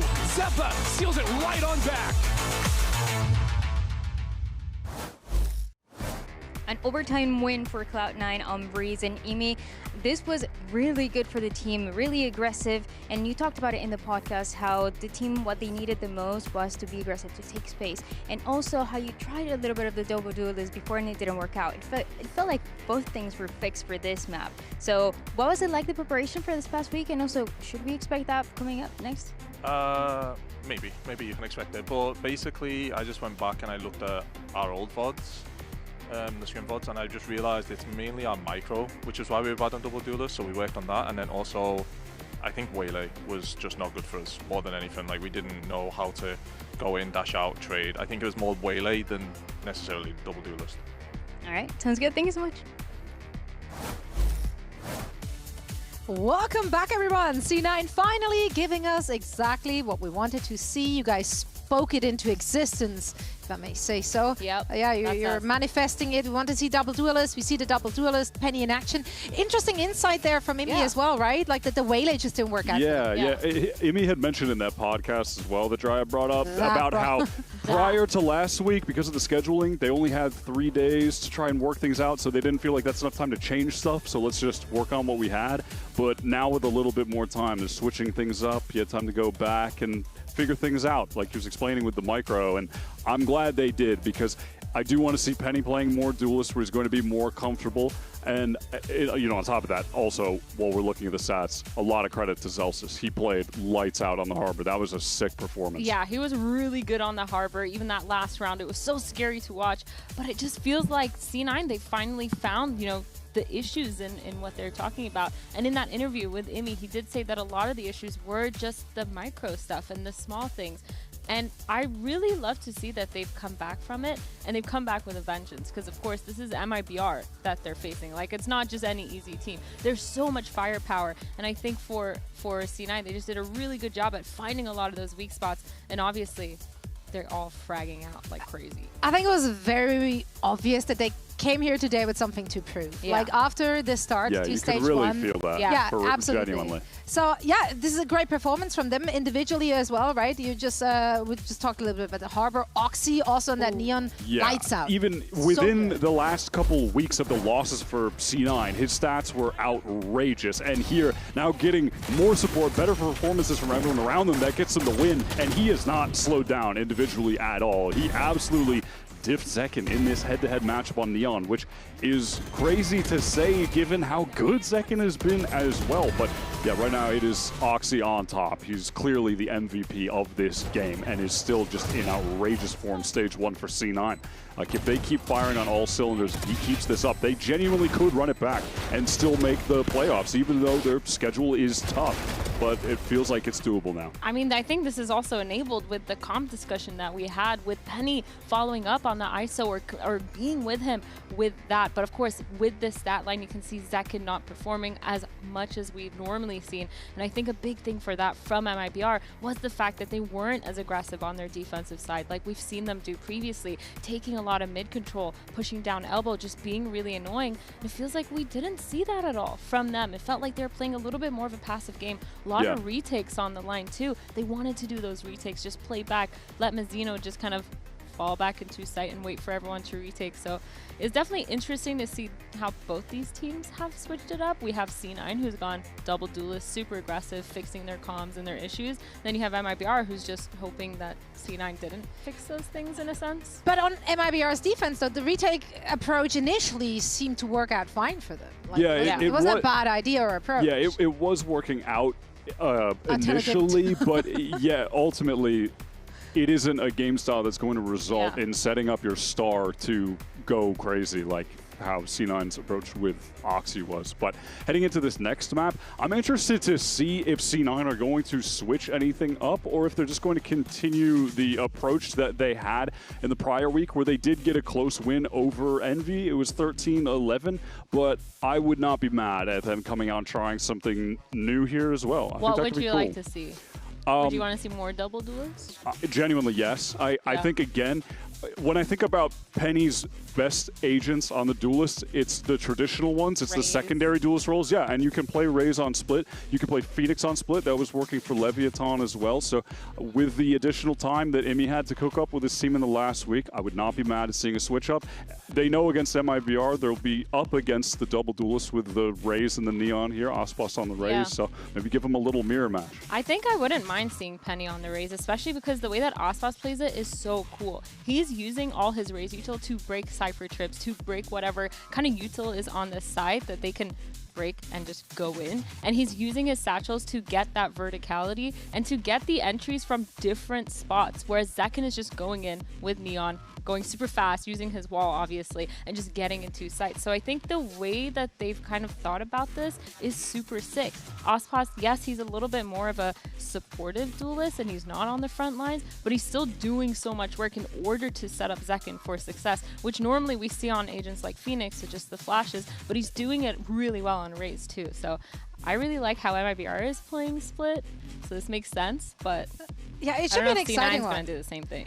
There's a lot of tape on MIBR on this map, though, right? Just in this stage, they played it twice, went the distance as well in the second match. Long OT game exactly. with G2, So like it went the distance. So there's a lot of footage that C9 was able to look at heading into this and prepping. And now that they're changing it up for themselves as well, playing that double duelist, which we might see today as well, it's going to be exciting. Let's hear what Coach Fraud had to say ahead of map 2.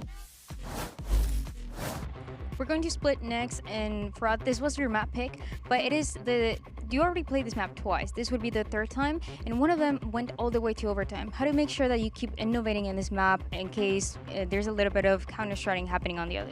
Yeah, I mean, we practice that, and we really just focus on that. So depending on the maps that we play in matches, we kind of focus on that just to make sure that we kind of not start anew, but create like a really good game plan going forward. And you know, they're the other team, like they're playing really good right now. We're playing a little sloppy, so as long as we pick that up, I think we'll be fine. Sounds good. Thank you so much.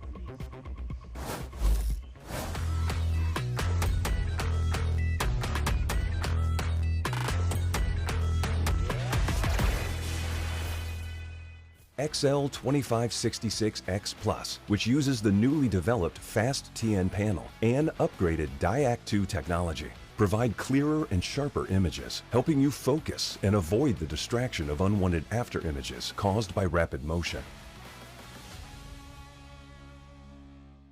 Zowie.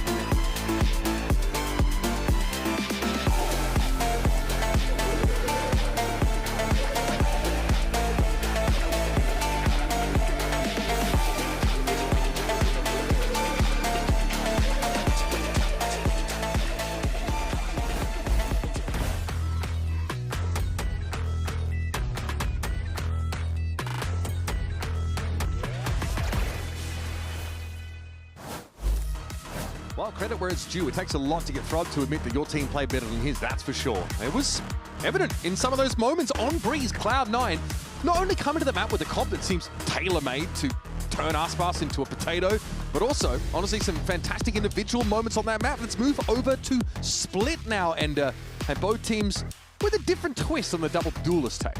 Yeah, it's going to be the same duelists coming in. MIBR sticking to the comp they were running in last week's match, but I do believe C9 have made a minor adjustment. Previously, Penny had been on the Viper, and they've been running a Viper Vise. Now they are themselves running a double duelist try and meet MIBR head on. It's not a different twist in the sense of Breeze where they had the ISO in the mix to disrupt. No, they're just trying to go head to head versus Aspas and Zekken. Interesting though, there's no flash initiation potential for MIBR. So again, now this time it's the Sky on the side of C9, which is much more, something we're much more used to seeing.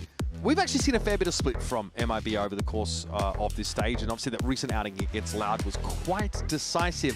But that's also a team that's playing with their assistant coach, and there are a lot of other, factors, tangible or otherwise, affecting that outcome.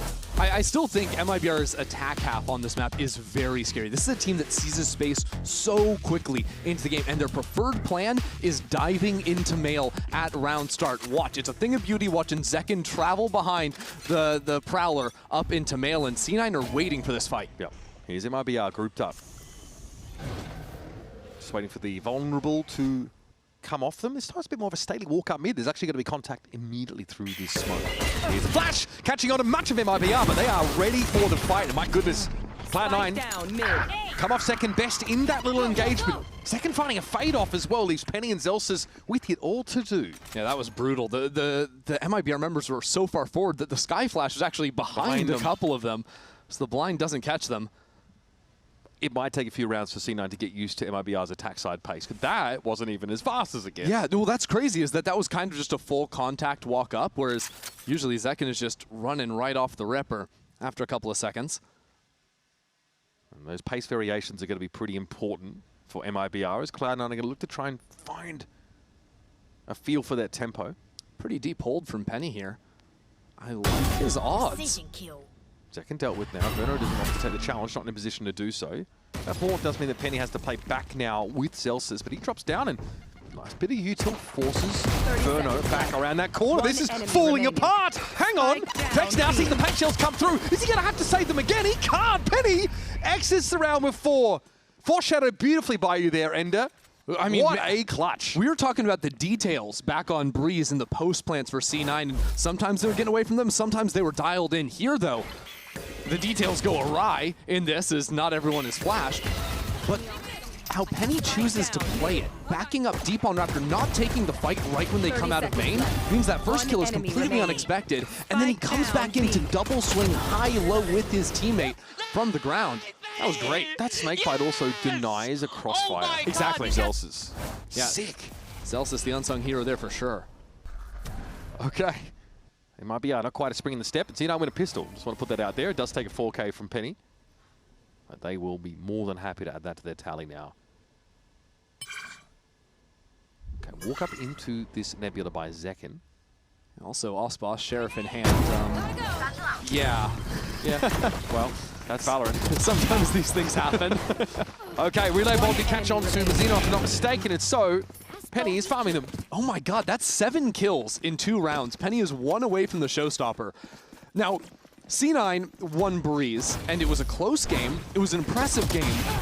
But I still wasn't like fully believing, like, okay, split, it's MIBR's map pick, MIBR, they're a very strong team. But if now Penny can dial up, get the ultimate in this round, use that, this half, convert in round 3, they're going to make a believer out of me. Yeah. Yeah, this is more than we've seen from C9 this year, I want to say. There. They are looking very, very good, despite being 0-2 this series. Feels like it's been a turning point so far. But people only remember the outcome. So need to land this play. C9 all the way down into mid. Look at that. Oxy wasted not a breath, and MIBR respond in kind all over B. Awkward for Tex, though. We didn't feel like he could cross Ramen there. He might make that late flank back into mid, but it is going to be proper late. There's a Viper wall there as well, so tough to lurk that. Mazino and Zekken, though, controlling this space as they get into the B side. Little lackadaisical for Cloud9. Again, somewhat these bonus weaponry may be letting them down at times. Zelsis might have an upgrade, though, and he does. Gets a Phantom in hand, and Vic will join him up here. How much can they do here from up in heaven? Aspas down on 24 HP. But there's no utility to actually flush these players out, so yeah. Good luck, and even now the refresh of the smokes come down from the MIBR camp. Ooh, wow, 3 HP and a prayer. Oh wait, Vic thinking about running this. Okay, gets ahead of the Astra. There wasn't time for it, even if he wanted to. So Zelsis doesn't even play for an exit here. I think he's just going to hold on to the gun. Yeah, I think Valley's that over, keeping a lid on the burgeoning MIBR economy. Yeah, he's already a rich man too, on 3,700 before the save. This is how it all sort of played out. Mazino was okay. We're only honest Valorant players here. Yeah. Now, what I'm curious to see is, so far the early conditioning in this half has been a lot more controlled from MIBR, responding to what C9 are showing on the map. Even there, they were walking into B main. They didn't exec until they heard the sprints coming down through mid. This is a team that was activating much quicker in their last showing. Yeah, like standing inside that nebula and then like popping out. Exactly, exactly. And I thought their A hits in particular were very impressive. So far, they've stayed away from that side of the map, trying to maybe disrupt some of C9's early planning against that play. Yeah. But one of the things, as they do shift back towards A, they love to do, was they love to just ignore Heaven. They would almost feign like they were hitting up into ramps, and then instantly Zekken would slide back down and hit into the site. And it was that sort of fake out that was catching off their opponents. Oh, Oxy, can he get away with this? He's going to come back into it. I love that. Fast lane, though, as he realizes he's done more than enough here. Aspas was pretty reluctant, actually, to commit to taking a trade. Still, though, that is just Hex on the Vise, so MIBR can still make a go at this. Only 2 players holding down on site. Yeah, but look at the anchor movements now for Cloud9. They have got Zeppa back in the site properly. Oxy playing this annoying off angle. No Heaven positions at all for Cloud9. Well, that's the first one. And Oxy, look at him repositioning here as well. He'll be waiting for Aspas to potentially show. The guy's being crossfired. Not going to win it out, though, is Oxy now. Zeppa feels a little bit exposed, but they're not ready for him. He guns them down. Here's that showstopper that, frankly, will be more of a footnote on this round at this rate. Aspas stays alive, though, dealing with Zeppa. He's up against 3. Would need to ace to take this away. Still, though, C9 are going to give him the free plant. Vic's still a mile away, so Aspas has some time here to work out how he wants to play the round. Paint Shell forces him forward. Smokes everywhere here with the paranoia now. Yeah, your options are becoming severely limited. Good util from Vic. Aspas expecting a push out of this smoke. It's not coming. Now, though, he might be able to find an opening. He's being chased down. There you go, Zelsis. Penny on the defuse here. Aspas has to swing into 2 players at 23 points of health. Ooh, I like the pre-fire there on Vic. He takes that kill, and it's possible. That would have had to be a massive ace, though. Yeah, ended up getting closer than I think C9 would have thought that round would have been, because Aspas gets that first kill out from Heaven, and as soon as he gets that, I think that's when the showstopper came out. It ended up being a showstopper in a 4-on-1, but that was kind of right as those kills were going down, so you can't really blame Penny for pulling the trigger on that one. These rounds are looking really good so far. Oxy, obviously, with a great opener as he pushed off of that A side, and then just started moving, bouncing around the A side, being very hard to catch. MIBR back over towards the B site. This time, Cosmic Divide, if they want to go for it. But C9's solution, I think, to their homework against MIBR has just been to run a lot of early plays, seize map control. I mean, Oxy's already back in MIBR's spawn. Yeah, that is very, very quick. And this is slow for MIBR. They're being slowed up, in fairness, in B main. Still a paranoia.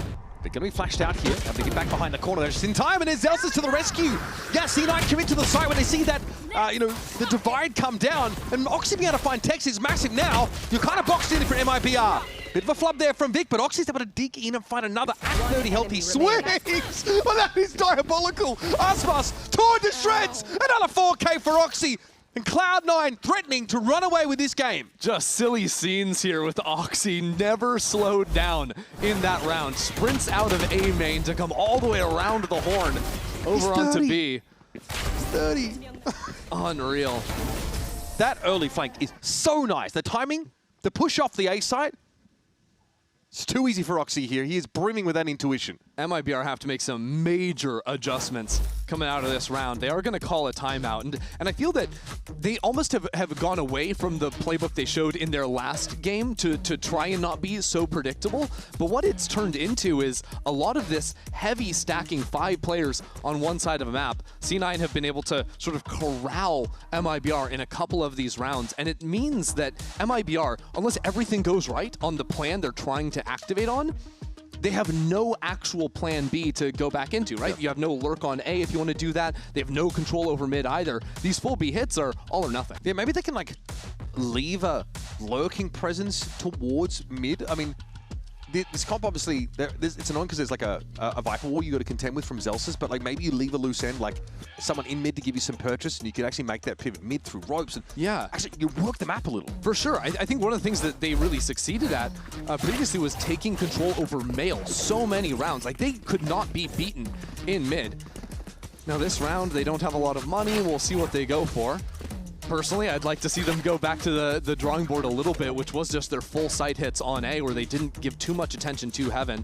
But Aspas does have a showstopper, and often the angles can be better for you if you have Heaven control before you want to go into the site for that one. Yep. Yeah, smoke Heaven and just fight the anchors is an option for MIBR. Guiding Light obviously confirms the presence of at least one player. Zelsis ready to slow this up, and Heaven actually being given up by C9 as well. So maybe they've also read into this tendency for MIBR not to allocate any resources up there. Well, MIBR down into the site. Now that's a double paint shell kill. Oh no, Zekin somehow gets a couple, but this round is chopped. Yeah, I mean, Zekin made it interesting here, but look at MIBR. They are pretty scattered across the map. Penny in the smoke, gonna see a classic play. Oh, he wants okay, never mind. We're chilling. 4 for Penny, by the way, just random ace in the works. Yeah, how many, is that 3 4Ks we've seen this map already? Yeah, Penny, Oxy, Penny. Uh-huh. Not a bad start for a team that's already leading the Series 1-0. Also, your duelist getting fed orbs is best case. Exactly. Mazzino does not fancy mid in the welcoming party on A. Vic has also been drawn across to keep an eye on Heaven now, or rather, screens. So Mazzino will slip the net for now, but Cloud9 have their heads on a swivel. Yeah, you have to crouch here so no one back all the way on site can spot your head going through a window. All right, we will try to screens play, but this is an angle that's being held by Vic. And Mazzino will walk up into it. Cat's out the bag. There it is, Cloud9. I mean, we talked about how ferocious this MIBR attack side is, the pace they play with.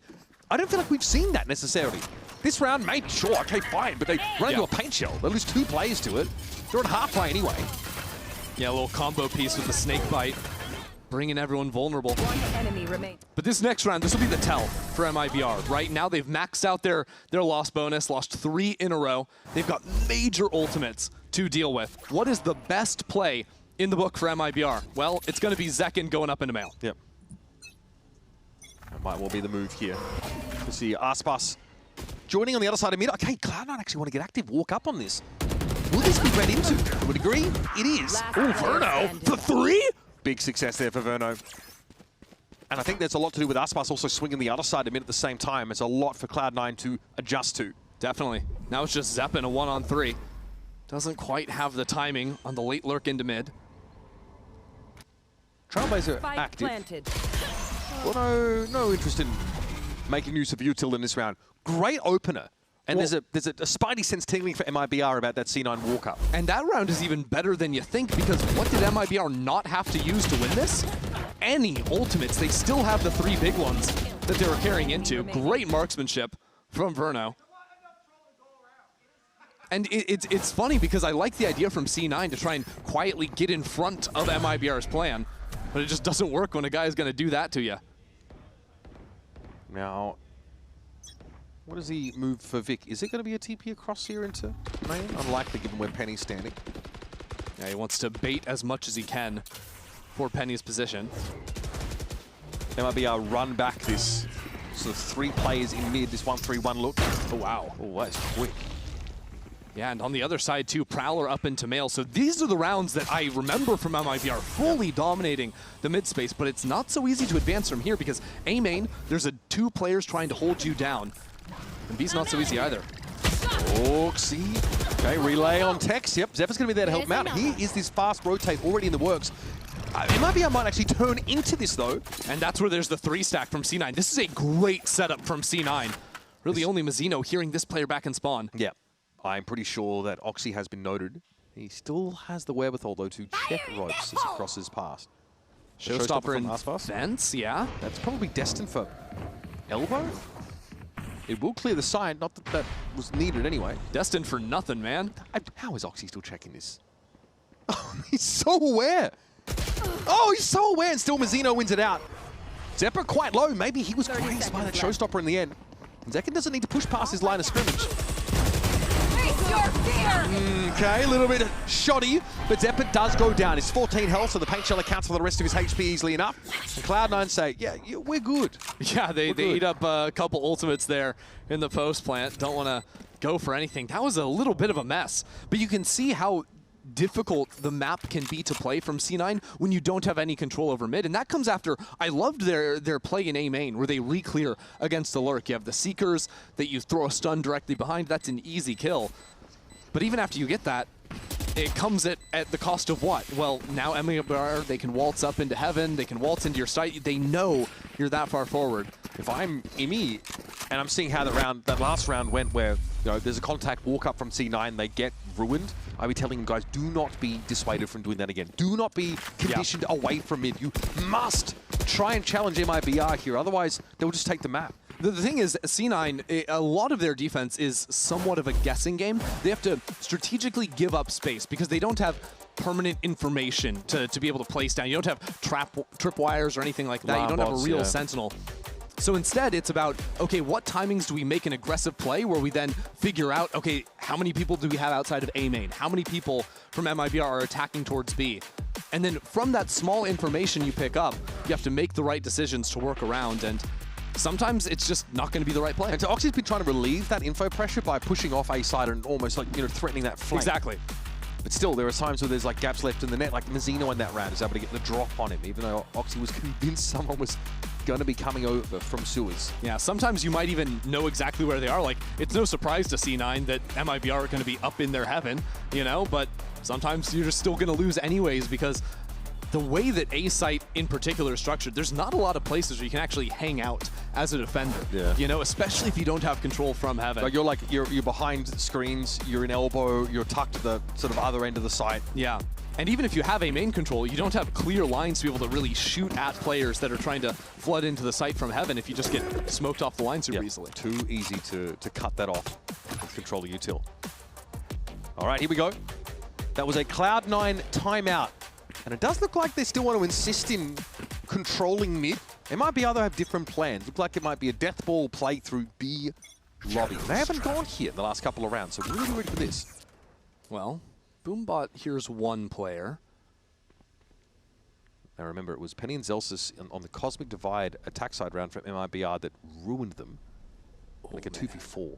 4 players from C9 here. Penny positioned to capitalize. Here's the fast lane. Okay, but he's going to wrap around very quickly. It's actually defense side fast lane. Look at that getting deployed here. How's Oxy going to make use of it? For now, slow and steady. Nova Pulse catches onto the Neon. Oxy needs to wait. Aspas with some spray here with that Nightfall. Rather insightful from Verno. Overdrive active, and there's Oxy making a swing. Connection. The push up from Zekin though, the flash follow up is brilliant. There it is, MIBR ready to throw down, ready to fight for real on B. Yeah, Zekin just there, ready with the lightning hands as soon as the smokes go down, trying to create some amount of chaos. And maybe we'll get a better look in the replay how some of these trades went through from MIBR, but I think they were absolutely on point. That wasn't one person lighting up the kill feed. That was a lot of people just having each other's backs. Utility comes in, and yeah, Zekin has the first kill. He goes down, but the trade is right there from Tex. Just all these kills. MIBR have a couple of players trained on one guy from C9. C9 were way more isolated than MIBR were. I think under those conditions as well, it could be hard to make sure your crossfires are tip-top because of controller util, so good adaptation from MIBR. That's a raise ult all the way down mid while MIBR prance into the A site. Okay. Again, they are just straight up hitting these sites, and Cloud9 are too distributed to really slow them down. Yeah, just 2 people hanging out back into screens. They are in front of the wall, so C9 hear the spike plant go down and have ideas. They're actually giving up ramp control right now to try and punch out from heaven. Aspas working the wall. All right. Steel Garden just shuts it all down, though. That's going to be a little bit uncomfortable for Cloud9. They're going to have to wait for their chances again. And by the time they get moving, though, Aspas, it's going to almost be over. Aspas, that's just a solo play. Now Heaven control firmly in the hand of C9. They can work from here. Verno also very much a solo endeavor, trying to find a timing is punished for it. Down to 3 at MIBR, and now they're going to fight for their lives out on the side. It's Tex in the open. Penny from up above, those able to deal with them. Vic's out of the picture, but Penny will keep going. 14-3, this raise has been problematic. Penny doesn't get it to half, though. The Grapho pulls him off. Time might not be on his side. Zekin wants to disrupt as much as possible, but it's no tap, no real tap here at all. Zeppa able to find Zekin, and Cloud9 just get there. That is crazy. The shorty tried to slide in and take out the defuse, but no dice from Zekin. That was a wild post play in stark contrast to the previous round, where this time it's MIBR that are kind of out on their own trying to catch these timings into heaven. Yeah, I mean, and is that necessary? I mean, Aspas goes first, and then Verno tries to pick that up. I don't hate that play out from Aspas. That's something you'll see some raises or some Jets even sometimes do, trying to peek out from the smoke, but I think it was actually the paint shells that forced Verno out. Verno didn't want to take that fight. Got forced into it. Stressful round, though, for the Cloud9 coaching staff. Here's Oxy. Oh, we love it over to like that. He might be tested further. caught in the mud there, slowed down briefly by some of those shots coming in, but he is able to abscond. And with the pit down in mid, I think the options are pretty limited for MIBR here. Look at this Astra util being thrown towards C9 spawn, 1-star in screens as well. Could be disruptive, but Penny's going to make use of this Nebula himself. How wild do MIBR want to get? Is it just reset and hit into A, or do they... No, go through spawn. No, that's what I was saying, but no, it's just going to be back into the site. Zek can slide in through for an easy kill. That's dirty, and that's the A site now, cleared of any anchoring presence, and Penny's still sitting inside Nebula. Found his second, and Aspas will receive him gladly. This is going to be a cancel called here for Cloud9. No more action to be found for the defenders. Yeah, you can see in that round the high position Aspas has playing on the other side of the smoke is real nice at catching people coming out from screens. Last round, once that smoke goes down, you have the decision. Do you drop into the site and play with the team, or do you go for the gamble? Man, I'm sorry, but when did this match have any business being so compelling? I mean, after Breeze? Honestly, it's a great question, yeah. This is a game where you sort of looked at the matches coming into the weekend, and you're like, oh, well, the last match of the week is kind of a bummer, I guess. You know, MIBR, they're gonna run away with this, surely. You can't tell me people didn't write off Cloud9 after losing to Envy in that slobberknocker of a game. Absolutely, absolutely, and yet C9 win a close game in overtime on Breeze, and now on a map that MIBR are willingly walking into. This is a map they look great on. It's within one, and it's C9 with the edge. Yeah. Enjoying this immensely from Cloud9, and a solid defense side in general. It's Oxy with that little opener. Tech's having a tough time this game. I think he's been shut down really effectively by Oxy. Whether it's, I mean, in a round like this, you know. He peeks Raptor and kills me. Yeah, see, that's what I'm saying. That's what I'm saying. He's bullying you. He's picking on you. He can't lurk on this side of the map. He can't even walk with his team. He's just getting killed by Oxy every time. That's how the chips fall sometimes. Can be tough, though, for MIBR to hold those sides in the post-prime. Will advise you to go on early in the round.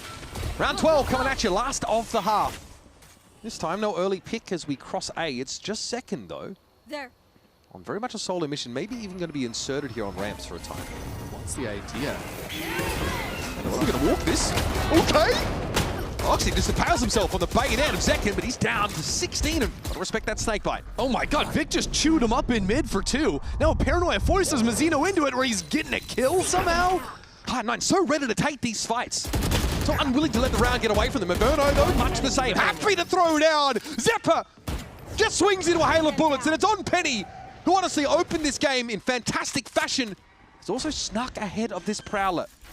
Penny has been the guy to beat on C9 this map. Now finds himself in a 1-on-2. That Prowler not seeing him means that Penny has a 1v1 for a time. If Verno gets too happy on some of these peaks, Penny could set this up to his advantage with that late flank potential for Zekin. Evens up the game.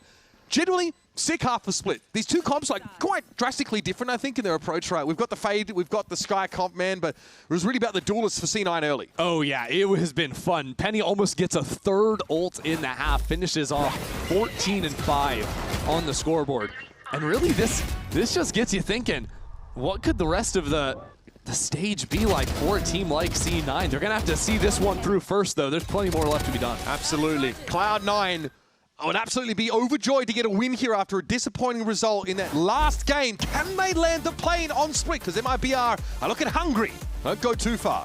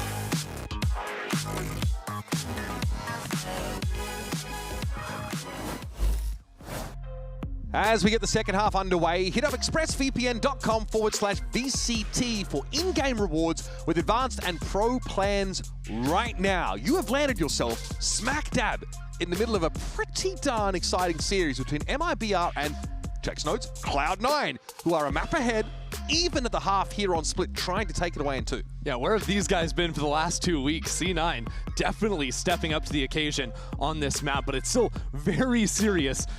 Emi was not pleased with how that last round slipped away from C9 at the end, and now they have to try things on the attack side up against MIBR, which will be no easy task. Yeah, and again, he's got the very Kaplan-coded, even winning rounds. He looks very stressed. Yeah, that's the Emi way, keeping it real. Tough to keep this guy happy, but again, there's much more that needs to be done outside of this if you're a Cloud9 player or fan. These guys are 0-2 here in Stage 1.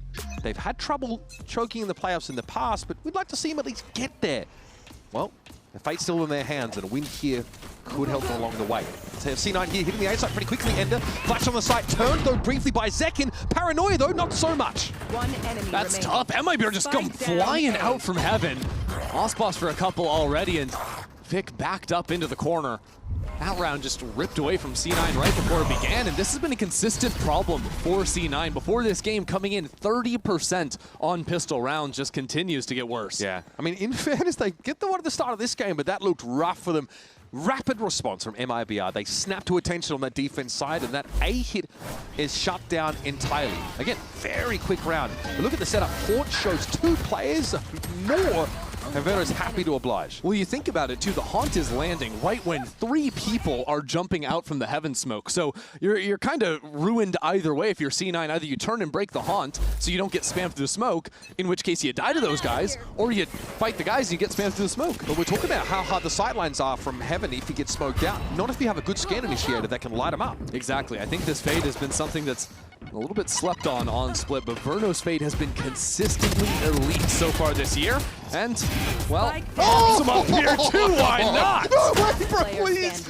Eventually Verno's going to be brought down, but damage certainly done. There it is. These are quick rounds, and MIBR get ahead by 2. Nice little opportunity here to convert with plenty of decent guns in the mix. Yeah, honestly, to expand on Verno a bit here, I think one of the things that has been separating MIBR from me this year is how well they time how they fight around the fade utility. And I think a lot of it doesn't even necessarily have to be communicated. I think they're swinging through smokes at the same time that those haunts are landing. Big ass head, boy. They're using their big old heads to figure out how to throw the C's in there to big effect too. I'm trying to gas them up, and what are they doing? Yeah, I love that irreverence, though, toward Aspas. He's like, no, you're one of us, mate. You are not immune. You're not immune from the banter. Oh, it's fun. Yeah, okay. A little awkward on the timing there. Except punish him pretty badly. Oxy took a ton of damage there, though. And not quite the range you want to fight with the judge at, but see what can happen. Just over-eager, perhaps. Yeah, might have been trying to reposition up more forward in mail and just caught a raw timing. C9 here are congregated in Heaven and B side. Something, though, has tipped them off. They don't want to be testing that side here. Yeah, but they're going into a judge. Oh, I think this is scary. So healthy in the ropes, but just overwhelmed there. Target-rich environment now, does it? I really like that protocol. One person jumps onto the box, the other one jumps straight down, so you have to adjust, even if it's just slightly, making it a little bit more awkward for the player to get the one-shot kill. They're going to cancel on this. That is dirty.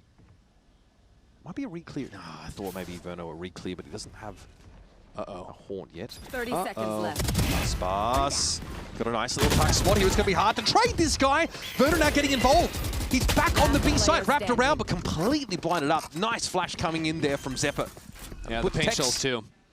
Good workout from Penny. So plant goes down. Zeppa's just 2 off, and Tex with the Spectre from up in Heaven. Don't love his odds. We talked about it a little bit in the last, but had a really tough first half on the attack. Never got to activate on the lurk. Hoping that he can find his own here now on the defense side on the Senti. Really, all he needs is for Cloud9 to come to his side. Yeah. Because he's obviously got plenty of that sort of arresting util to slow down the pace that we know that Cloud9 are more than capable of, something Oxy wants to leverage early and often. Yeah, good for him. He upgrades the gun, gets on out of dodge. Hey, no problems. You're a Sentinel that has to rotate in for a retake solo. It happens.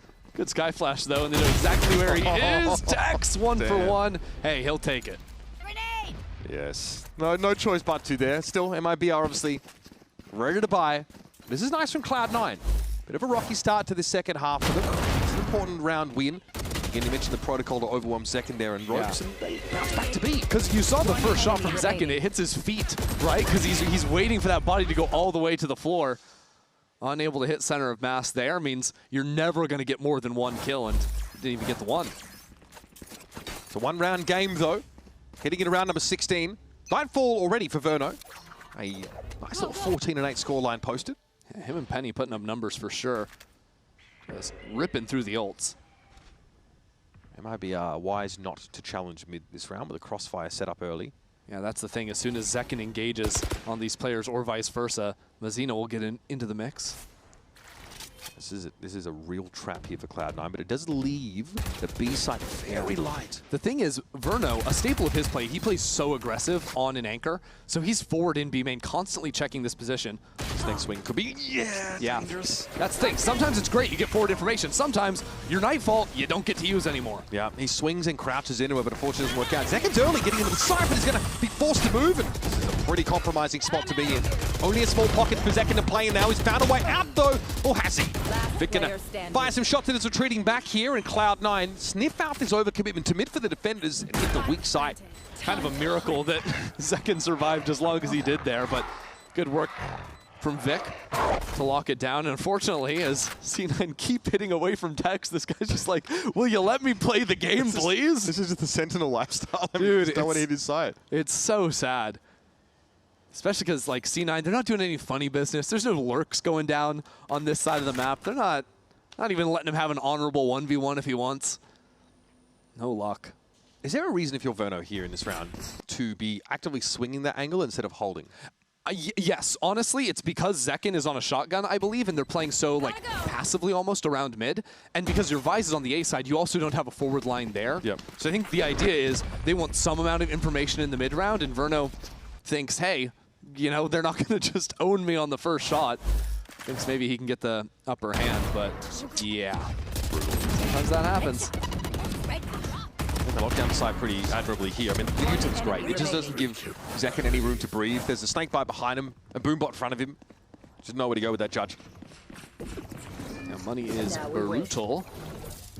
Back to the judge for Zekin, buying down to 0. This is the Neon lifestyle. You actually just never have to save. It's really fun. What is... Okay, so we might slide into B main here. I mean, Tex is going to get some action. Finally, hey. use for this rifle he's maintained. Come on, what you got for us? But his util's a B. Some of it, anyway. Yeah, he's throwing that spread out Thorn setup so he can influence both sides. Sheer wall, Oxy trap. That's how he likes it, frankly. We find. See, even there's a mind for Penny there to set Oxy up here with his paint shell, create that spacing for him. Ooh, that deep orb. Here we go. Push into that smoke. There's a pocket created here for Oxy. This could be devastating. Penny, showstopper on the site. MIBR don't want a bar of it. They're going to have to retake behind this Nightfall, but their weaponry, frankly, is pretty mid. He's alive? Well, in a matter of speaking. Eventually, he's going to be brought down, though. Mazino gets himself a Vandal.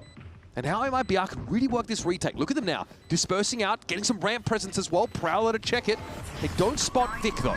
Nightfall into the site. This is big for MIBR. Depot able to find one despite being decayed down. It's a little bit uncomfortable, but Penny's going to chime in as well. Aspas, though, gets into elbow. Zelsa's ready for it, or tries to get ready for it. Tries to get ahead of it. Satchel thrown down. Now a double swing. Can't be put together. It's going to be Aspas alone with the stinger.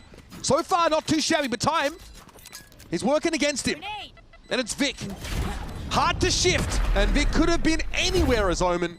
Cloud9 get back into the lead after a slow start. Man, all the way down to 1 player there on the anti-eco. Kind of shocking MIBR made a go of it, but ultimately C9 are going to be happy because that's, hey, no more Nightfall to work against. See, I think Oxy is just not sure if he wants to push into that smoke. There's a poison orb there as well. I wouldn't be surprised if the call of gas running out on the orb came in a little bit late from Oxy because he looked very confused with the shorty in hand when he was trying to make that escape path for himself. And sometimes when your whole team is, you know, gearing up and holding down the site, those comms can get a little bit lost in translation. You had no Rafters player either in that kind of situation. So MIBR here calling a timeout. They expend their Nightfall to try and get into the site. And unfortunately, they just lose those first couple of players early. They have outside of that, pretty limited information. They don't know what the setup is outside of the fact that Oxy was solo inside Heaven. And this has been close. Aspas, you can see them trying to put together like a double swing and elbow, right? Aspas with a stinger, got a lot of mileage. So it's still a reason to be concerned if you're Cloud9. The buy here might see Aspas like go for a defensive op and maybe try and just play deeper on an extremity here, play some contact against these comps, and also give you like that early information flow that you've been kind of struggling to come by in these mid-rounds. Exactly. Now it doesn't have to be Verno on the forward line. It can be Aspas. That's all right. And frankly, I think MIBR have just been beaten because they've been giving up so much space for free at the start of these rounds. It's been getting yoinked away from them real easily, and the op is an answer into that. And rounds like these, Cloud9 would just push Oxy off of the A side, right, and go for like a really quick flank. Right. It's not the MIBR way at all. Yeah, Aspas just bunkering down in vents for the time being. You can see, like I'm saying, those forward lines, Zekin on A ramp, but it's really not committal from him. Tex isn't in a position to swing off him at all. Yeah, he could fall off that right at a moment's notice. Shoulder peek. Yeah, but he can call in the showstopper if he wants. That operator turns into something very different when Aspas smashes X. Aspas is just trying to get set up on a contact line, making sure that people are actually going to test him. Yeah. But it's cool how MIBR are moving around the map. They're trying to find where C9 are so that Aspas can then move into the right position. Yeah. And the whole shift comes in, so now Zekin's judge is up in B heaven. C9 are trying to play around this as well. Exactly. Again, they don't want to hit A anymore after this little reallocation. This is a cool round. This is very different than anything we've seen. And finally, a lurk that Celsius wins. Big news. That's big, but how are you supposed to play off this? Seekers to sell a fake it. B might be the play here. Take over to A. Celsius actually got taken down there as well. Aspas picked him off. And so the spike comes back. All of a sudden, Vic back with the team, but nobody on the B site. Oh, you're getting turned around now. I think it might be pulling off this B side, thinking C9 was still committing despite Celsius falling at A. So they're not really entrenched in these anchor positions at all. And MIBR don't really want to fast flood, or do they? Zekin goes for it. Yeah, and he might be able to go for a second wave push up here, but Penny has a range advantage there. He knows someone's above him on ropes. What? He's found his third. This is dangerous. Aspas, though, quick flick gets the job done, and the showstopper sees Vic. It didn't kill him. He's 35. He's low, but Aspas is just as low now after falling down. And the Cosmic Defiant is in the way. What are you supposed to do from here? Aspas falls off this line, but doesn't know where Vic could have repositioned. Is he just dead? He's just gone. That was so sweet from Vic. The reposition behind the wall to take the high angle too. That round was crazy.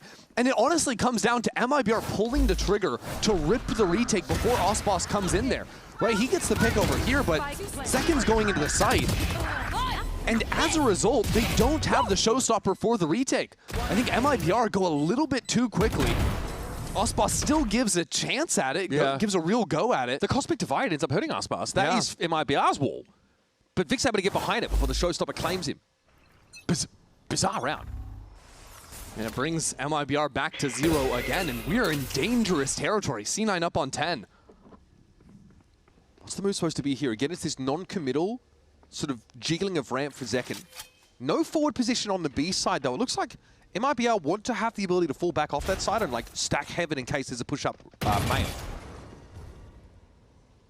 Yeah, Aspas just retreats a little bit. B-side's so weak. If Verno were to drop in Benz. Verno's going to be forced out this time. He's looked good from that position. This little C's though, isn't it? That's going to buy you some precious seconds. C9 really starting to work the map now. As soon as space is taken in mid, look at A main. Celsius hanging out there for now. What C9 could look to do is feign some pressure into vents, maybe back into mail, or just go for the full-on pinch on main. I like his commitment here to trying to clear this spot from Celsius. Oh man, he is overwhelmed. Now, look, immediately, C9 pivot over towards the B side, but that is teaming with defenders. Going straight into the stack. This is going to be madness. Aspas up from above. No kill to be found just yet. Still alive, Zeppa and Penny rip through MIBR. Mazzino here having an anchor, but he is the only player at the site for the time being. He'd have to have gone hog wild to get his team out, but as it stands, it's 2-on-2. Post-plant now for Cloud9. These are hard-fought rounds. The util though for Verno isn't really there. He's got a judge as well. And C9 are playing together. Double swing, it's beautiful. It's so good. And now there might be a where the Verno's with a judge. Obviously has a chance to maybe switch that up here, but dangerous to be up on that line, and there's the confirm. It's so hard for Verno to win. He almost does. I believed it for a second. Vic, though, notches 3, and Cloud9 take another big stride towards a win on this map in the series. That's a heartbreaker for MIBR because they worked the map near perfectly, right? Forcing all these players into the stack. They just didn't have the weaponry, and C9, I think, were clean enough coming back into the site, playing, tag teams, swinging off one another. They inch ever closer. Yeah, that is huge. These are hard rounds, but man, yeah, exactly. They really have been on a run. And not to mention, they're coming now into some of these powerful, powerful ultimates. Post-plant pit potential? Say that 3 times fast, but they've also got a showstopper for Penny. Bring them down. MIBR's duelists up in mid. MIBR have shied away from this fight consistently. This round, everything changes. Well, they are less non-committal than MIBR. Ooh, warning shots. Let's take their claim to mid, though, here. This is C9 who are a little corralled onto the A side of the map. MIBR have the read for now. Those mid players getting up into A heaven. In theory, Penny can rip the showstopper and clear the room for an A side hit. Prowler, meet your counterpart in Trailblazer up ramp. Can you actually catch Zekin, though? That's the question. Oh, it's going to be a tough one. Zekin actually gets active on the site, and there's Mazzino bringing down Penny mid-flight. And then he's just going to duck back inside screens. This completely declaws Cloud9. The only way back in is now Zelsis. The lurk again is being relied on. Oh, he saw the hand. Yeah. Is Aspas ready for this? Up on the corner! Yeah, you know the GOAT's going to deliver. Yes, sir. 30 seconds left. Time to make a dash over towards B. Hey, I said that.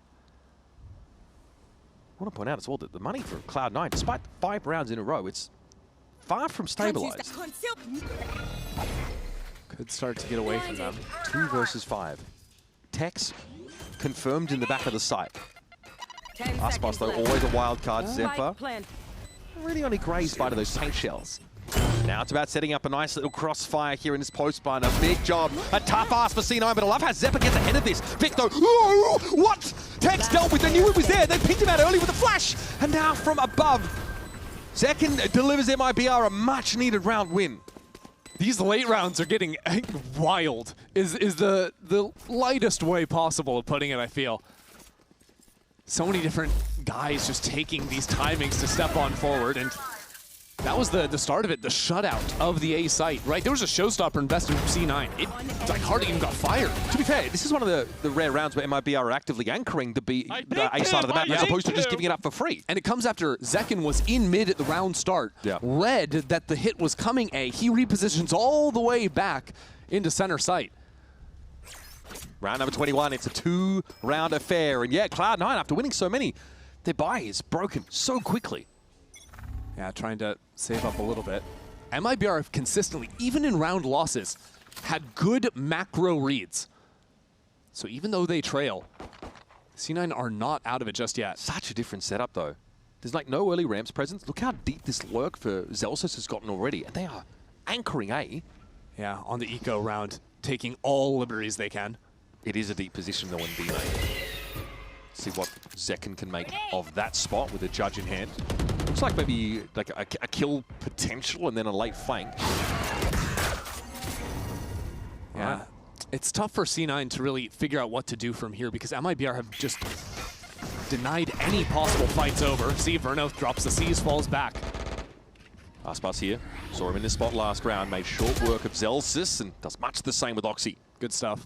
So now C9 going to regroup, hit into A, where they anticipate the Vises on this side of the map after finding no fight against their lurker. But their pings are over towards the spawn side. I don't know if they're anticipating Tex to be as entrenched as he is. Definitely not. Committed now. Trigger the sheer wall. Aspas also getting in position that was pinged earlier on. Mazzino's going to have to be cleared. This could be troublesome. Crossfire set up there. Tex lining them up beautifully. 2 with the Guardian to be found. And Aspas with a deeper angle to punish Zephyr. Again, these quick rotates from MIBR. They always have 1 or 2 more guys than you're ready for. This time it's Aspas filtering into screens for 3 kills and to bring it within 1. Some proper signs of life now for MIBR. Really, though, fighting tooth and nail for these rounds. But the variation here on the defense side has been great. They've got this deeper B lobby presence and the anchoring aspect of the A site works out. I wonder how much this lurk, finding nothing except that deep Viper, or Vise wall rather, is going to encourage C9 to play this side of the map, because usually Zekken has been playing a forward line over there on ramps pretty early on. Just like jiggling it, right? Yeah, but I don't think C9 have actually seen that. So it is possible coming out of a timeout that MIBR could confuse them off of that conditioning from the last round. There is a degree to it. If Cloud9 don't find like early action where they, like have their players set up in middle, there's a nice crossfire. A lot does hinge on what Zelsis can scrounge up. He's kind of, even on Sentinels as well prior, he was that kind of player. On maps like Lotus, split, set out, try and scrounge something up, at least some valuable information that can inform the positions of the rest of this attack side. Yeah, especially when you need like some way back into a round. He'll be the guy that will just take it upon himself to go figure it out. If he dies, he dies, but if he doesn't, they can spin something up around it. Now, of course, we are locked in and sat forward because MIBR are within spitting distance of Cloud9. After winning the pistol, they go off the boil. Now it's a one-round affair. And the last rounds of regulation are going to be madness too, because for a while we had like no ults in play, and now everyone is starting to get them online. Major tools to try and swing things around if it comes to bear. Might be a little bit of mid-action here. Zelsis' lurk won't be digging up too much, I think, for a while. At least off the rip. Spot for Aspas, yeah, tucked in that corner, a little bit of an off angle. But now no dog to get back into mid. That makes things a lot more challenging. You consider a Fade on the other side who would have a second Prowler to try and work back in. Sky now going to need to commit a little bit more. We're going to walk up, flashing towards Mail, fast hit for Roxy as well. And look at how that relay bolt just cleared vent for them. C9 still have options in the round though. Had lurks on both extremities, but now calls Zelsis back into the rest of the team. How do they use this Viper now, though, the return to the fray? Like, overload, maybe leave a player inserted, Mail. Viper needs to protect their back against anyone else coming in through mid. Yeah, and that's what Zelsis is watching for, but here comes the push over towards Mail. It's slowed up a little bit. Zelsis will find contact. Relay bolts actually force him away, but here's Oxy coming with the overdrive. The big side is clear. The pressure is in heaven, and Zelsis can't stop the backstab. Zekken just too quick on it with the judge. Smoke comes down, but that's only going to stop MIBR for a moment. Smoke's, though, in heaven, yeah. Still, MIBR have to respect them. Now they might look to try and flood out from CT. There's a steel garden. All these players on site going to be in trouble. Burner still has plenty of that util as well. Horde could be massive now. Steel garden, Cloud9. Okay, they clear the area. Still going to have access to their primaries, so they'll have to flood back in, but this is awkward. Both teams colliding now. Both teams trying to flood into the side at the same time. And here's Zekken trying to work the corner. C's there. And he's sliding straight on through. Zeppa set up on the site, brings Zekken down, and now it's a 2v1. Zeppa with it all to do. Zeppa almost, but Aspas a showstopper. This time, gives him the clutch he was looking for. Man, Aspas steps up to tie things here, and that comes after Zeppa plays a beautiful round. This guy is locked in. Just nothing you can do in the face of a showstopper, though. Finally, in a 1v1, the showstopper pays off for him. This was weird. The Steel Garden actually forces both teams to hit this side at the same time. It becomes this ring around the rosy where C9 run around their left side of the pillar. You got MIBR around to the other side. And it comes so close, and would you look at that? Yes. C9 broken again, trying to buy what they can to still have enough. I mean, this was C9 in the driver's seat. They had won 5 rounds in a row to get up to 11. Now they're on scraps going into the end. And Zelsis as the lurker hasn't been able to make use of this Viper's Pit properly. This has got to be the round for it with these close-range weapons, and that's why Zelsis... Where is Oxy? He's just in vents already. Very, very deep. Sheer wall Oxy triggered. Zelsis needs to play with the pack now because that Viper's Pit needs to go down. They are going to run themselves into Tex and Aspas inside Mail. Zelsis finds success, and Tex is going to be forced back. That's a great paranoia there from B side, and now Vic TPing forward, taking this space, maybe setting things up for Zelsis to join him. That's a stinger in hand, though. He doesn't feel confident enough to continue forward. Zelsis is really slow into heaven as well. It's a Viper's Pit, though. Stinger for 2! Are you joking? Well, we've got ourselves around. Zelsis with the pit, pre-plant, by the way. That's how serious this is for Cloud9. This is crucial. Vic a little bit low. Zekken's going to dive on in. He's too quick with that judge, but Zelsis is still at large. The pit remains in play. And there's taps on the spike, but Zekken, too canny, knew where Zelsis will be coming from. And MIBR inch out into the lead. This might, against all odds, genuinely be the most fun series of Stage 1 bro, so how far. mad is Wyatt right now? Just like 1 to 10, bro. Be honest with me. You see, I get to swap with him for one day. And we're like, oh yeah, this will be the game that's a little bit one-sided. No, it's the tightest you can possibly imagine. Even here, Vic nearly clutches up to just win it here. That is just so nice for Zek, and that intuition, yeah, firm handshakes on that one, knows exactly where else this is going to be coming at him from.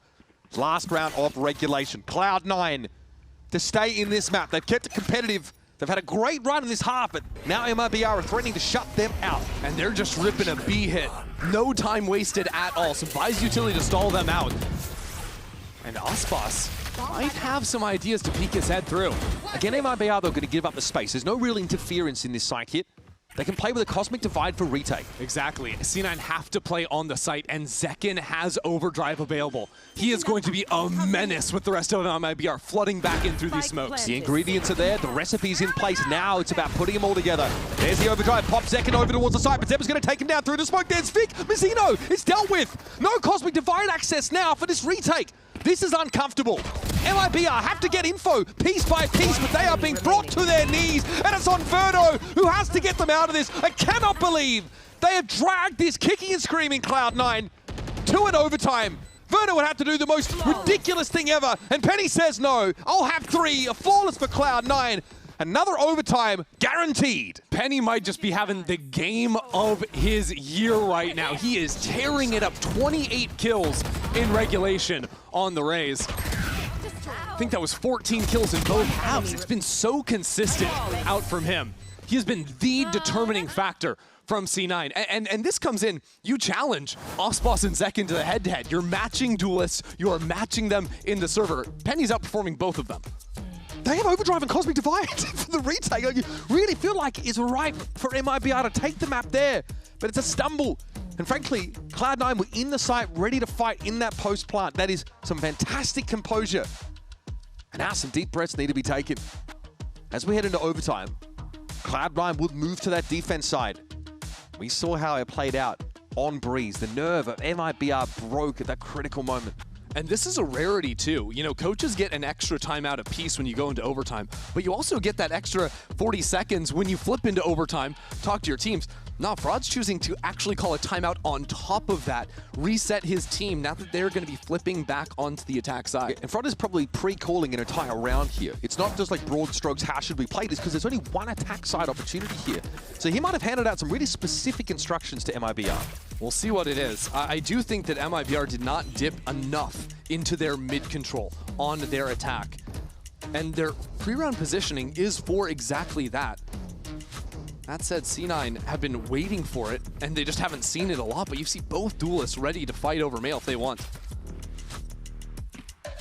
Moments away here from our overtime rounds for our second consecutive map in this series. It's 0-2 for Cloud9. They don't look like a 0-2 team at all. This last week of prep has been fruitful, and now they just need to stick the landing. And even a loss on split would take us to Bind for more exciting Valorant. Well, let's see how this plays out first. Verno showed the season B main first. Now comes back in, but was spotted on the jump peak. So C9 know exactly what's about to go down. Toxic screen comes up and C9 are ambling out. Blinded. Curious if they're going to be tested, but confirmed though a presence. This is good. The other times it's just been a firefight in mid. MIBR have won. This time C9 do not overcommit. Giving some space in vents as well at just the right time. That won't be reassumed though. Here's a push over. Ooh, into heaven. Penny's just having to get out alive, but he won't be getting in anytime soon. It's Oxy though, just pops up on the rope. Verno's down. Playing on the corner. On a knife's edge, Oxy's still alive down here. There's no real flank pressure right now though, so there's some time for MIBR to figure this out. As Elsis has gone elsewhere, just in case this is a fake. That's the first kill for Zekin. Aspas has the spike in hand, so he can't take too many liberties. Okay, Zekin. Another for Zekin, surely not. He's finally put to a stop, and there's Mazzino out of the picture. He takes a timing there in B lobby. Aspas and Tex need to put it together. But there's Zephyr reminding him that he's waiting. Quick top up here on Vic, and eventually, I imagine, Zellsis is going to join them. There's only 20 seconds left, though. You got to go, go, go. They're trying to play for time here, but there's no one to trade off him. That's a little bit awkward. Now, you'd think there's an acceleration from Zellsis. He is slowly on his way. Aspas looking to try and get a plant down, and Vic's setting up so they can try and double face. This is far from guaranteed for C9. Cloud9 want to play together. It's been a staple in their post plants, and it's been good when they've been arm in arm. Zellsis had the angle there. He gets off of it, and the timing just hurts Cloud9. Zellsis though trades it out now. Can he do it again? Quite a map for him. He draws a bead on Tex, but his opponent is far healthier and entrenched in this post plant. Tex looking for a time, and he has the Arc Rose to play with as well. Zellsis, that is unreal, Zellsis! Are you kidding me? What a massive clutch! Cloud9 win their defense side round, and now we're at match point. What a ridiculous situation to be in. To take the lead in overtime. It's the two players on both teams that have been struggling to find their footing, and yet it was the call from Zellsis. He goes down the rope, makes noise, comes back up quietly. That position is completely unexpected from Tex. That's what gives him the edge. I don't care what Zellsis did for the entire game. That round redeems every second of it. That could have just won it. That could have just won C9's first series of Stage 1 against who many people consider to be the best team in Americas right now. MIBR certainly showing some signs of fatigue already. Now fighting on this defense side to keep the game alive. What do Cloud9 have prepared? They're going to call it as they figure out the round. No preset idea. Just early scouting information on every front. Heavy mid presence now with MIBR on defense. There's no Viper wall in mid like there was just prior. Here comes the fight. Hey, grenade to start this off. Aspas gets out there, but it's going to be brought down. It's a 2 for 2. Spike Luso in mid. That's dangerous, but Verno kind of on an island there. Just takes a swing, thinks he can punish the player. Looking to recover the spike, and now it's on Tex. Cloud9 moments away potentially from a massive 2-0 here. And back-to-back rounds of OT. Tex is the one being put into this position. Last time it was a one-on-one. He couldn't see it through then. Now a 1-on-3 to stop the upset. Begrudgingly dragging himself across the map for the solo Sentinel retake. Showstopper here for Penny, looking to find 30. And Tex is simply trying to do his due diligence here. Make sure there's nothing unexpected that could catch him unaware, but this is straightforward stuff. It's a site stacked with 3 players, and Zellsis now has spotted him. The odds of Tex taking this drastically lowered. The deck stacked against him, and now might be the Joker on top for Penny. Team A. As the paranoia comes in, and Cloud9 have done it. MIBR served up their first loss of Stage 1 by the most unlikely of perpetrators. Cloud9 still alive for playoffs and showing us the fruits of a week of labor. The regular season merchants back at it again, dishing it out for us. And giving a little reality check to MIBR. This is going to be a massive upheaval of the standings for this group as well. All of a sudden, C9 become immediate contenders. All of a sudden, first place no longer a guarantee. We're always on the lookout for something mid-stage, for something like this, a wild card that all of a sudden upsets the balance of power. And Cloud9 might have just done that. A really difficult run for them so far, and the frustrations clearly were high with that loss last week to Envy, but this is more than just a bounce back. It's Penny looking so dominant, especially in that last map. And all of the elements, Zellsis with a clutch to give him a chance to win the game. Everything was in play for Cloud9. Yeah, even Immy, I saw that smile, fan away from him, but he was smiling for just a second right there. He knows what just happened. Zellsis with like 35 health for that clutch, up against a fully stacked, armored, ready to roll Tex. You gotta be feeling it. Again, he did the crucial work when it mattered, working some of those lurks on the attack side, but you saw that round with the Viper's Pit, he finally gets to use it. It's a close one there as well, but Zellsis, really showing his veterancy, I think, in this game. Cut away, don't show that. Beautiful stuff from him to take down his former teammate in second. Let's send it to Dryad for the Verizon post-match interview. Of course, I had to go all the way to overtime, but Cloud9 secured the win. And Celsius, can I talk to you for a second? Earlier today, we got the chance to talk, and I was asking you, what was it going to take to win against MIBR? You do it in overtime, but what was it about that overtime that allowed you to call exactly what you needed to do? I think we were just confident in how we were playing. Like, even though we were losing the rounds, I think for me, I was overcomplicating a little bit of the calling, and then in the mid round, we were also overcomplicating some things. But we just said keep it simple. We have the read, and we just trusted ourselves. You definitely had the read because when we listened to you and Imi on that podcast, you were talking about how you tried the double duelist before and it didn't work. And when he talked to Imi this time around, he was mentioning how the things that weren't working out were things that you were able to fix. Was it also your idea? Was it everybody wanted to try it again? I think everyone wanted to try it again. I mean, the kids on the team really wanted to play it, but we just all really hated Waylay, and I think that was the issue. So yeah, I think we've adapted now. Thank you so much. I also want to talk to Penny, that is right here. Penny, congratulations on the win. We were all wondering when you were going to be playing this duelist, and also if I think about you and the duelist, it was of course the Rays. Was this always something that you had in the back of your head? Was this something that you always told the team that you wanted to do, or were you just ready to play whatever? I mean, to be honest, since off season, we tried it. We didn't get very many wins. Our best performances came when I was not playing double duelist, so I was kind of in the boat of, I don't need to, we're playing fine. But then that stopped working. So everyone else is playing double duelist, we're not. We're kind of getting destroyed by everyone else that's playing double duelist, so no more, like you said, no more Waylay. It's time to go back and see what we can do, yeah. It looked amazing. Thank you so much. I also have Vic over here. Vic, congratulations as well. You are insane when it comes to clutches, and I just don't know how you do it. When it comes to an opponent like MIBR, and when it comes down to these clutches, it felt like you recognized some of the patterns that the players had on how they were going to play those 1v1s, 1v2s. Was that the case, or was it just kind of the flow state that you had going on? I think I'd have to give a shout out to all my teammates. I think they gave me a lot of ideas on how to play the clutch, if that makes sense. I think a lot of the rounds, Oxy, Penny, Jordan will say what they're probably going to do, because I mean they know them, they played with them, and it was just easy for me. I just had to execute it, that's all. And after this week of practice also, were you confident going into the matchup today that you were going to win it this way? Or was it just, let's see what we can do with the practice that we got? Yeah, I think every game I'm confident that we can win. It's just executing, and I think the past weeks we haven't been at full power in a sense. We haven't been playing as good, and our form hasn't been good, but I think today we showed what we can do. All right, thank you so much. This is everything that we have for the Verizon post-match interview. But now we have also the last two players that I didn't get the chance to talk with is going to be Oxy and Zeppa.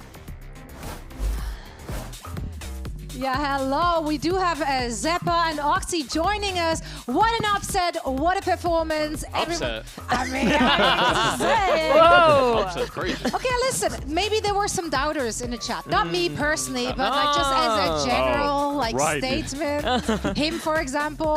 Just me? Bro, pull the talent prediction. Yeah, can I see? Yeah. Let's Not a single person. Jeez. Yeah. I love that production was so ready for this. Why were you ready for that this? was already in the prompter. They're trying to slander us. Oh, that's okay. That's okay. How do you guys feeling though? Like, because obviously, like, it's been a tough start to stage one. There was a lot of, I guess, negative vibes, like all over the place. How did you rally? How did you like get mentally ready for the match today? Honestly, for today, I mean, I don't even know. We just came in confident. Like, at this point, we're like 0-2. We're backs against the wall. Like, we might as well just play like what we're comfortable. Like, what we did is like we basically went to our comfort roles. Like, I'm on Neon, and then Penny's on Rays or ISO or these double duelist comps, and we just went to comfort, and I mean, it worked out against MIBR. Yeah, I mean, I would say the biggest thing, obviously, being like 0-2 in the first 2 weeks, definitely sucks. But at the end of the day, you kind of have to like bring it week by week, game by game, you know. And it's not like we were out after being 0-2. We still have a chance to make it and obviously qualify. So it's like no reason to give up now, you know. Yeah, and we can still do it. So. Yeah, exactly. Week 3, you heated up when it mattered the most, right? So our group stage Cloud9 Warlord narrative is alive and kicking. We're running with it many years in a row. So yeah, we're here for it. Well, guys, I want to play a new game with you guys. New game. Yeah, it's a new game. It's a tricky game. That's right. This one is called Ability Seeker. Ability Seeker. Yeah. So you see, we have a board, and of course our helper, Myrna. Our helper. The help. Yeah, so here's how it works. Nice. We've obscured the icon of an agent ability, and you'll take turns guessing which agent this ability belongs to. If you guess wrong, we'll move one of these away. Okay. So we start with one off, and then you can start guessing. Okay, so it's like I'm assuming it's one picture of ability and it's covered. Yes. Okay. Yes. Half a point for you. Are you going to be annoying and take the corner off? Just just there's nothing even there. That's crazy. What? Wait, what? Is there any abilities with a bunch of lines? Okay. A bunch of Oh lines? yeah, no, this is that's just the tape. tape. This is just tape. Oh, You know that's what the I mean? Oh my god! Wait, I She's don't actually trying to understand. cook, yo. She Just put tape. the corner, I so mean, there's nothing You there. can give us a blind guess here too. You could just yell. You know, maybe to make it easier as well, you can just give us the agent rather than the ability name. That works Say too. Harbor. You get I extra mean, it's just a points. line, so I thought Harbor. Instantly, but All right. Ready? Yeah, I'm ready. I'm just here. Yeah. There, I gave you a Okay. good one. Oh, wait, what? What's it be? Oh. Wait, what? I feel like I've seen this. Yeah, probably. Bro, this is so easy. this game of Valorant that you play occasionally. It is in there. All I'm gonna say is one of you play this agent for sure. Play this agent. We're not giving hints. What I are you didn't doing? say that. Do you know how many agents these are? No more mic for you, sorry. All right, we guessing it. 3 lines? Okay, next one. Make a guess. Okay, Yeah, next one. ISO shield. no. So? That's a Oh, that's a no. vulnerable. It's actually a good one. I like Okay, okay. that.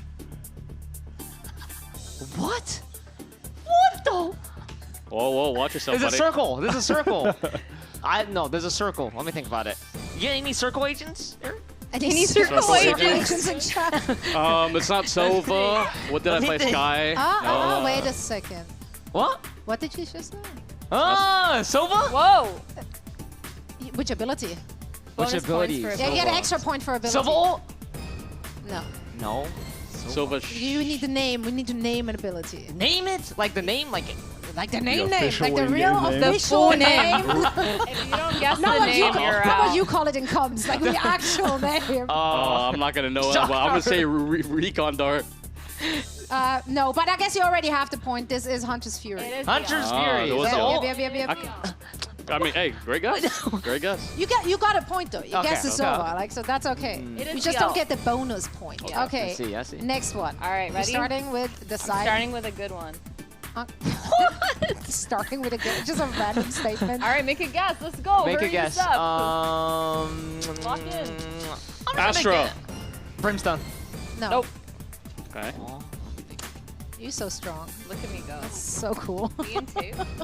Wait, Gecko. I was gonna say Gecko too. No. Nothing? No. No Gecko. 3 minus points. I was so Oh. What? Vice. No. Did I say Brimstone already? Yeah, you did. No. You did say Brimstone. I don't know. What even is that? I So know. hard. Is this some unreleased? This is that's what I'm thinking. This has Harbor? ISO? No. Damn, you guys I are know. I've never awful seen at this. I promise you, chat right now is spamming this What? agent. No, there's no I'm way. so God. confused. This may be the hardest game Deadlock? we ever. It's Yes. Deadlock. Yes. Deadlock. Oh. Yes. Oh my. Do you know what it's God. Oh called? my Deadlock. Wait, Net. Was it Deadlock Net? Gravity Net. Gravity Net. No. No? But Wall? it's Deadlock. Oh Do you know? my. It's the barrier mesh. Barrier mesh. Barrier mesh. Oh yeah, no, I would have never Oh guessed my. that in a million years. I was like, That's This is tough. the, Oh, this there's is the 3. hardest I thought it game was we've only ever had 2. to play. wait, so I'm winning, no? I got 2 points here? Yeah, you're winning. All right, Eric, lock bro, in. lock in, bro. Hey, I'll give it to you, bro. You deserve it. This Brimstone. should be easy. Yes. Instant? Brimstone won. Wait, Brimstone won. Yeah. Orbital wait. strike! No. Oh my. You want to take a point away by Molly. No. It's a smoke, dude. No, It's a yeah, it's the sky It's smoke. smoke. It's the sky smoke. What? They already got it. So we already got it. Yeah, it's the sky smoke, brimstone. It's called Sky Smoke? How did you bro. not get No, Wait, No, No. zero Valorant players know that it's called Sky You're just Smoke. holding Like, this for me. actually. Wait, how did you not get the Sova one, Zeppa? That's actually Yeah, messed are you up. lost? What's going on here? I'm a duelist player at heart. Yeah, it's a duelist player. Aren't we all in this meta? Let's take a look at our standings to see where we're at after 3 weeks of intense play. Guys, which of these teams surprised you the most or disappointed you the most? Starting with you, Zeppa. Whoa. Disappointment, EG for sure. Okay, that's nice. I mean, you know, 0-3 is crazy. Can't be us. Can't be us. Be us. I don't know. Honestly, 100 Thieves are the biggest ones for me. You know, I agree with you. They, in scrims, whoo, these guys are incredible. And that's not even like trying to like downplay Not because even they honestly they look good. Yeah, and they look if good. anything, if I had to put money on before the split, Yeah. we were gonna see them in the finals. Yeah, but yeah, 100 Thieves. They look good though. Do you guys feel like every team is like locked in and tapped into the meta now? Like, did every team find their identity, or are there still people on like a soul-finding mission? Honestly, I don't know, to be honest. The meta is just so... There's really a lot of double duelists, but a lot of people, like even FURIA though. Like FURIA don't play double duelists, but they play like their own way of double duelists. And I think it's, people have found their way to play, but even FURIA lost this week, right? FURIA lost, they've been losing a lot, so. I mean, I don't know. Maybe people are still finding themselves. For the most part, yeah, I think so. Okay, everyone's still finding himself. Wyatt, have you found yourself? No. That's all right. We can run it back Maybe next next week. We're all here. I mean, I'm turning 40 soon, and I'm still searching. So, like, we're doing good. Guys, thank you so much for joining us. Once again, congratulations. It's great to end this week on a high note. We, of course, are not quite done with the group stages, Wyatt. It's been a pleasure. Myrna, you're doing great. Perfect. Back there chilling. That's right. Thank you all so much for watching. It's been a fantastic week 3, and we're going to see you again next week for more. And now we're going to send you off with the Samsung OLED Fast Replay. Sentinels EG, this is going to be a very important game for these two teams. Fast lane goes up, relay bolts in, and Digizine eats Jerwin alive real quick. Oh, he's going for more. Oh my god! I'm on it. Oh, John's delay is disgusting. Full house. Sentinels convert into the 10th round and gets the collat in the front of B. Digizine will still look here. The rifle's taken away. Ooh. They take the map. And pretty handily, too. A nice one by Sentinels. The push is good, though, from Okeanos, needing to make a move. Sentinels is getting closer to the spike, and that's exactly what EG doesn't want. Oh, Okeanos! Achieve the consecutive round status. Oh, no! To try to get themselves back in on this one. Oh, my gosh. Redux just running through it. Oh, they're expecting this right now for the Sentinels. This is in! John Cutie still cleans it up. He's the one that grabbed the op in the end to bring back the shots through the skull. Jerwin gets another one. Try to hold it at least right into the waiting arms of John Cutie. And Sentinels make quick work of EG. Cloud9 here in week number 3 in a bit of an awkward position. At 0-2, they have to go up against MIBR. Mazzino gets a great pick in mid. Oxy's able to find it, but the code comes up. Plenty of sound being made now, and Oxy already strikes. Aspas out of the picture, and Oxy is going to make mincemeat of him. 4 kills on the round, and it's an ace for Oxy. Tex can't do too much, but be a speed bump in the road. And they're going to walk up on it. Oxy traded out. Mazzino's going to find some connection there with the Sheriff. Look at the angle. Mazzino able to find another. You're kidding me. Finds 3. Goes to work, and now it's on Celsius. He'll be on the outside looking in dismay as his team unravels. Snakebait just landed on the spike. Vic taken down, traded out instantly now. Tex is low. He's going to go for it with the full stick. Surely no. Celsius secures the map and gets Cloud9 out alive. C9 commit to the side. Oxy being able to find Tex is massive now. The flood there from Vic, but Oxy's able to dig in and find another at 30 health. He swings. Well, that is diabolical. Aspas torn to shreds. Another 4K for Oxy. Let's go. Bruno's fate has been consistently elite so far this year. Pops him up here too, why not? No way, bro, please. Damage certainly done. MIBR have to get info piece by piece, but they are being brought to their knees, and it's on Verno. Verno would have to do the most ridiculous thing ever, and Kenny says no. I'll have 3. But he gets off of it, and the timing just hurts Cloud9. Zelsus trades it out now. Tex looking for a time, and he has the Arc Rose to play with as well. Zelsus, that is unreal, Zelsus! Cloud9 have done it. MIBR served up their first loss of Stage 1 by the most unlikely of perpetrators.